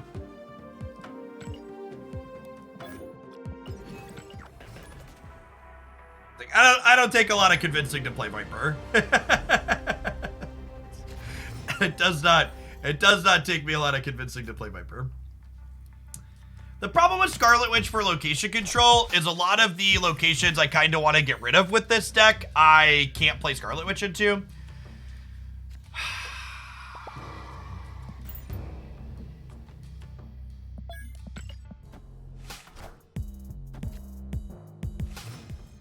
Do I think the anti-meta Daredevil deck can still do well? No, not at all.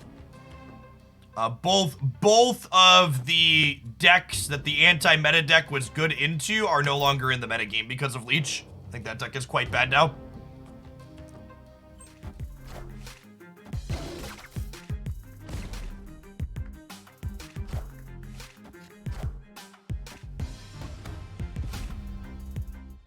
I very much think Maria Hill is bad in this deck.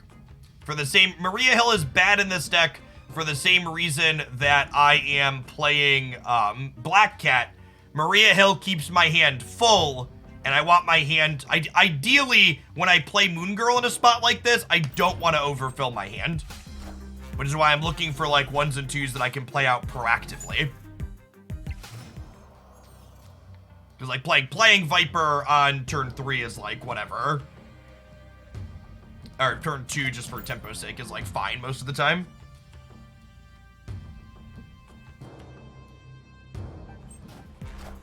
I think if Maria Hill gave you a 1 and 2 cost card, she'd be fucking absurd. Oh my god, speaking of fucking absurd, Space Stone, chat. Space Stone. It actually just makes it impossible to play against them.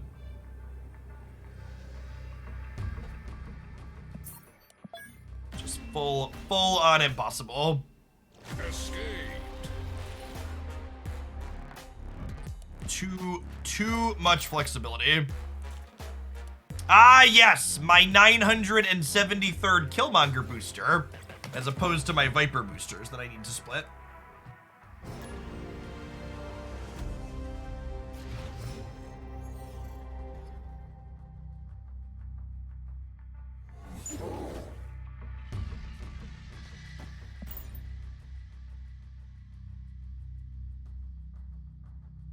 The Thanos buff literally doesn't matter in most situations and is a downside against Shang-Chi and others. The Thanos buff was frustrating not from a power level perspective, but from this balance patch is a month-old perspective, and that's unacceptable. That's why the Thanos buff is extra like, ugh. It's not because it's too good. It's just because of kind of what it says about what's going on in the game.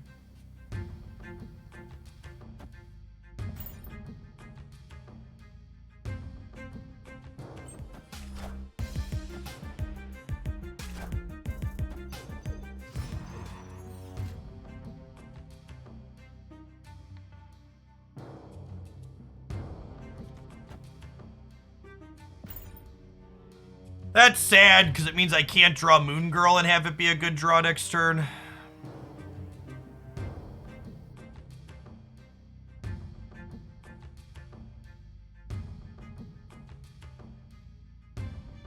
Oh, Goose meant I couldn't Moon Girl anyways. That's fine. I've played Marvel Snap before.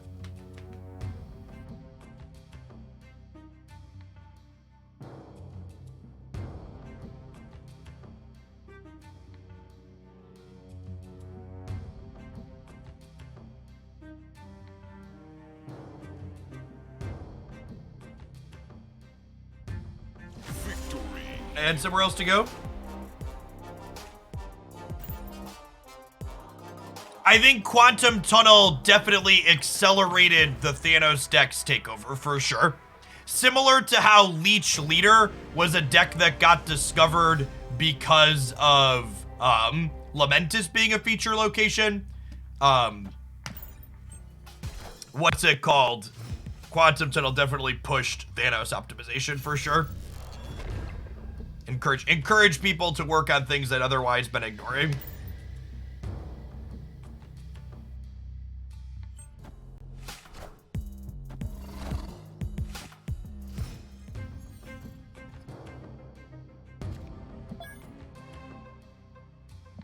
I was just double checking because they played Lizard. I was like, oh, that's a Lizard. That's not usually played in Thanos. Nope, they're a Thanos deck. So I guess we'll chill the Killmonger for a second here.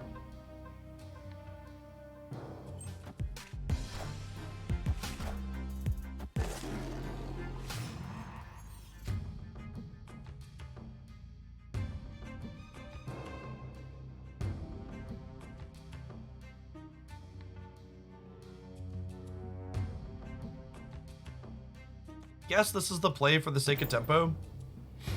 The problem with this Killmonger is it clears any of my opponent's bad lockjaw hits this turn, because they have priority. Fresco Boss, weird how they announced they don't need client patch anymore to make changes, and then they decided they will make card changes during client patches. Yeah.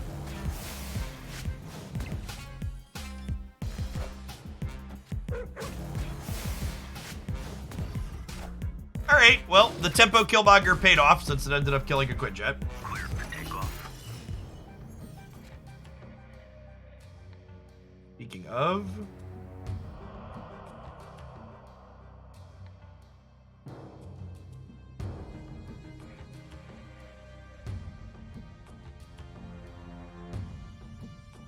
What's in my deck? Black Cat, Polaris, Moon Girl.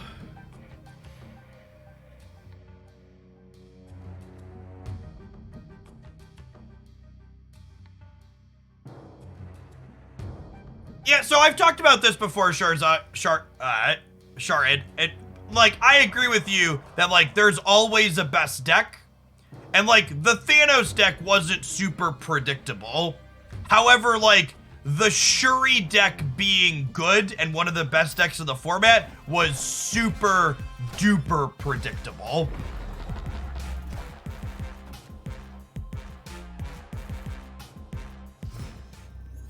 No one with an anywhere reasonable understanding of Marvel Snap was like, wow, I can't believe this Shuri deck is fucked.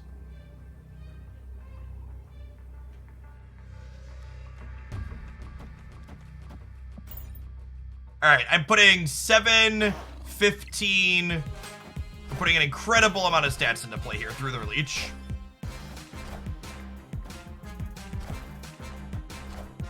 And we played enough cards to beat their arrow. Come on. Yeah, sick. So this is exactly what I built this deck to do, which is be good into Leech and Arrow, so it's good to know that we could do that.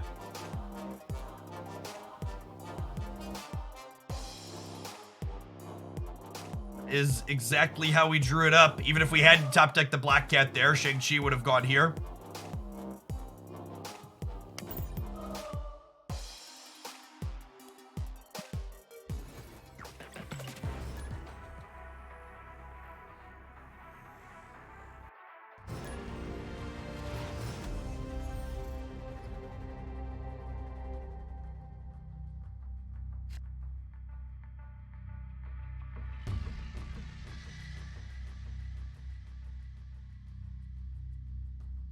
Victory.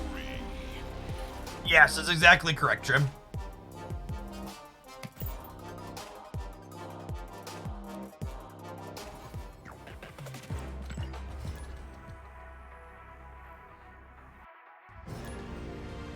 In what order does Arrow pull the cards? Randomly. Which is an extra part of what makes her everything frustrating.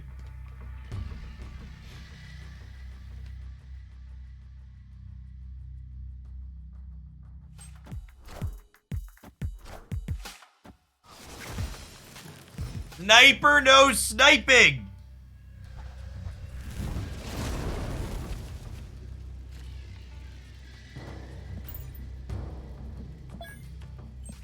Not a Thanos deck.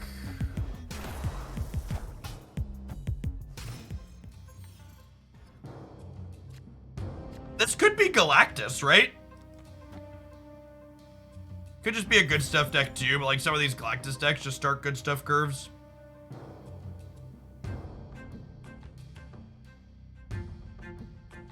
Arrow being random helps slightly compensate for her being so dang good. No, Arrow pulling randomly makes her better. If Arrow pulled in the order the cards were played, it would give the people playing against Arrow more counterplay. You would be able to sequence around Arrow better if she pulled in the order your cards played out in.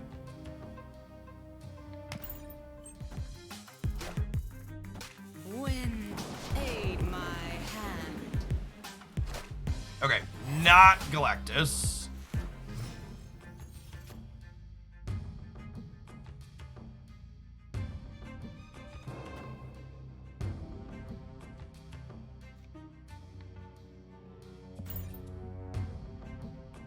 Could be Cerebro 2. Yes.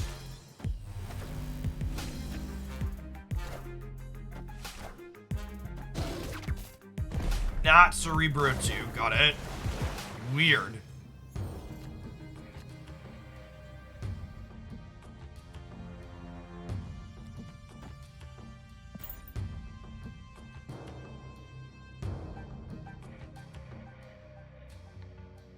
Yeah, could be Surfer, could just be a Brew. Opponent. They played a lot of cards that cost less than 3 for being Surfer, but we'll see.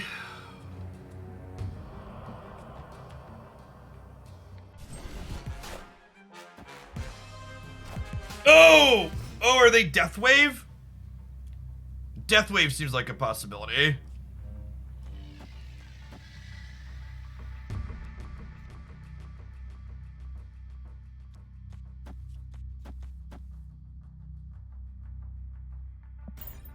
Yeah, or like a Sarah Miracle deck. Friendly neighborhood Spider-Man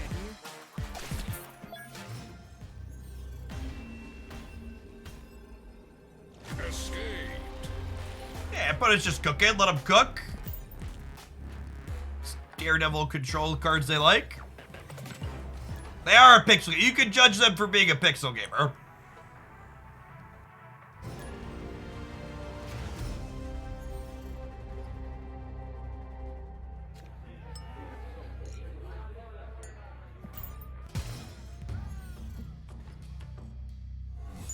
You wanted to see that one out. You wanted to see that my opponent could put 4 points of power into the center location?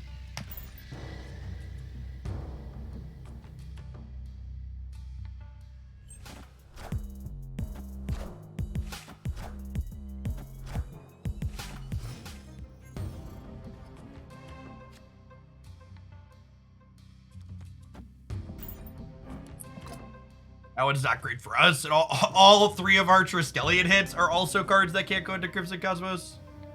Oof.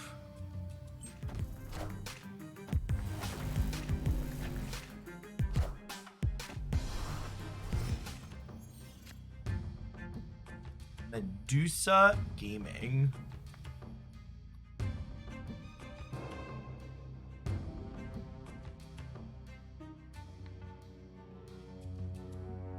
They're Cerebro 4. Yeah, probably.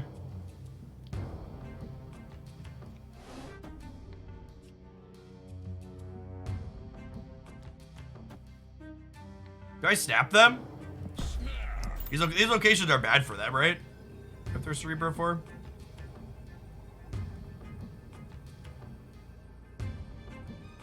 I think I want a Hood left on the last turn as a surprise.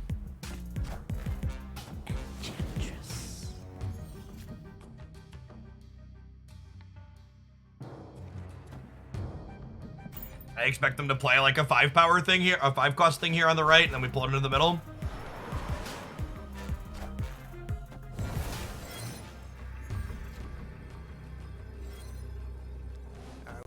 We're really good at drawing Black Cat on the last turn of the game. Gifted. Well, I guess they can play Cerebro into the center though, right? Cerebro into the center is plus... They have Cerebro Mystique into the center. They're plus 12, plus 16 in the middle. Ooh, they actually beat us by 1 if they have Cerebro Mystique. I was thinking they couldn't play into the bar with no name, but they totally can. Thanks, Cake. Yeah, I'll give them 2 cubes. They're not get sweet if they have it.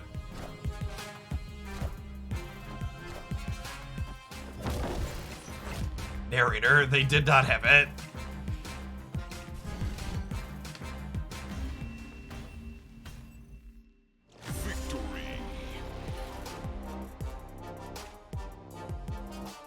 All right, chat, looks like it's time for our top of the hour ad break.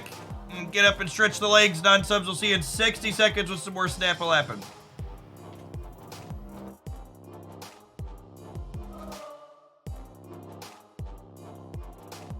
Roar.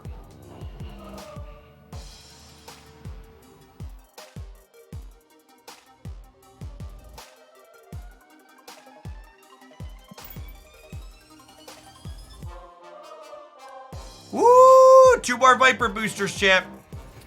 Do I have enough credits? Oh, and I completed my mission, so I have enough credits to split her too. Yeah, the AM shirts are great. They have a lot of fantastic designs. They just sent me some store credit. Need to go check out, pick up some more things from there. Yeah, Crimson Cosmos is a pretty annoying location.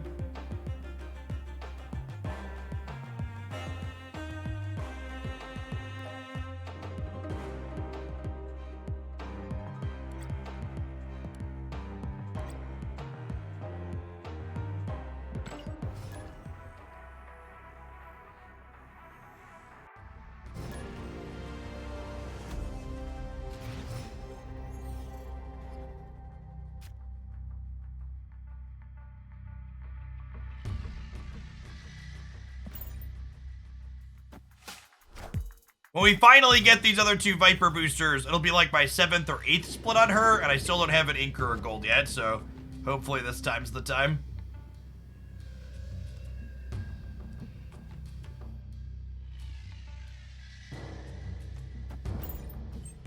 We're really hoping to draw a 2-drop next turn.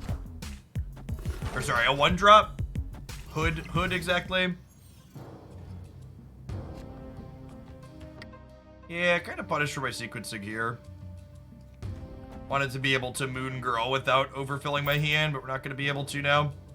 Probably should have just played the Viper on 2 instead of playing to drawing the Hood. So percent chance for ink or gold, 10%. But that you don't have a 10% chance until your 4th split for ink and a 10% chance on your 5th split for gold. And then starting on your 6th split, you actually start getting a chance for curvy dots as well. Happy with any of those.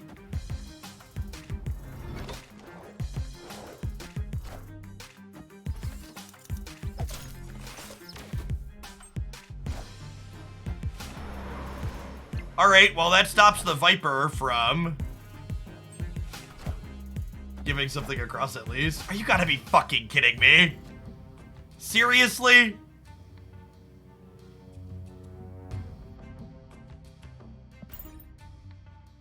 Okay, the Killmonger means we win left, right? Glass half full, turn 6 Killmonger wins the left. They are a Thanos negative deck. Has science gone too far? Has science gone too far? So you're less likely to have Mr. Negative on curve, but in the games where you do play Mr. Negative, you're going to, in the games where you do play Negative, you're gonna draw a bunch of cards with him, right? Maybe that could be sweet. I don't know, I think we're gonna win this one here though, right? I'm picking up what they're putting down. Could be something there. We skillfully draw Black Cat on 6 again, which is great. They have an 11-6 Thanos, that's true.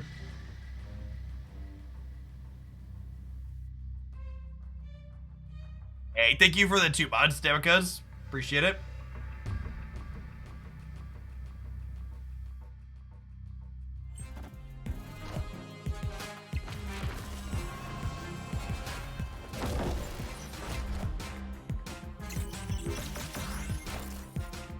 I am Iron Man. Ah!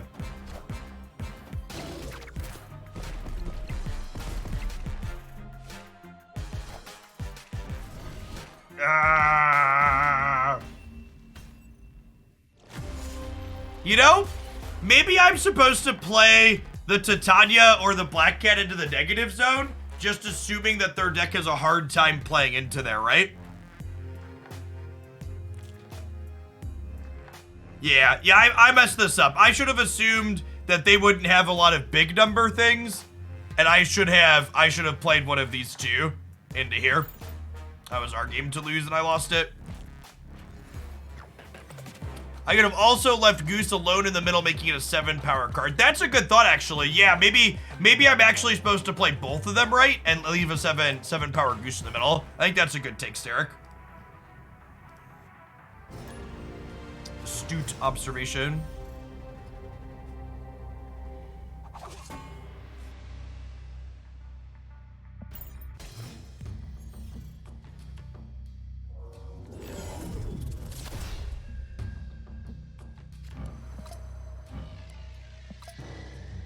Don't mind if it does.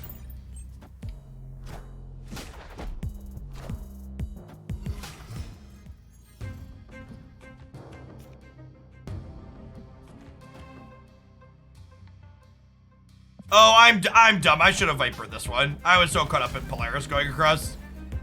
It's fine. We'll be fine.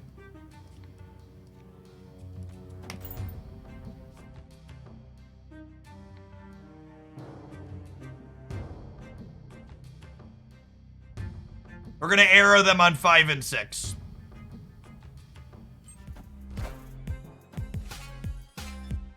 Friendly neighborhood Spider-Man here.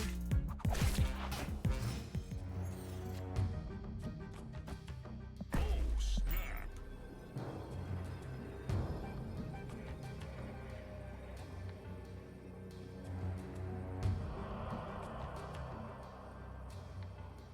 Victory. Yeah, I flipped that a little bit, but it'll be all right.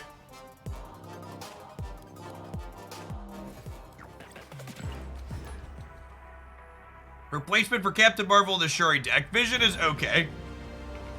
A bit worse in some spots, but better in others.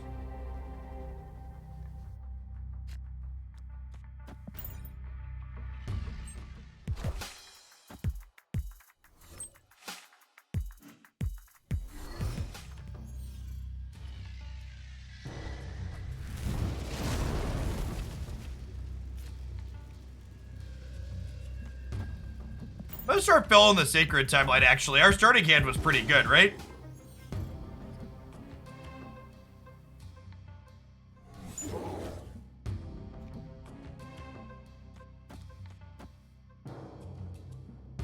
What's wrong with matchmaking? A lot. Enough that they put a "This Matchmaking Sucks" title in their game.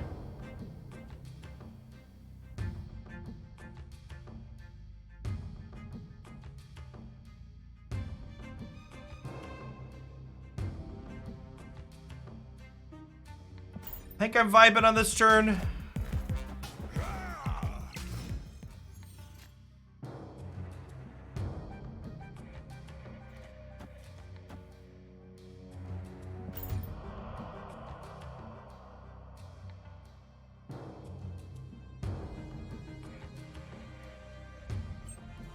I think this is right.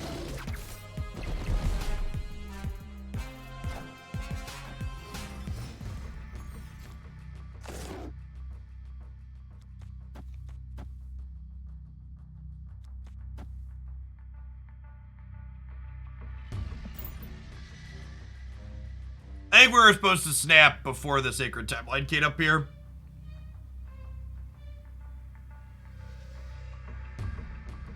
And it doesn't really matter if we don't end up donating the hood because the Killmonger will clear it out anyways. It's kind of annoying if we give them 3 stats. Yeah, my Vipers don't miss chat.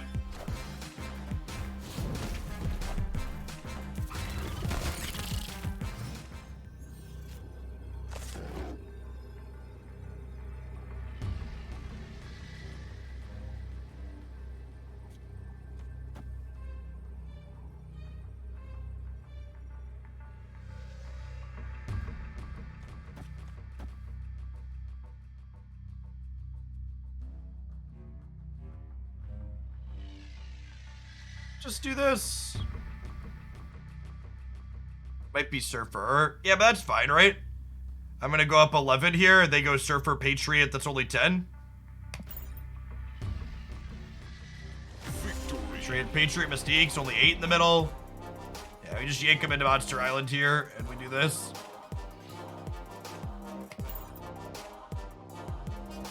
Come on, give me my Viper boosters, game. I need 2 more of them.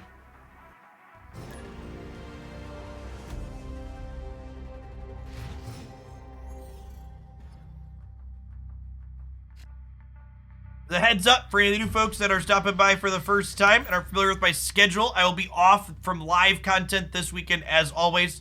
I'm here Monday through Friday, 9 a.m. Central till about 4 or 5 p.m. Central most days. I have daily highlights 7 days a week over on my Hoaglandia Snap YouTube channel though. So if you're looking for a place to find my stuff every single day of the week, that's a great place to do it. Deal. This is yours. You can have it.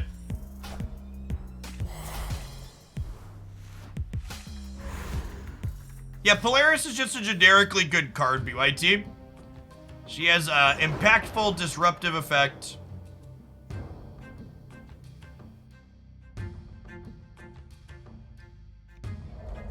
So having a decent stat line. I'm gonna try and pull the armor out of the Death Domain here. If we end up pulling the hood out, like, that's fine too. I just don't want to put the hood into Stark Tower.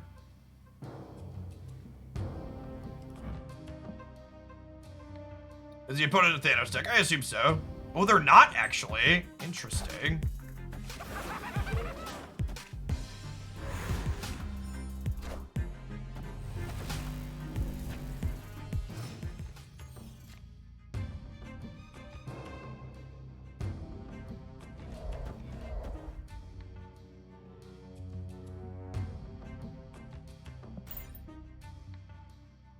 Play my cats into the Stark Tower. Double Moon Girl makes some copies next turn.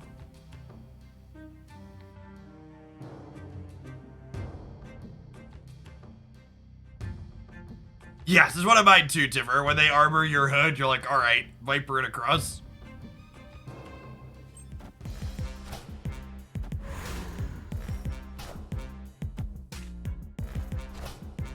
Oh, they might be a Carnage deck, which means pulling this hood over to the right could be real bad for us.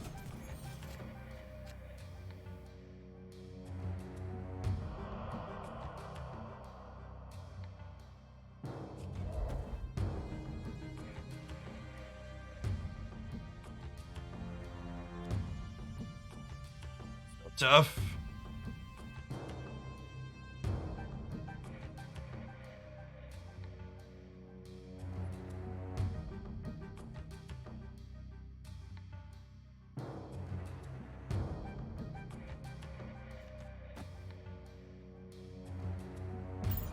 I wanna just Moon Girl.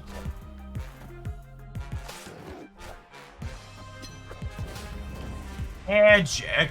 Huh. All systems go.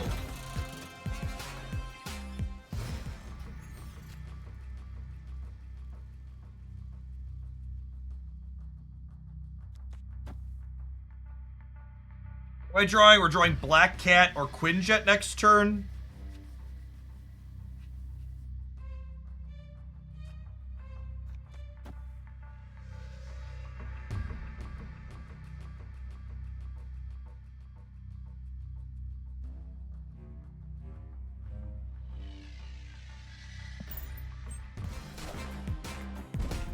Oh, we're just getting double She-Hulked or single She-Hulked. And we have priority, so Shang-Chi is useless.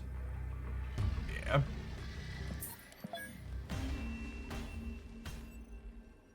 Escaped. Apex archetype is super reasonable. It's kind of weird. It's one of those decks where like sometimes they leech your Infidant and you're super happy, and other times they leech your She-Hulk and you want to just like cry.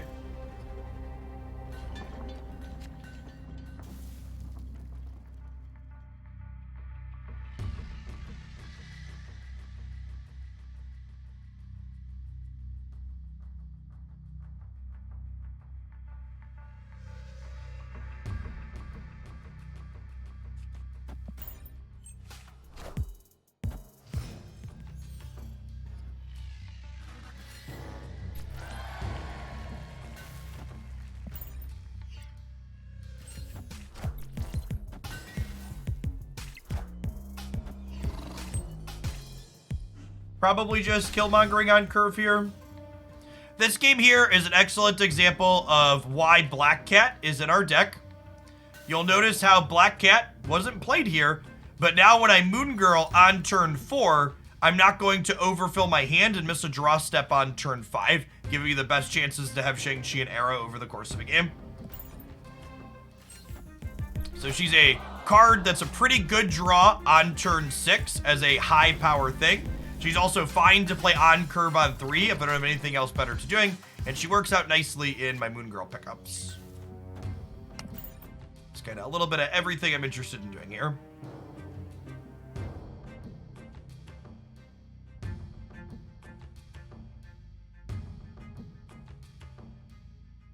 I think we'd snap here if I was playing for keeps, but we're making content, so I'd like to not push them out.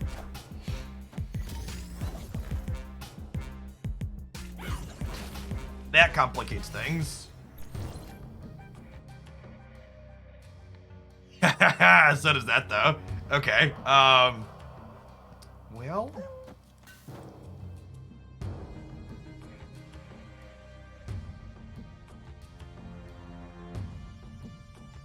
Oh, Cosmo's there. Yeah.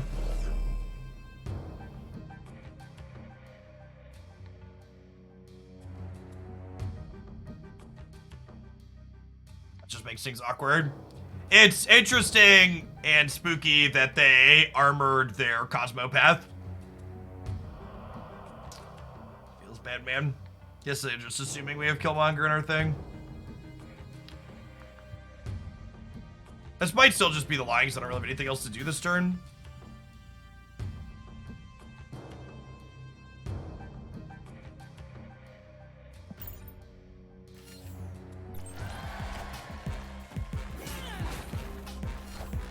They just didn't play middle, meaning if we peel Arrow here, they should be pretty dead.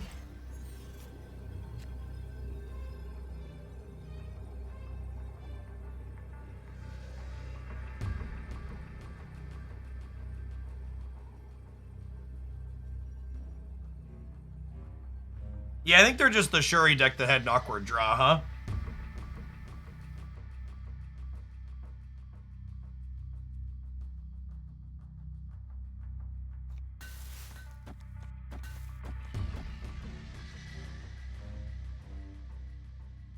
I just hope they can't get much into Nidavellir and that Demon Shang-Chi wins the right. Do I need the second demon if I have Shang-Chi here? I probably don't, huh? Hey, all these cards are the Shuri deck, and they just didn't have Shuri.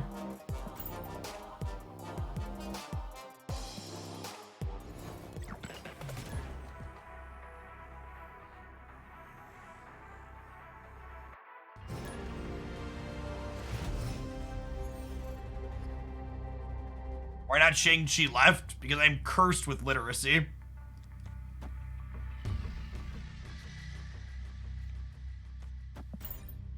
I'm not gonna hood the Rickety Bridge. I have Killmonger to clear it out regardless, and if we draw Viper, I want to Viper it across.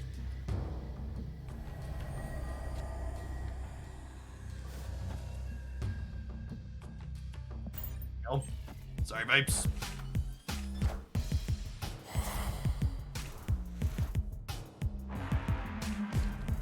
My Shuri has Chavez text, lol.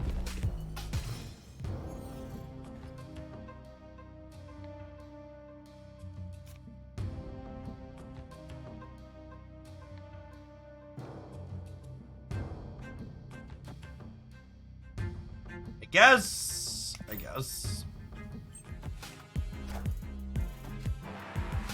Oh, there's the Thanos deck.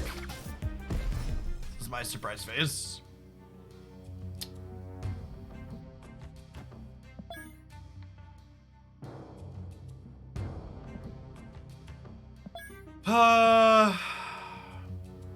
Our deck's really not good into Bar Sinister.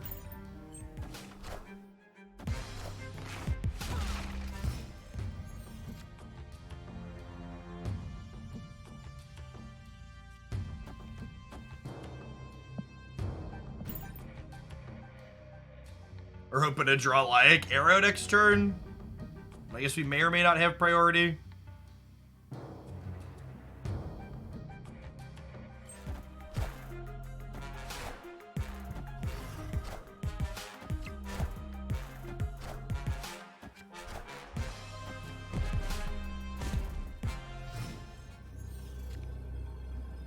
Actual... Oh, not quite the worst draw. Zabu was the worst draw. It's pretty close.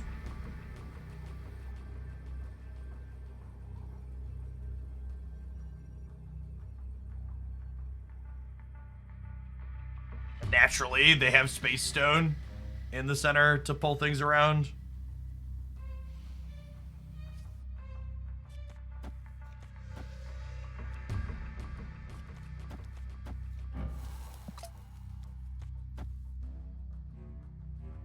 There's a world we could live in where this wins the game. Stay for a cube.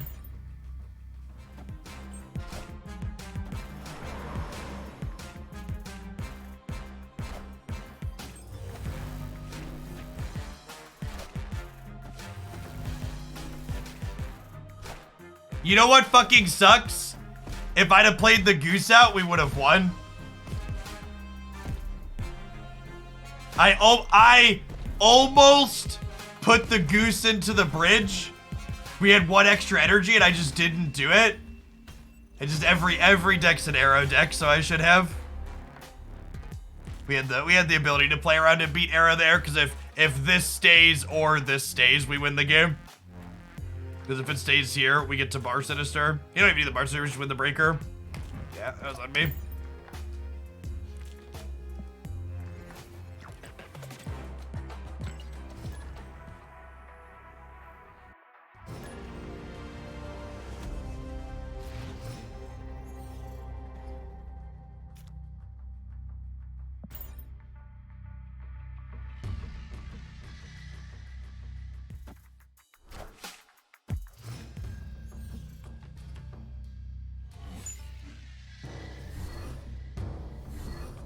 Spot Dr. Octopus. Yes, you should assume Arrow is in every deck currently. Most decks. Arrow makes most decks better is an accurate statement. We just play Black Cat on curve here.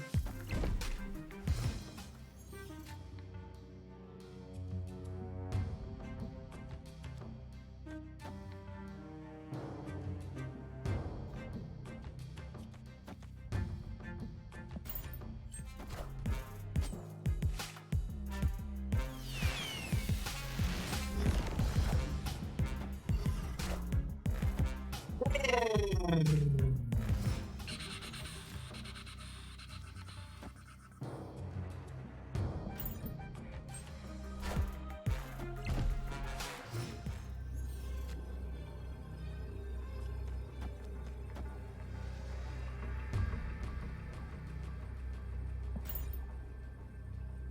on it.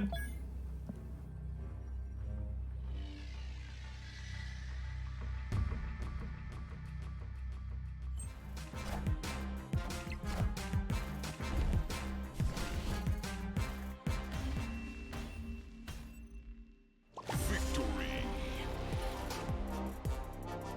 Don't do this, chat. If you don't want to play against me, just like leave. I got our Viper boosters at least. They're just pumping.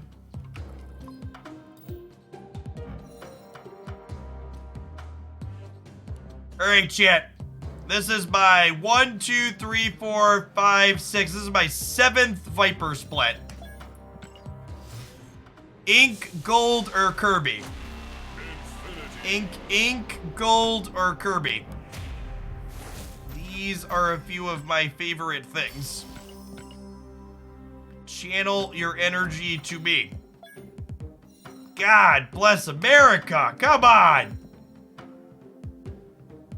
Never. Lucky Rubber Ducky. What are Kirby? Kirby are the circles. They're not as good as gold or ink, but they're nice. The dots are on the outside. This is an example of the Kirby effect.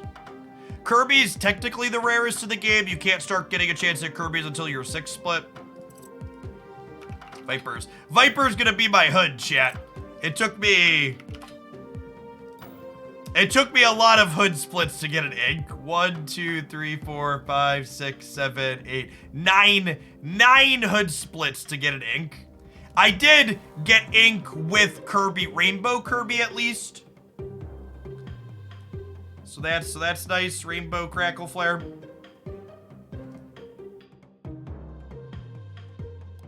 It was a hood worth waiting for. And I'm up to hood. Hood is easily my most played card. We split it 9 times and I'm back up to 700 boosters.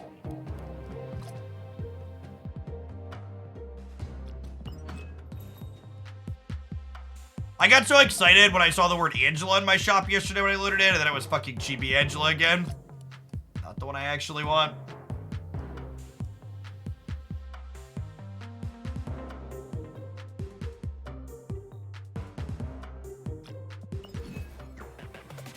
You have no Kirby yet, collection level 4K. I was like, well past 10K. It also like depends on like what your collection looks like too, right? Because like if you go through my collection and sort by quality, like I have a lot of different infinite splits, right? Like I have at least 1 split plus on a lot of cards. Like a lot of these gold ones have splits on them already too. And then obviously all the inks at the very bottom. So like I've split a lot of. You got Taco Hulk 2 already? It's actually fucking criminal. Let's play the Namor deck a little bit. Felt okay and was interesting. You have a Kirby Crackle on a Super Scroll. Why on God's green earth have you played that much Super Scroll?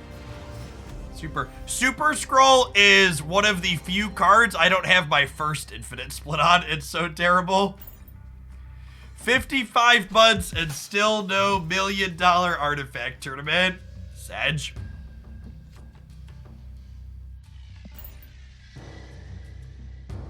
Thanos!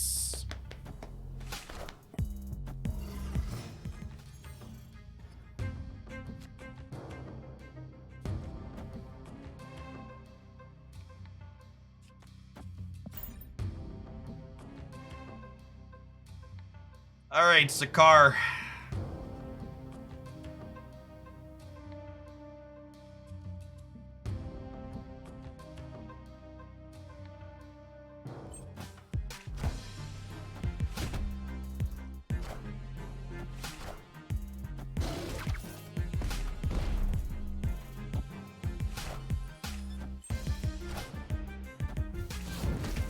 Alright, I think that counts as a Sakaar diff, right?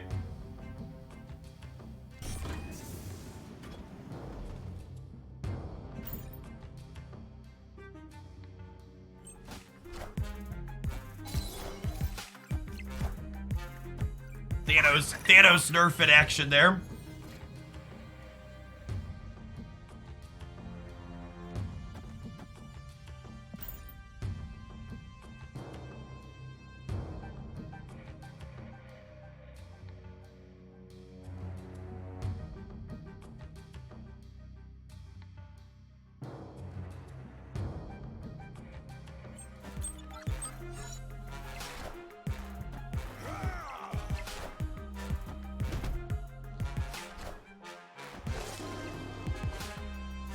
One, I don't even want to draw here.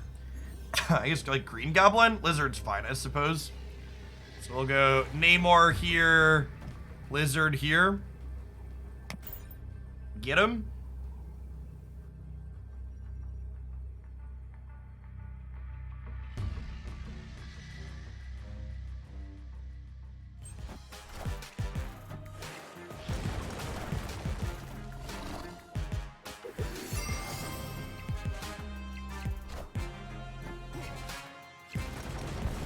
We're just like hoping I felt safe in the middle. Weird. Victory.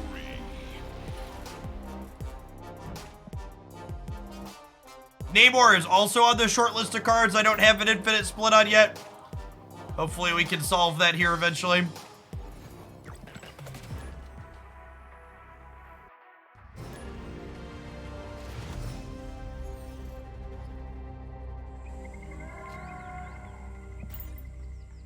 He's a good lad, chat. He deserves a split.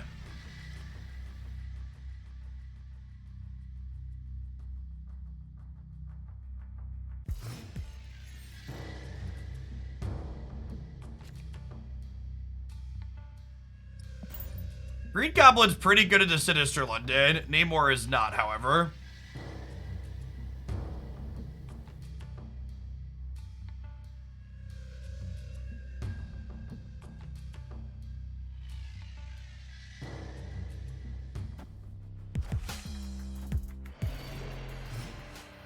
You know, I actually have Grekki Claw.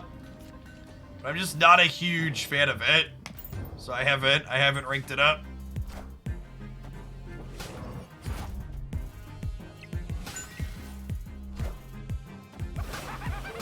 Go left! Go left! You... Hey, what's going on, D20? Good to have you in chat. Do I need 2 Killmongers? I do not, right? I'll take 2 demons, though.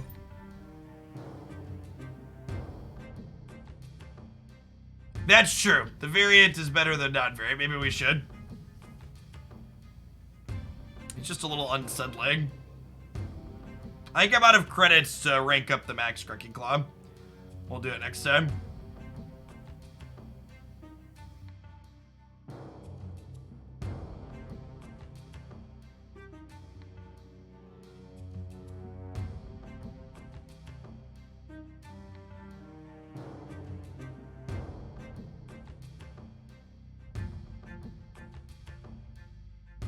It says clearing their Iron Fist, which gives them a little bit more space for things.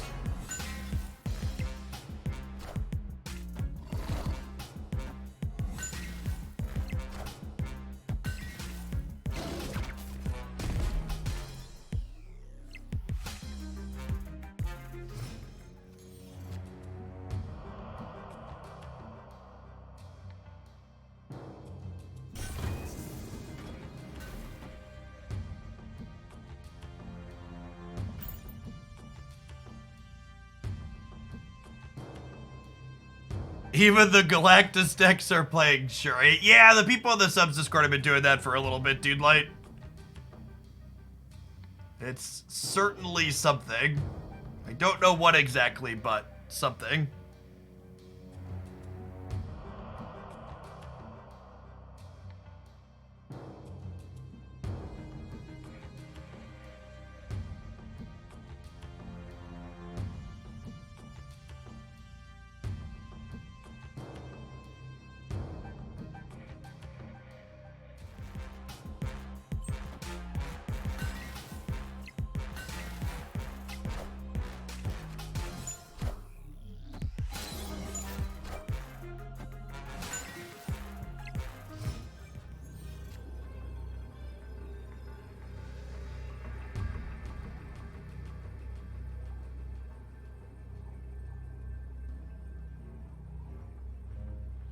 Okay, so this is probably not a what's it called deck? Probably not a Heimdall deck if I had to venture a guess. With the Maximus.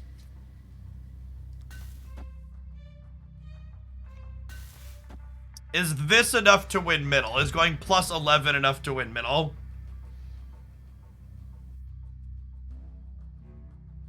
Max suggests Surfer. No, I think with the Lizard and stuff, it's just like the weird control disruptive deck. I think plus 11 is going to be enough to win middle. Let's do this.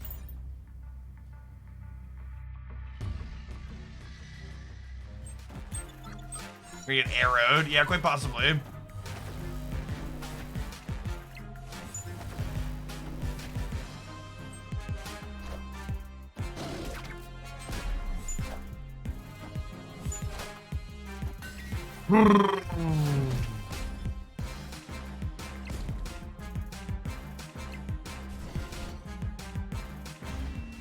Yeah, any lines that beat that?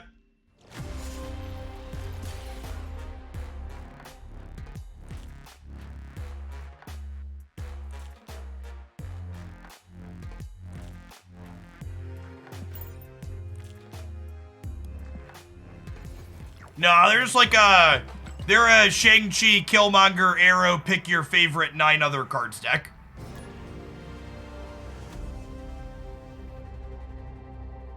That's what it's like we've been playing a lot of those, right? With the Destroy sub package, only instead of a Destroy sub package, they're playing like Iron Fist Vulture and stuff.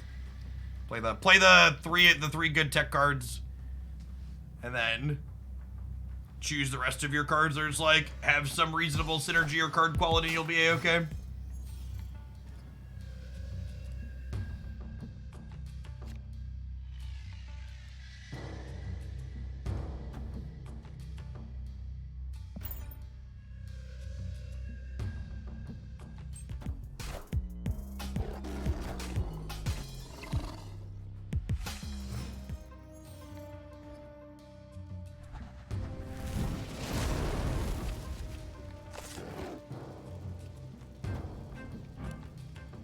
I am confident this Mr. Fantastic's mother loves him.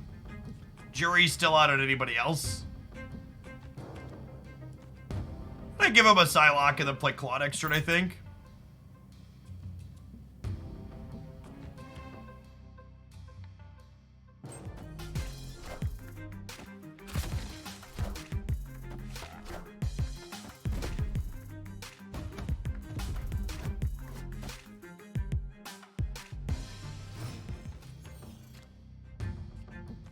Invisible Woman loves him too.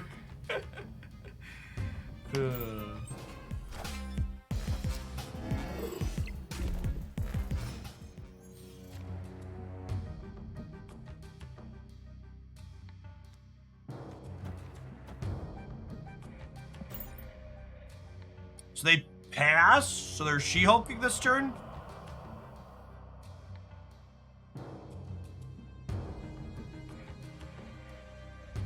I don't think the nerf really changed Darkhawk that much.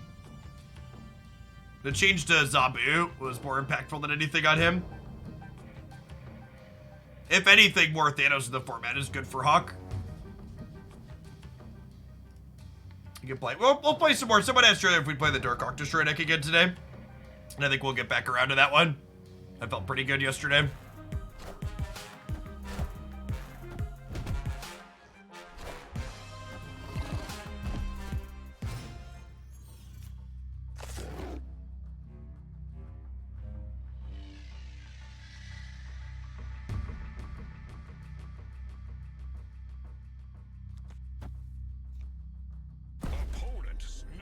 I play her right, because Killmonger cleaning these out should mean that we're good to go there.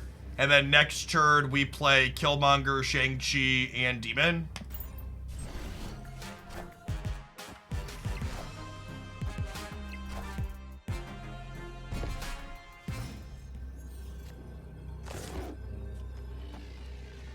So we'll play these here to shrink their lizard. We'll play Shang-Chi here to kill this in the middle. This works really well, he says, before getting arrowed.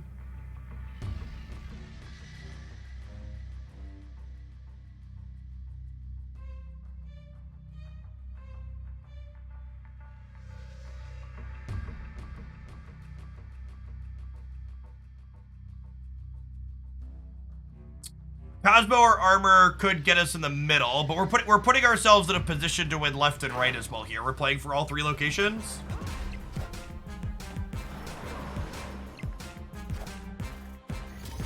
Yeah, we actually beat this, right? We win left and right.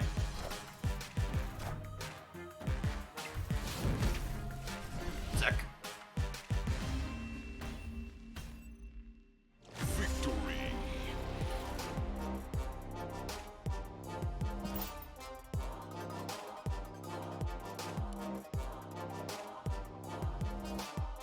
We kill last turn, so we had Predator. We didn't know where their big thing was going the previous turn scopes. They played the Red Skull on 6. What are my opinion on the currency of the stat metagame? The current Marvel stat metagame feels like the most difficult to brew in that I've ever played. I'm enjoying the gameplay in bits and pieces here and there, but if you're someone that enjoys playing off-meta decks, the current format is very bad for you. Anything that you're building has to play within a very strict confines of you have to be like playable through Leech, and you have to like be able to interact with Shuri, and you can't die to Sandman. There's a lot of strangleholds on the format. There's so many boxes you have to check to be like, oh, otherwise I'm putting myself behind.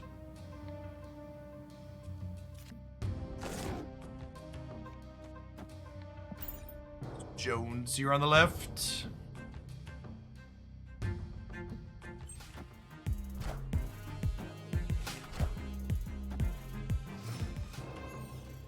Yes, this format has a really big delta between the haves and the have-nots.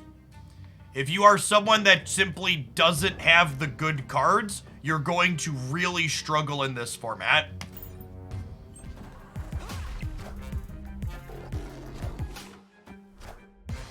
Oh, this tempo Killmonger, chat.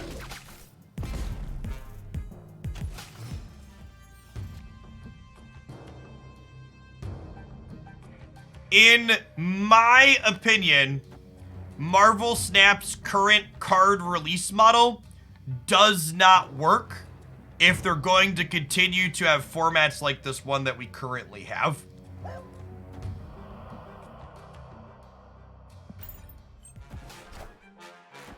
I think this really long, we're currently going through this really long extended period of time where you have to have these series 4 and 5 cards to be competitive in this format. That doesn't feel very good. Thoughts on friendly battle? I think battle mode's neat. I think if battle mode was more popular from a content perspective, I'd play it a little bit more often, but metrics surrounding battle mode stuff haven't been very good, so I'm gonna prioritize sticking to ladder matches largely. Where are the Namor boosties, chat? I don't need my 700th hood booster. I need my 50th Namor booster.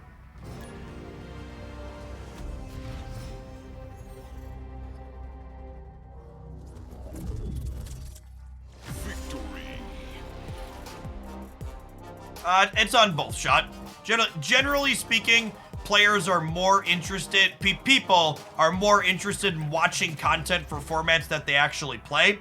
And the fact that there's no I click a button and get into a game queue for battle mode means that it's a format most people aren't playing.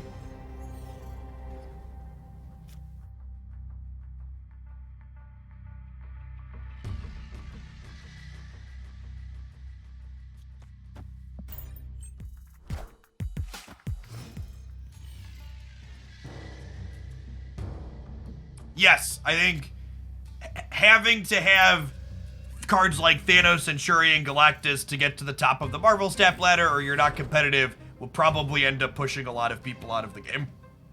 Which is unfortunate, because Marvel Snap's a pretty good game generally.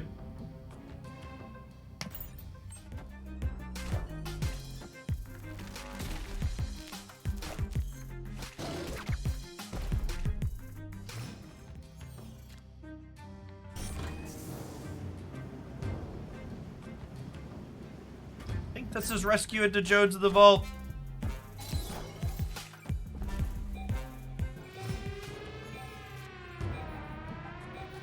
That's sad. I wanted Demon plus Jones here, but we cannot. Yeah, probably did here. Electro Sandman is very good into this deck existing, and this buff is something that made brewing a lot harder in this format, because even though Sandman isn't very good against a lot of the good decks in Marvel Snap, it tends to be quite strong into random other things people are playing, like this one.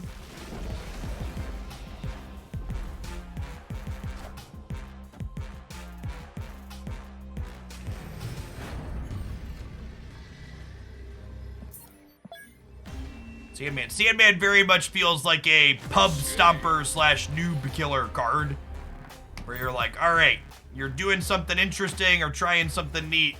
How about if we put you in the ground?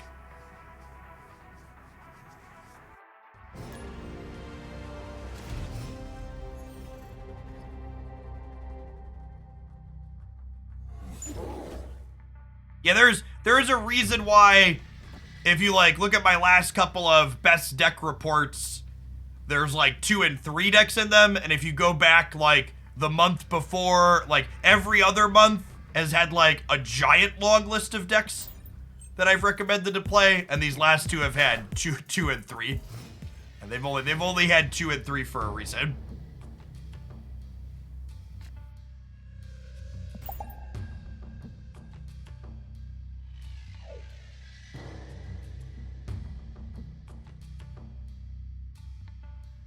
Deathwave disappeared before Sandman was changed. The Deathwave deck stopped being a deck when the Leech archetype became popular inside of the Thanos deck. Some kind of Deadpool brew?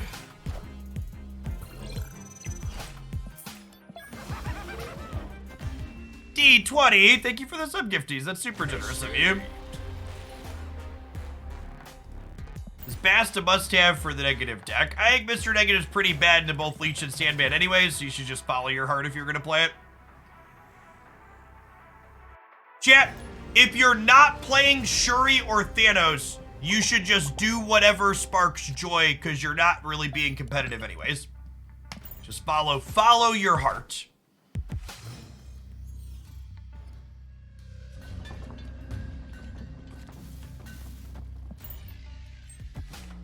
Put it, if you're not playing Shuri or Thanos,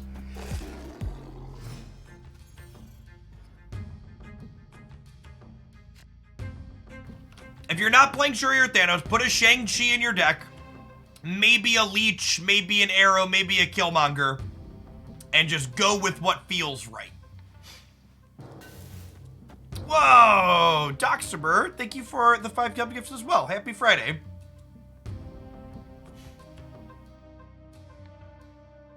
Did a budget for the first time ever, and I had $100 of fun money. I knew exactly where to put some of it. That's super generous of you.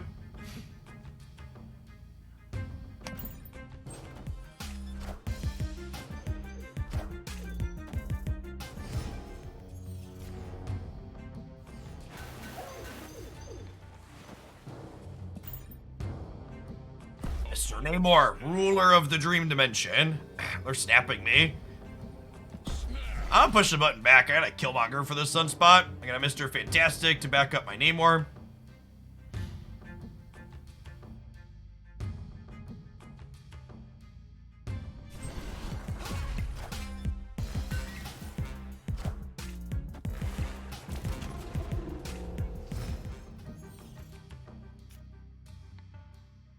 Namor's not gonna be big enough, chat. Believe it or not, I think Mr. Namor is going to come up a little short here.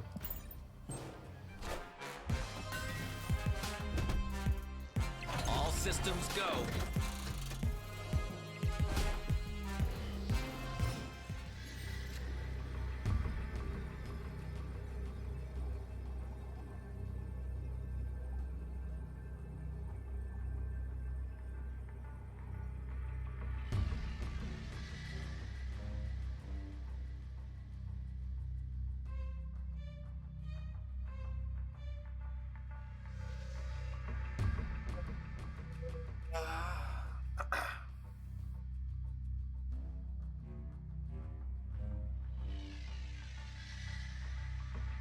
Yeah, we just died a She-Hulk Taskmaster, right?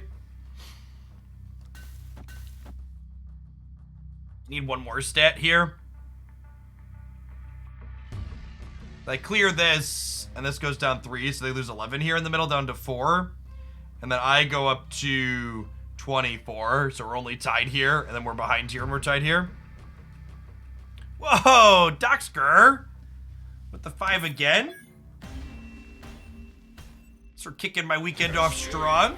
Ride up with the brand new Prime. Good afternoon. All right, let's play a little bit of the Darkhawk Destroy deck. Had enough of Mr. Namor for now. I need Jessica Jones boosties as well. I got a gold background on her, but I haven't had enough resources to get the gold frame yet, or boosters to get a gold frame yet. Does Luke Cage keep numbers big if you play something after him? He doesn't. So Luke Cage, God, this stupid desk. Such trash. Luke Cage stops penalties. Namor is a bonus.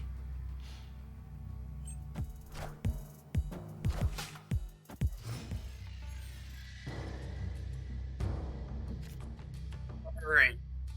This is... Whoa, not Thanos. That seems crazy. Call me, maybe. And we were playing for keeps. Yeah, let's snap him. I think we snap here. I already have content recorded for this deck, so we can play a little bit more natural. We're snapping here because Vibranium Mines is good for our Darkhawk, and Sunspot into our Killmonger is also good for us.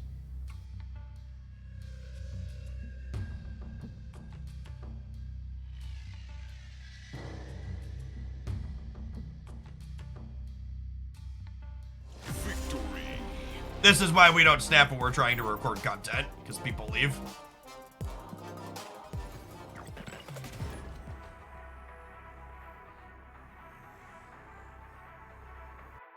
A lot of optimal snapping involves pressuring and raising the stakes on turns 1, 2, and 3 when people often will be leaving.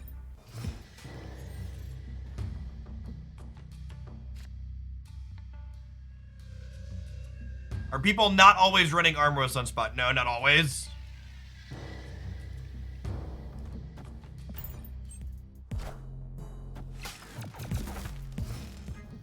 The Plunder Castle is kind of bad for our deck, but it's fine. We have Storm to deal with problematic locations.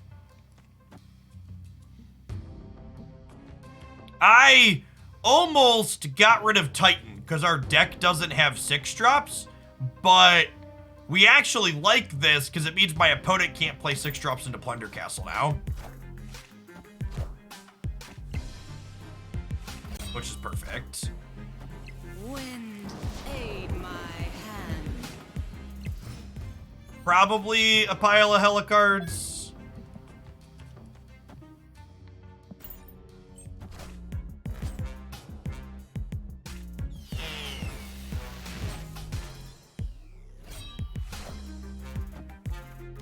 All right, need to copy a Nova to win the left.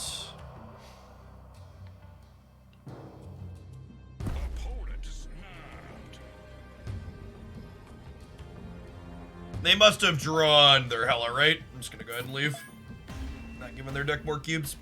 Elgin Storm, thanks for the half a year.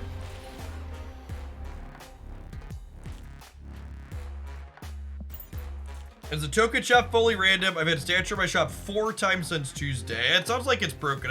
I'd report that as a bug. Some good pull 2 decks. Yeah, I have some Series 2 deck recommendations here.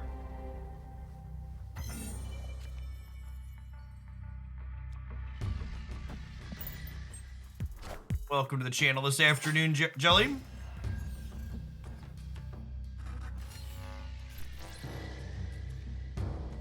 This might be a Storm the Mojo World angle. Well, if they play into it, maybe we don't.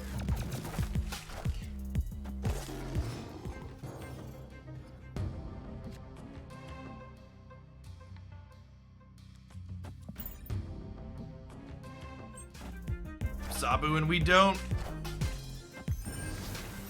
Wongers. Our deck does not have any counterplay to Wong. So that could just be GG. If they snap, we're probably leaving.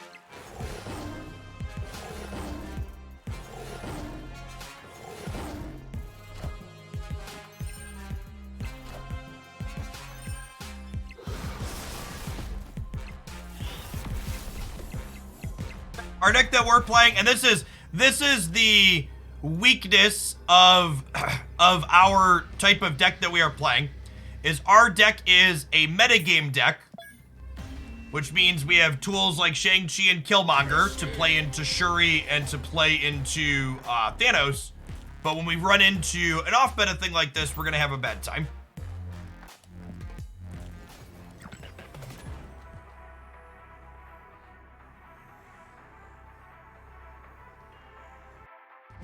And as is always the case, Wong is bad cube equity. When it works, I just get to leave.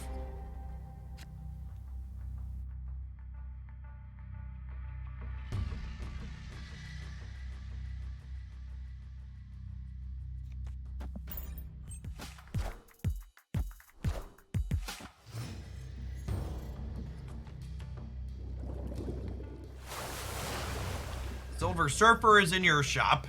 If they ever do meaningful balance, I'd wager Silver Surfer has a future as a playable card. It is currently very bad into Shuri stuff.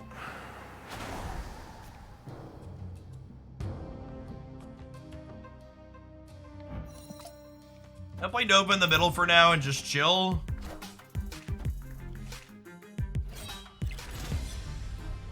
Sunspot, discard. Apocalypse, most notably.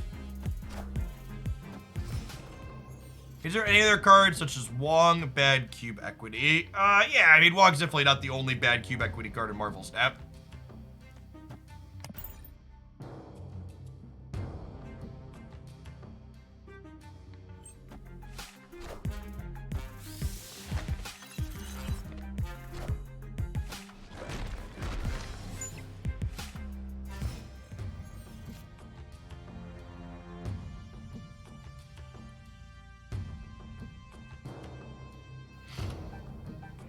Not having Killmonger or Carnage here in this many cards is a rough sell.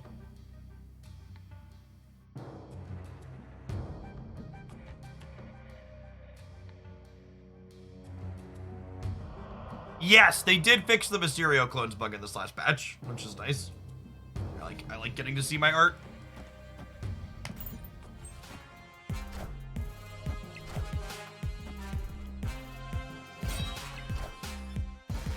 Okay, Rock Slide did a thing.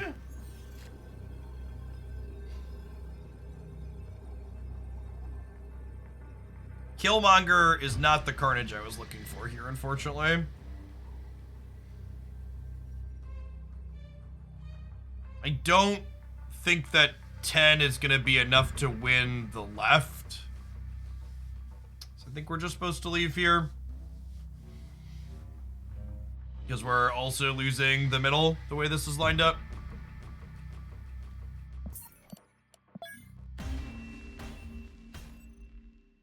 Escape. And you try a deck with Surprise Heimdall. I'm mostly trying to work on things that I think could be competitive. I'm playing in a small invitational tournament at the start of March with 15 other content creators. Ideally, I would like to not register Thanos and Shuri as my two decks, but if push comes to shove, if it was tomorrow, I'd be registering Thanos and Shuri.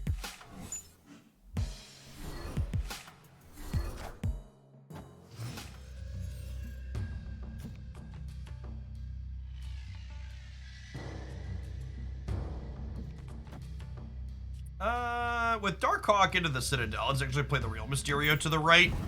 We want to set up a fake Mysterio in the same path as Hood, so that way if we draw Carnage, it can eat all of them. Who's doing the tournament? They actually haven't done official announcement stuff yet, so I don't think I can share that detail.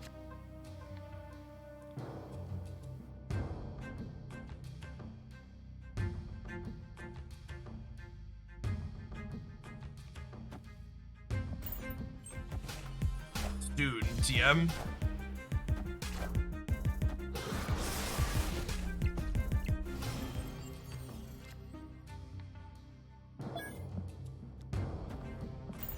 Darkhawk's really good at winning Asgard.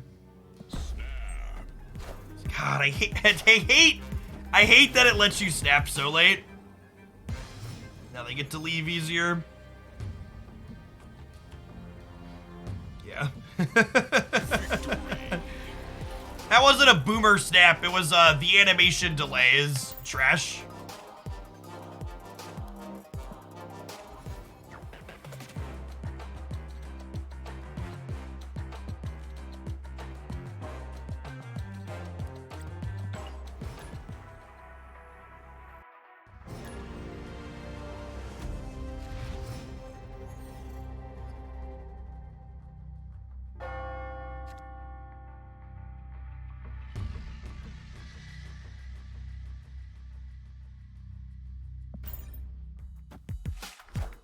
This hand's solid. Okay.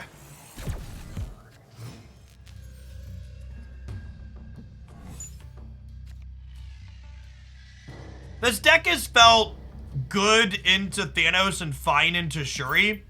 But the problem with the small invitational type tournament is they invited, it's not just Marvel Snap content creators, there's some bigger names from other people in other card game spaces in it.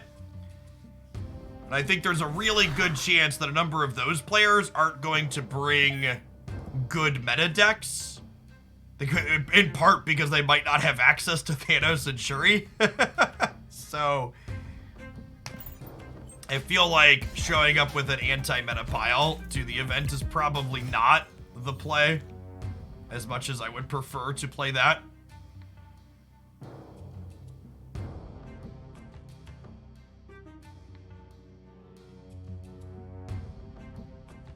Killmongering yet? If I draw Hood next turn, I want to Killmonger next turn.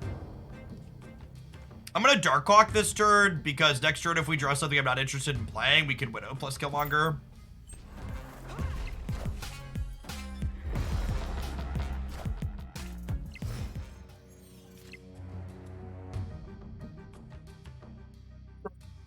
Marvel Snap is really fun, doo-da, doo-da. Marvel Snap is really fun, oh, the doo-da day. Do-do-do-do-do, do-do-do-do-do, do-do-do-do-do-do-do-do-do.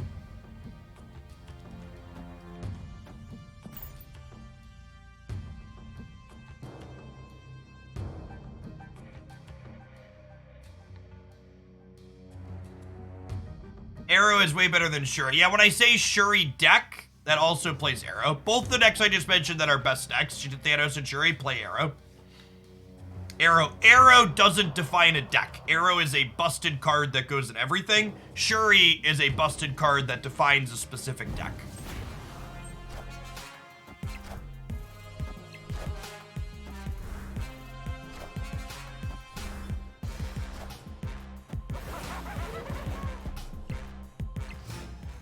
Deba, that's all, folks.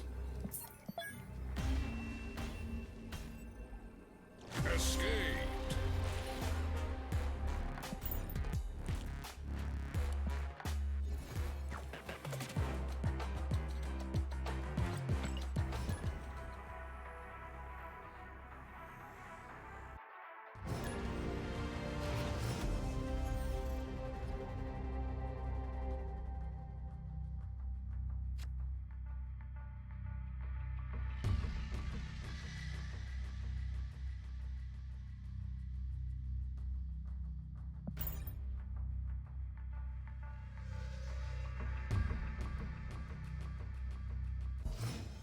Are you confident enough with the meta decks for tournament play? I mean, neither of the good decks right now are particularly mechanically complicated to play. The Shuri deck especially is just a straightforward point slam deck.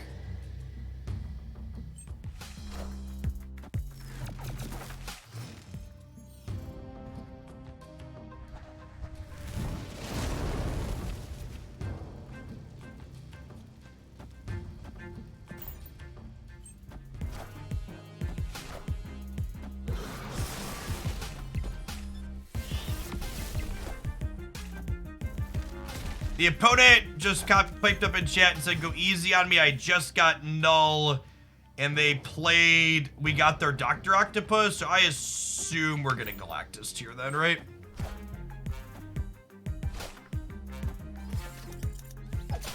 No, it's online, Boomflex.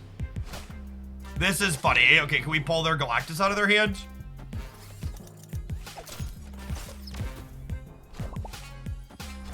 Good shit.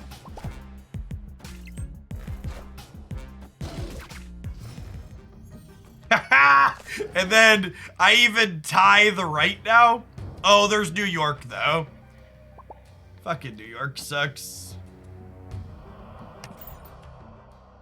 Oh, they're leaving, sure. Victory. They could have flipped a coin on New York. Hookups if you're here. This is anyone's game. Whew.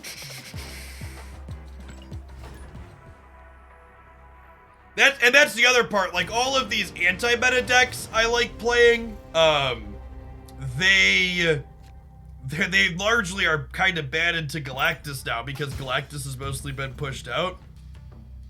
I think New York should 100% let you move cards on turn 5. I think it would be it would make the location much more interesting and skillful.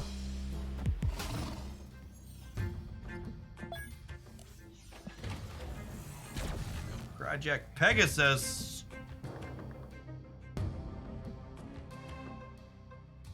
Hawk is like my single biggest thing. So I think I'm gonna play Hawk into the Space Throne here because if I don't play something into the Space Throne, I can't Mysterio yet. So I think we set this up.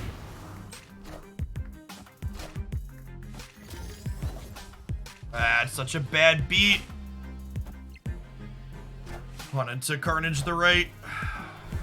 And then we're probably dead to Shuri into the Space Throne, so we could just move on.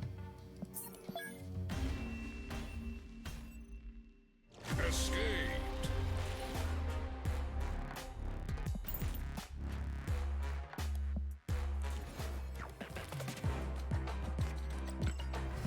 Let's play a bad deck that I like playing for a little bit. Oh, you know what? I missed my top of the hour ad break. Let's play a game and then we'll fire that up here. What's going on, Foolish Goat? Thanks for the quarter of a year. Definitely vibing on the turn 1 bash. Oh, I need one more Sarah booster to get her a gold border.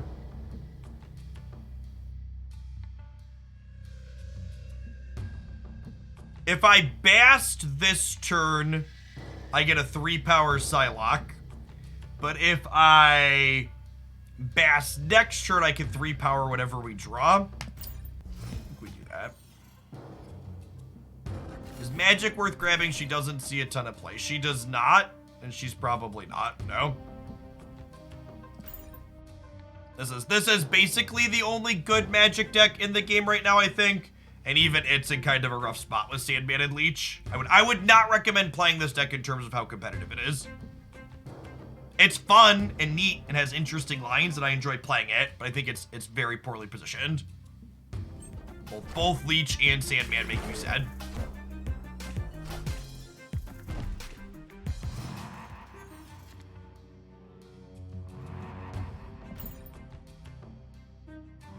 Giving up Kiln here, never competing with this Sunspot in a million years. Where's my favorite Marvel hero outside of Snap? Well, as a basic white dude, the answer is Spider-Man.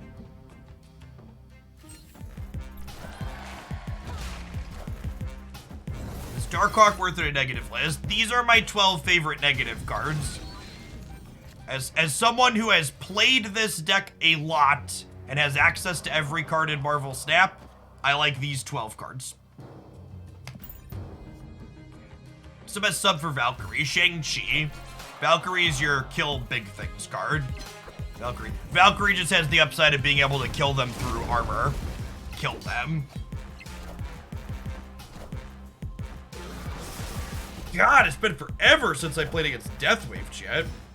Wait, 0? Opponent is cooking over there. What are you doing, bud?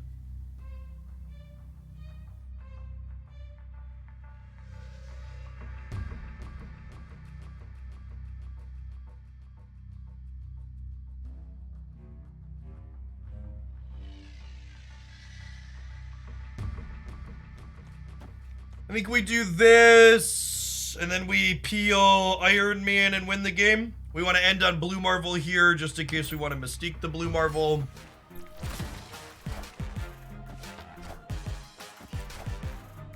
Valkyrie would also be an acceptable draw.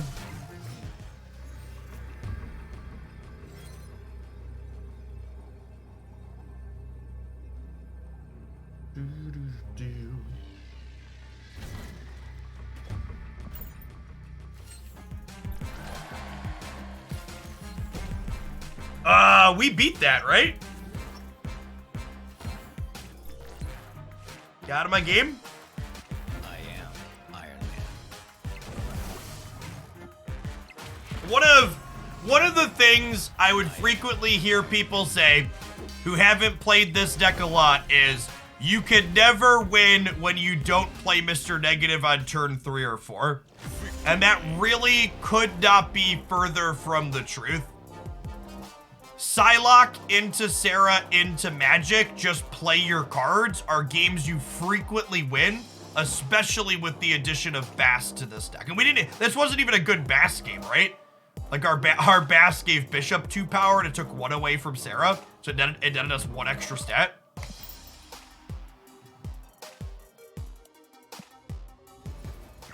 Are you not a believer of Adam and Negative deck? These are the 12 Mr. Negative cards I would recommend playing if you want the most competitive Mr. Negative deck.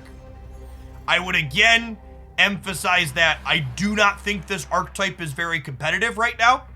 It's bad into Leech and it's bad into Sandman. But if you are dead set on playing Mr. Negative, like I occasionally am, I forgot to do my ad roll. I think these 12 cards are the best you could do. And you play this without Psylocke? No. Psylocke is not optional. Again, you'll note here, I didn't play Psylocke on turn 2 because I didn't have Negative in hand.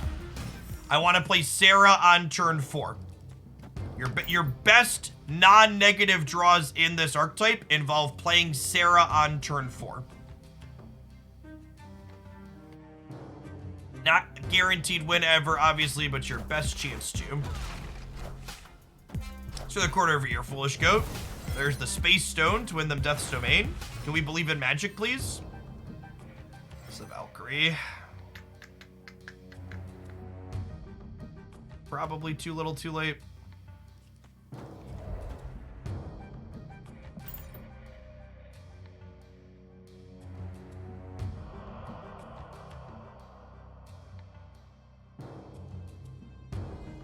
Is it better to sub Shang-Chi for Bishop? I don't think you need Shang-Chi and Valkyrie. He says as he loses to Devil Dinosaur. I deserve that one, chat. Yeah, the biggest upgrade you could add to this deck that I'm currently missing is Dami Mami Angela. Would make the deck significantly better.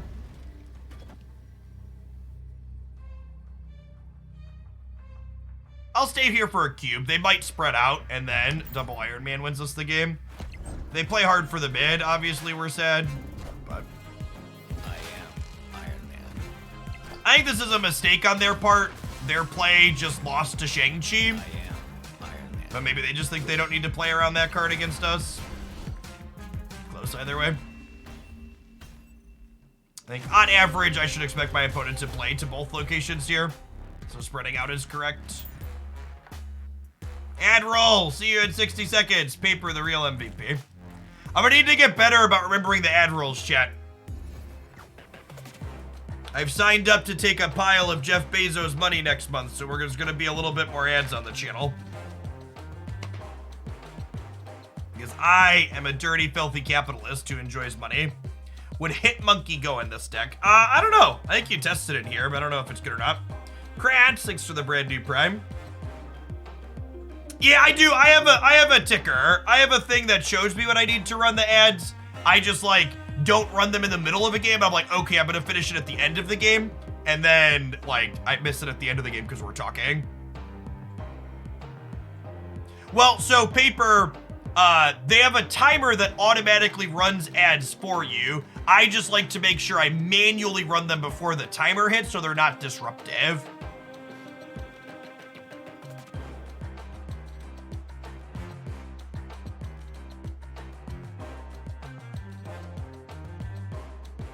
My ads deal next month will pay for a significant amount of daycare. I don't know where Kang belongs, if anywhere. It's such a weird effect. Kang feels like more of a head game card than anything else. It's not really a card that you're like, oh, this deck wants Kang, I don't think.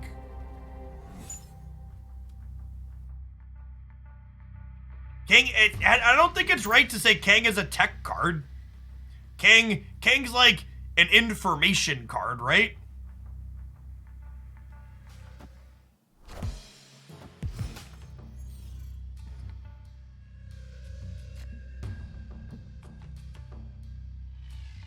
How many burritos? The ads deal next month is for approximately 700 burritos.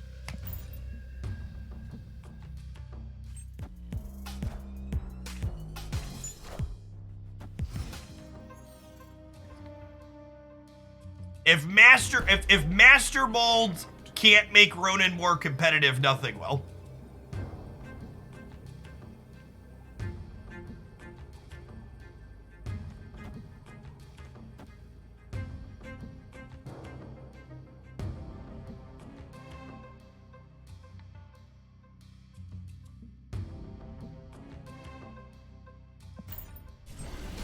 Yeah, I had to get rid of the left and right burrito emote to fit the new emotes. I need to figure out somewhere to put them back, I think.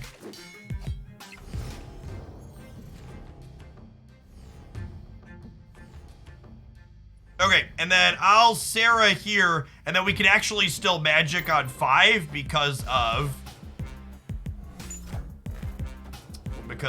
Sarah.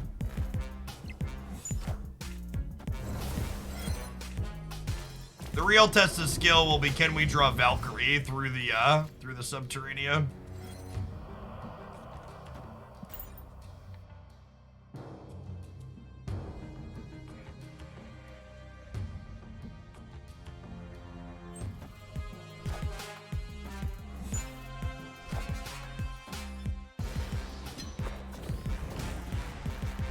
Do you believe in magic? And this turn 7. I think I would rather copy a rock and a blue Marvel than play Mr. Negative for 1 draw, right?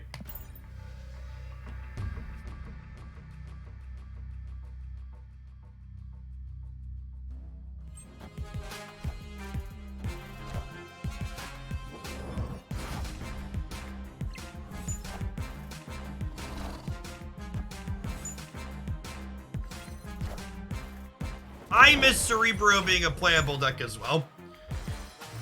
It's big sad that it's not.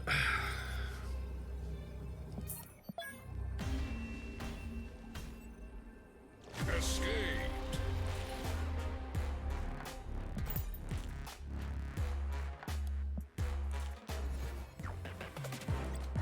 You know what? Maybe we'll spew with Cerebro 2 after this.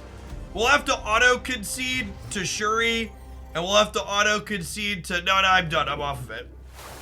No, I can't. Because you also can't ever beat fucking Soulstone. That's the other problem. I always remember that Red Skull makes what's it called unplayable right now. But Soulstone out of Thanos also just fucking kills you. The deck is stone cold unplayable into both of the best decks in the format. It is atrocious.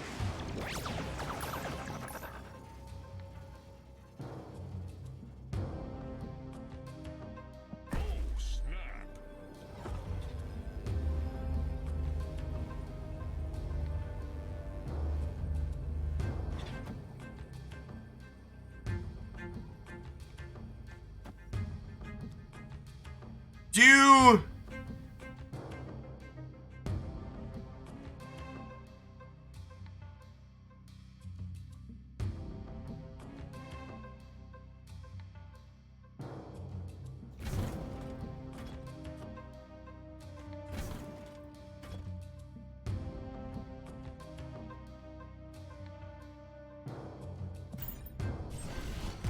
Oh my god, they stayed.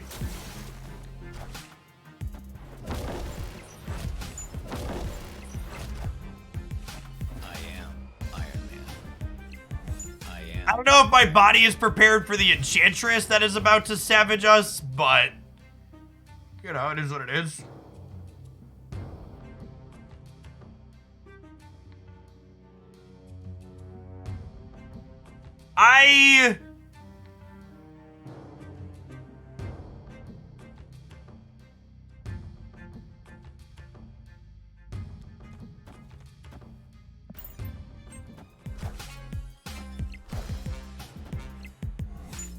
Oh my god, I played these in the wrong order.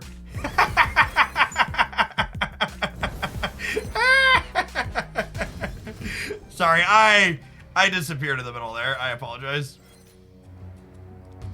I hope we lose. I was like, oh, I want to get the Mystique trigger on the Bishop. I wanted Bishop to be +1 power, chat. Come on now.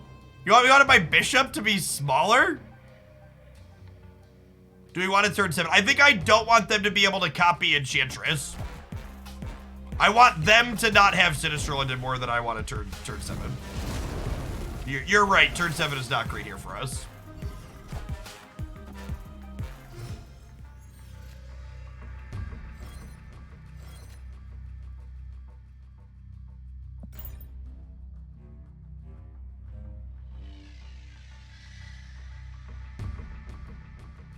Mystique does not copy Bishop. That's why I played them in the wrong order. Any reason to not Sarah there? Any reason to Sarah? Why should I Sarah? We should be at 88 here, and we should be at 30 here. Mistakes were made.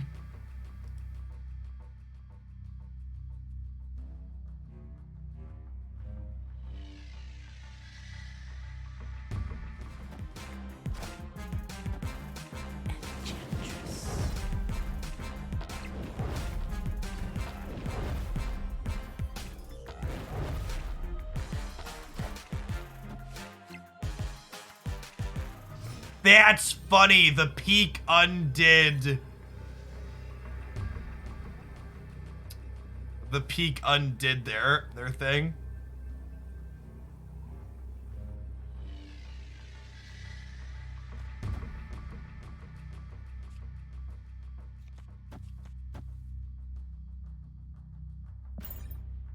Just spread, or sorry, Cage undid the peak. That's what I mean. Yeah. This game wouldn't be close if I had a Iron Man Mystique over here on the left, but we don't, so it is, because my brain is bad.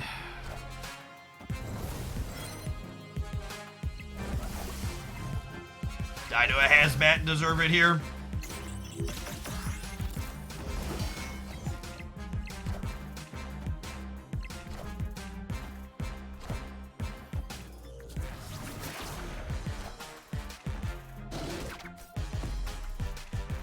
Oh my god, they lost the game because they hazmatted before their Shang-Chi.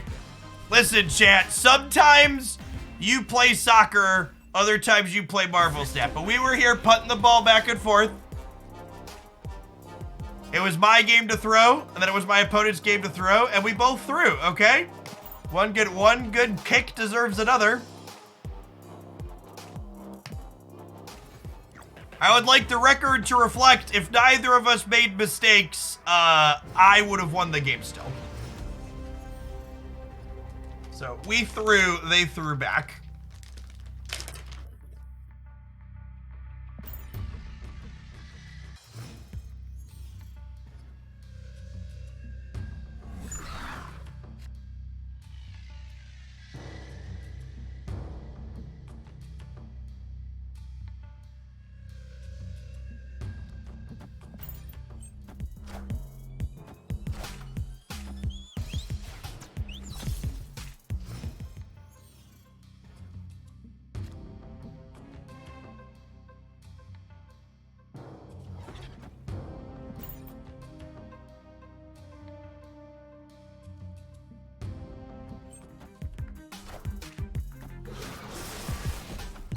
Do you prefer every plate or HelloFresh more?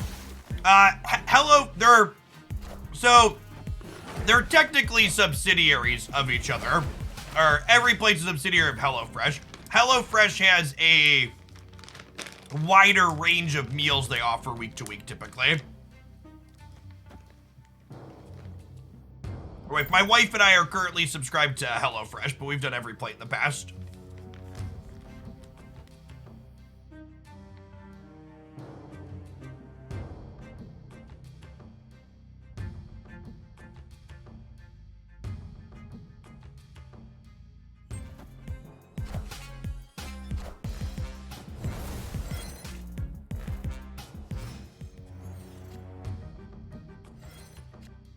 Well, that's super convenient.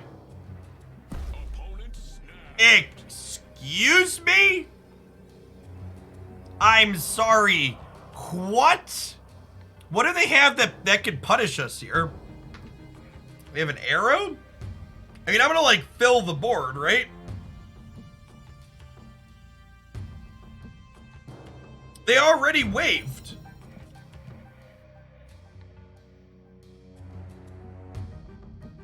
They're gonna leech me? You think Death Wave is gonna leech me? Death Wave is gonna leech me. I'm gonna play these out left and right, or center and right, just in case they leech me.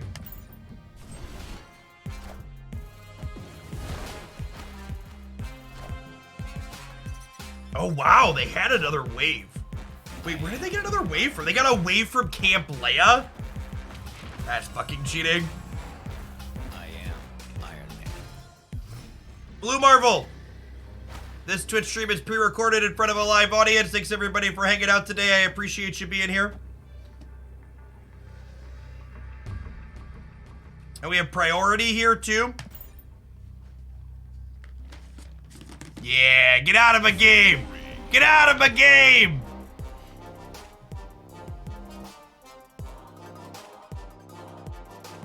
So these will go to 9, 12 to their 9 over here. Then we gain a bunch here and we gain 6 more over here.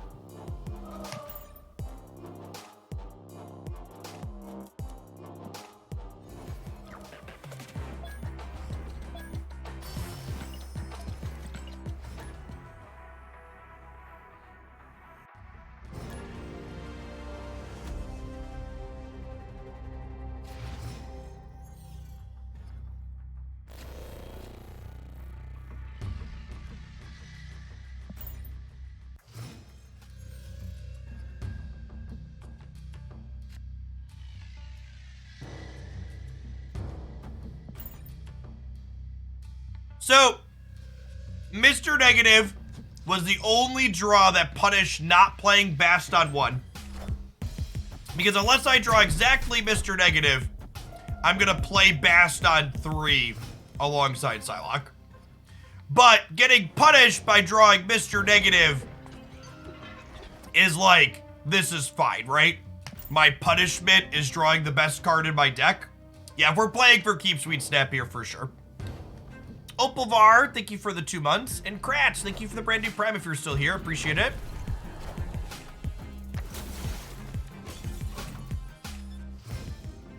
Oh, this person plays, all this person plays is Cerebro 3 pretty much. Or like all Cerebro 3 all the time.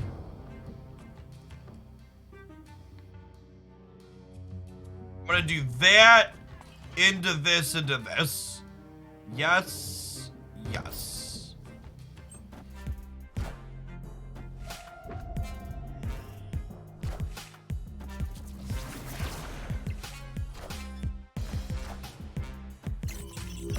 Well, we were kind of punished for trying to be cheeky with the Iron Heart, but also negative zone's real bad for them, so we take those.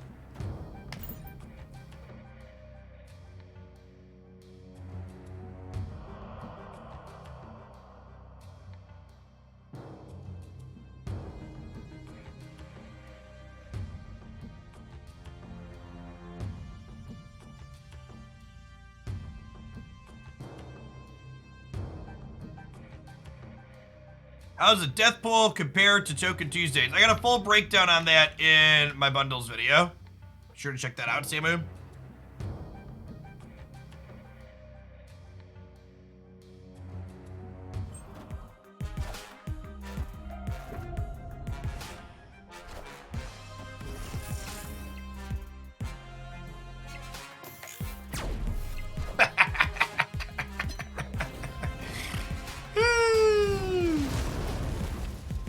Are there any unreleased cards you think would be competitive against Thanos and Shuri? No. In fact, I think if Nimrod releases into the current format that we have, it will probably flop harder than MODOK did. Want to come by and say thank you for your Shuri video. Deck got me from 93 to 100, my first infinite ever. Listen. I try not to make claims that aren't true in my YouTube videos and titles. So when I tell you that I think I've got the best build of the best deck, I'm coming through for you. Congrats on your first infinite. Aimless, thank you for the quarter of a year. Welcome back. Appreciate the support.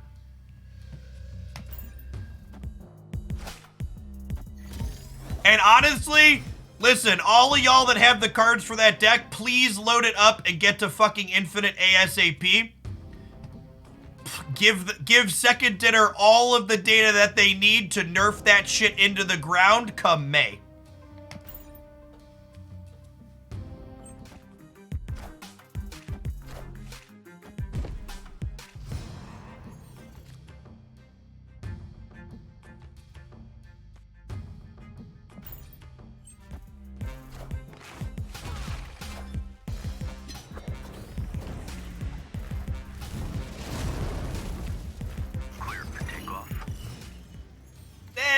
Thank you for the third of a year. I appreciate that. Is this a turn 5 Mr. Negative angle? I have 2 more turns, so I think the answer is yes. I guess it's awkward though, because like the cards in my deck aren't even really that good to flip here.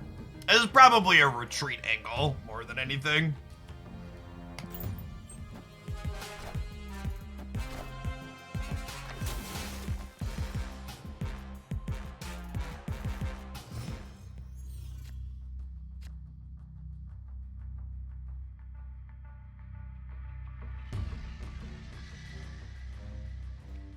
I think we do this here and this here.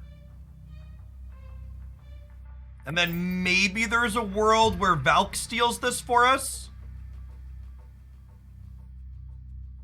Maybe.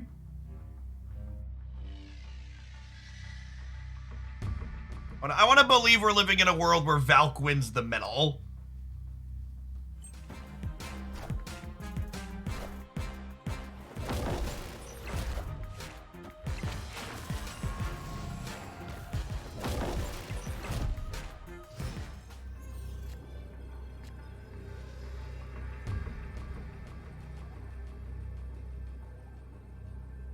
So, does this win the middle? It sets all of these to 3 and they go to 12. And then these are +2. So these are +2 each, so I'm at 13, I'm at 14, so I'm 14 to 12. You think they're gonna arrow right? Yeah, there's definitely a world where we die to arrow right? Maybe? Maybe? I don't know, ship it.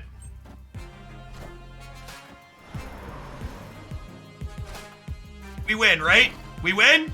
We win? Does Captain Marvel get us? Fuck, I think Captain Marvel gets us. Higher, further, faster, baby. She sure does it. All right. Victory. Would we really not have lost if she went here? She goes here. She jumps to here. We're 15 to 15, and then we're 10 to 2, and sure. Sure, we'll win the breaker by 1.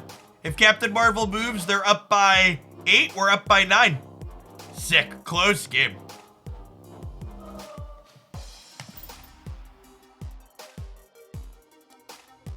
This deck is competitive. Excuse me. This deck is competitive against Shuri. It's bad against Leech Thanos, but it's competitive into Shuri. You're also gonna have a hard time against Sandman.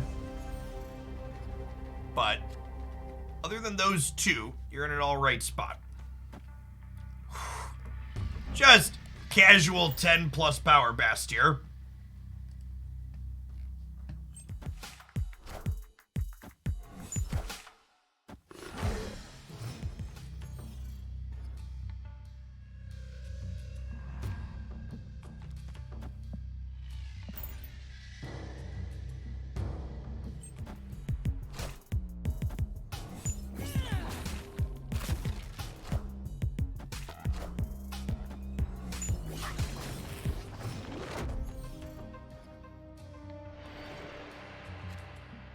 Hey, look! A location with no text.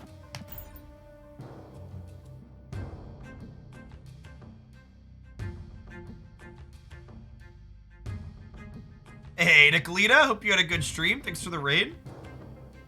Yeah, I'd buy that duck. A duck that this deck's actively good into the Shuri deck.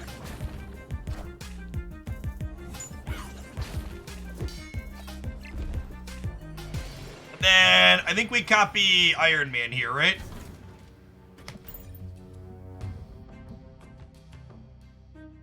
If you haven't seen this version of Mr. Negative before, that means you've missed some of the sweet highlights every single day up on my YouTube channel.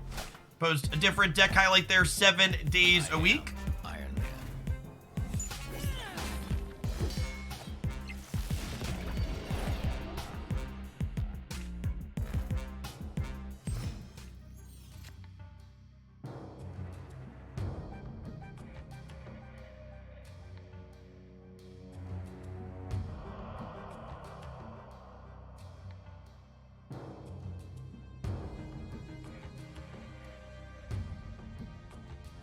So they're gonna get to play something and pull Titania out on the left, which gives us -10 and them +5. So we only have 22 on the left right now. So the question I'm kind of thinking about here is, do I need to blue Marvel this turn or can I wait? If I play this Mystique, she copies Iron Man. And then is my follow-up an Angela for stats, or is it a Psylocke for an energy? A 7th energy doesn't really help me next turn, I don't think. So I think we just Angela for stats over here. Wait, what? They played the cloning batch? Oh, I guess this gives them a copy for the other side. Yeah, I guess it gives them a copy for the other side. Oh, but it's only Arrow.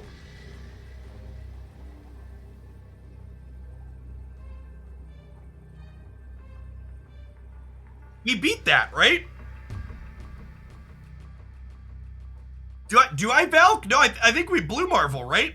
Because Blue Marvel is +6 on the left and is +6 on the right, possibly more.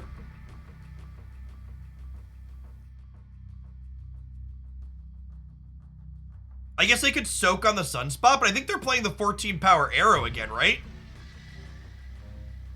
I guess if they only play the 14 power Arrow, we tie the left.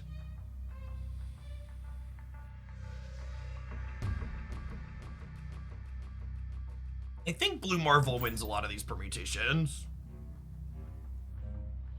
With Valk, we win all the tiebreakers. So the problem with Valk, chat, is if I Valk here, they could play here, and then I lose here and here, right?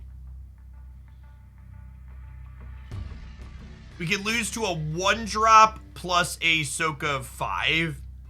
Yes, I think that's accurate.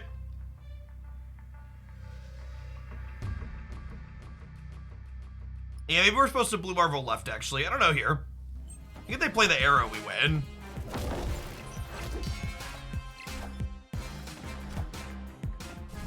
Yeah, they just didn't think we could get power on either side. There were permutations of this that we lost, but I think knowing that they have the arrow with 14 power, we probably win more often than we lose.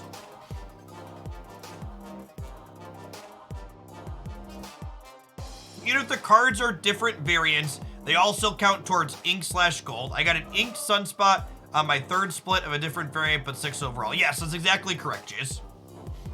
So like this inked Iron Man I can show you here. This inked Iron Man, for example, I think was the first split on this variant for me. But I had a bunch of splits on a different variant. And if you haven't seen this before, if you toggle off this all one, it gets rid of them. Yeah, so like I have 1, 2, 3, 4, 5. All right, we ran hot on these Iron Man. I actually have 2 inked Iron Man. And this one was the 4th split on this one, and this one was the 1st split on this one.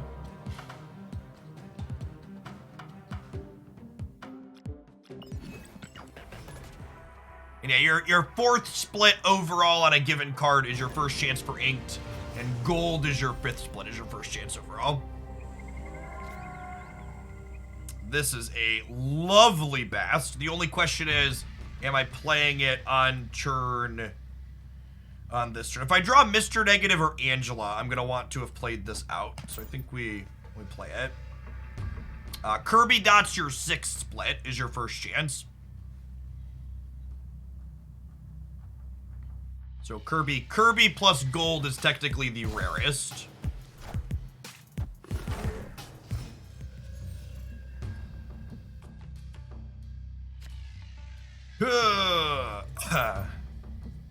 This is our first time. We've been having a good time here with this deck, but this is our first time playing into Leech, so that's probably going to change here. Thoughts on Lockjaw and Negative? I think it's inoptimal. I've played a lot of Mr. Negative in the almost year Marvel Snap's been out now, and I'm very confident that these are the best 12 cards at the moment. I'm also very confident that this deck sucks against the 2 meta decks right now, though. If you are looking for something from the purely competitive perspective, I would recommend playing something not this.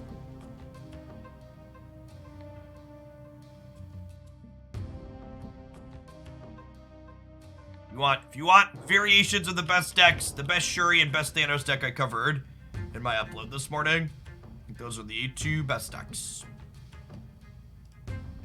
They are both Arrow decks. Arrow is the best individual card, and she's in both of the best builds of the best decks. Yeah, you can have extra Cupid.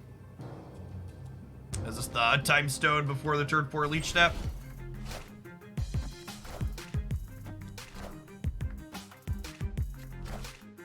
Thanks.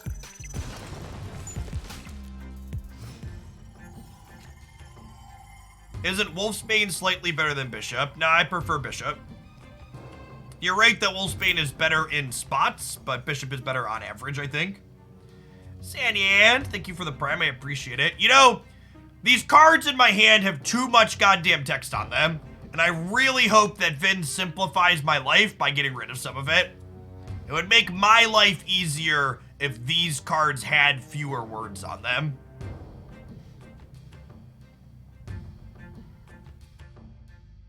Be a pal. Do me a favor. God, guys, see, I knew Vin was gonna come through for me. Marvel Snap is a really complicated game sometimes, and I really appreciate that there are cards like Leech in the game that help me understand what's going on better. Old buddy, old pal.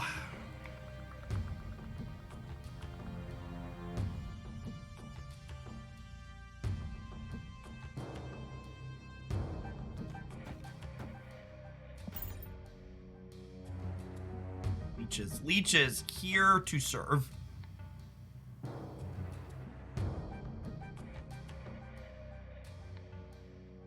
They heard my silent prayer. Yep.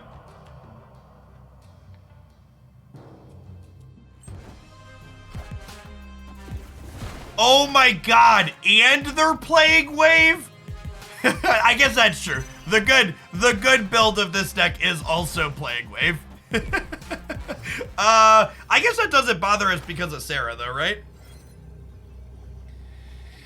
Probably can't win, but yeah. It's a shame we didn't draw Blue Marvel. Would have been our best draw, but I think we just leave. All right, it's almost 3 o'clock. I've been live for 6 hours. We had fun with Mr. Negative until I got leeched. I think that's about my cue to call it a day.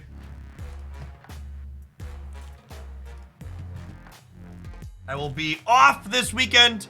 You can expect some daily deck highlights up on the YouTube channel every single day. As always, I'll be back again on Monday. It looks like Dexter just went live. What a perfect place to raid. I'm gonna send you over his way. Anything fun this weekend? Yeah, my kids have their Pinewood Derby for Cub Scouts this weekend, so it should be a good time. Go check out some Dexter, folks. He's great.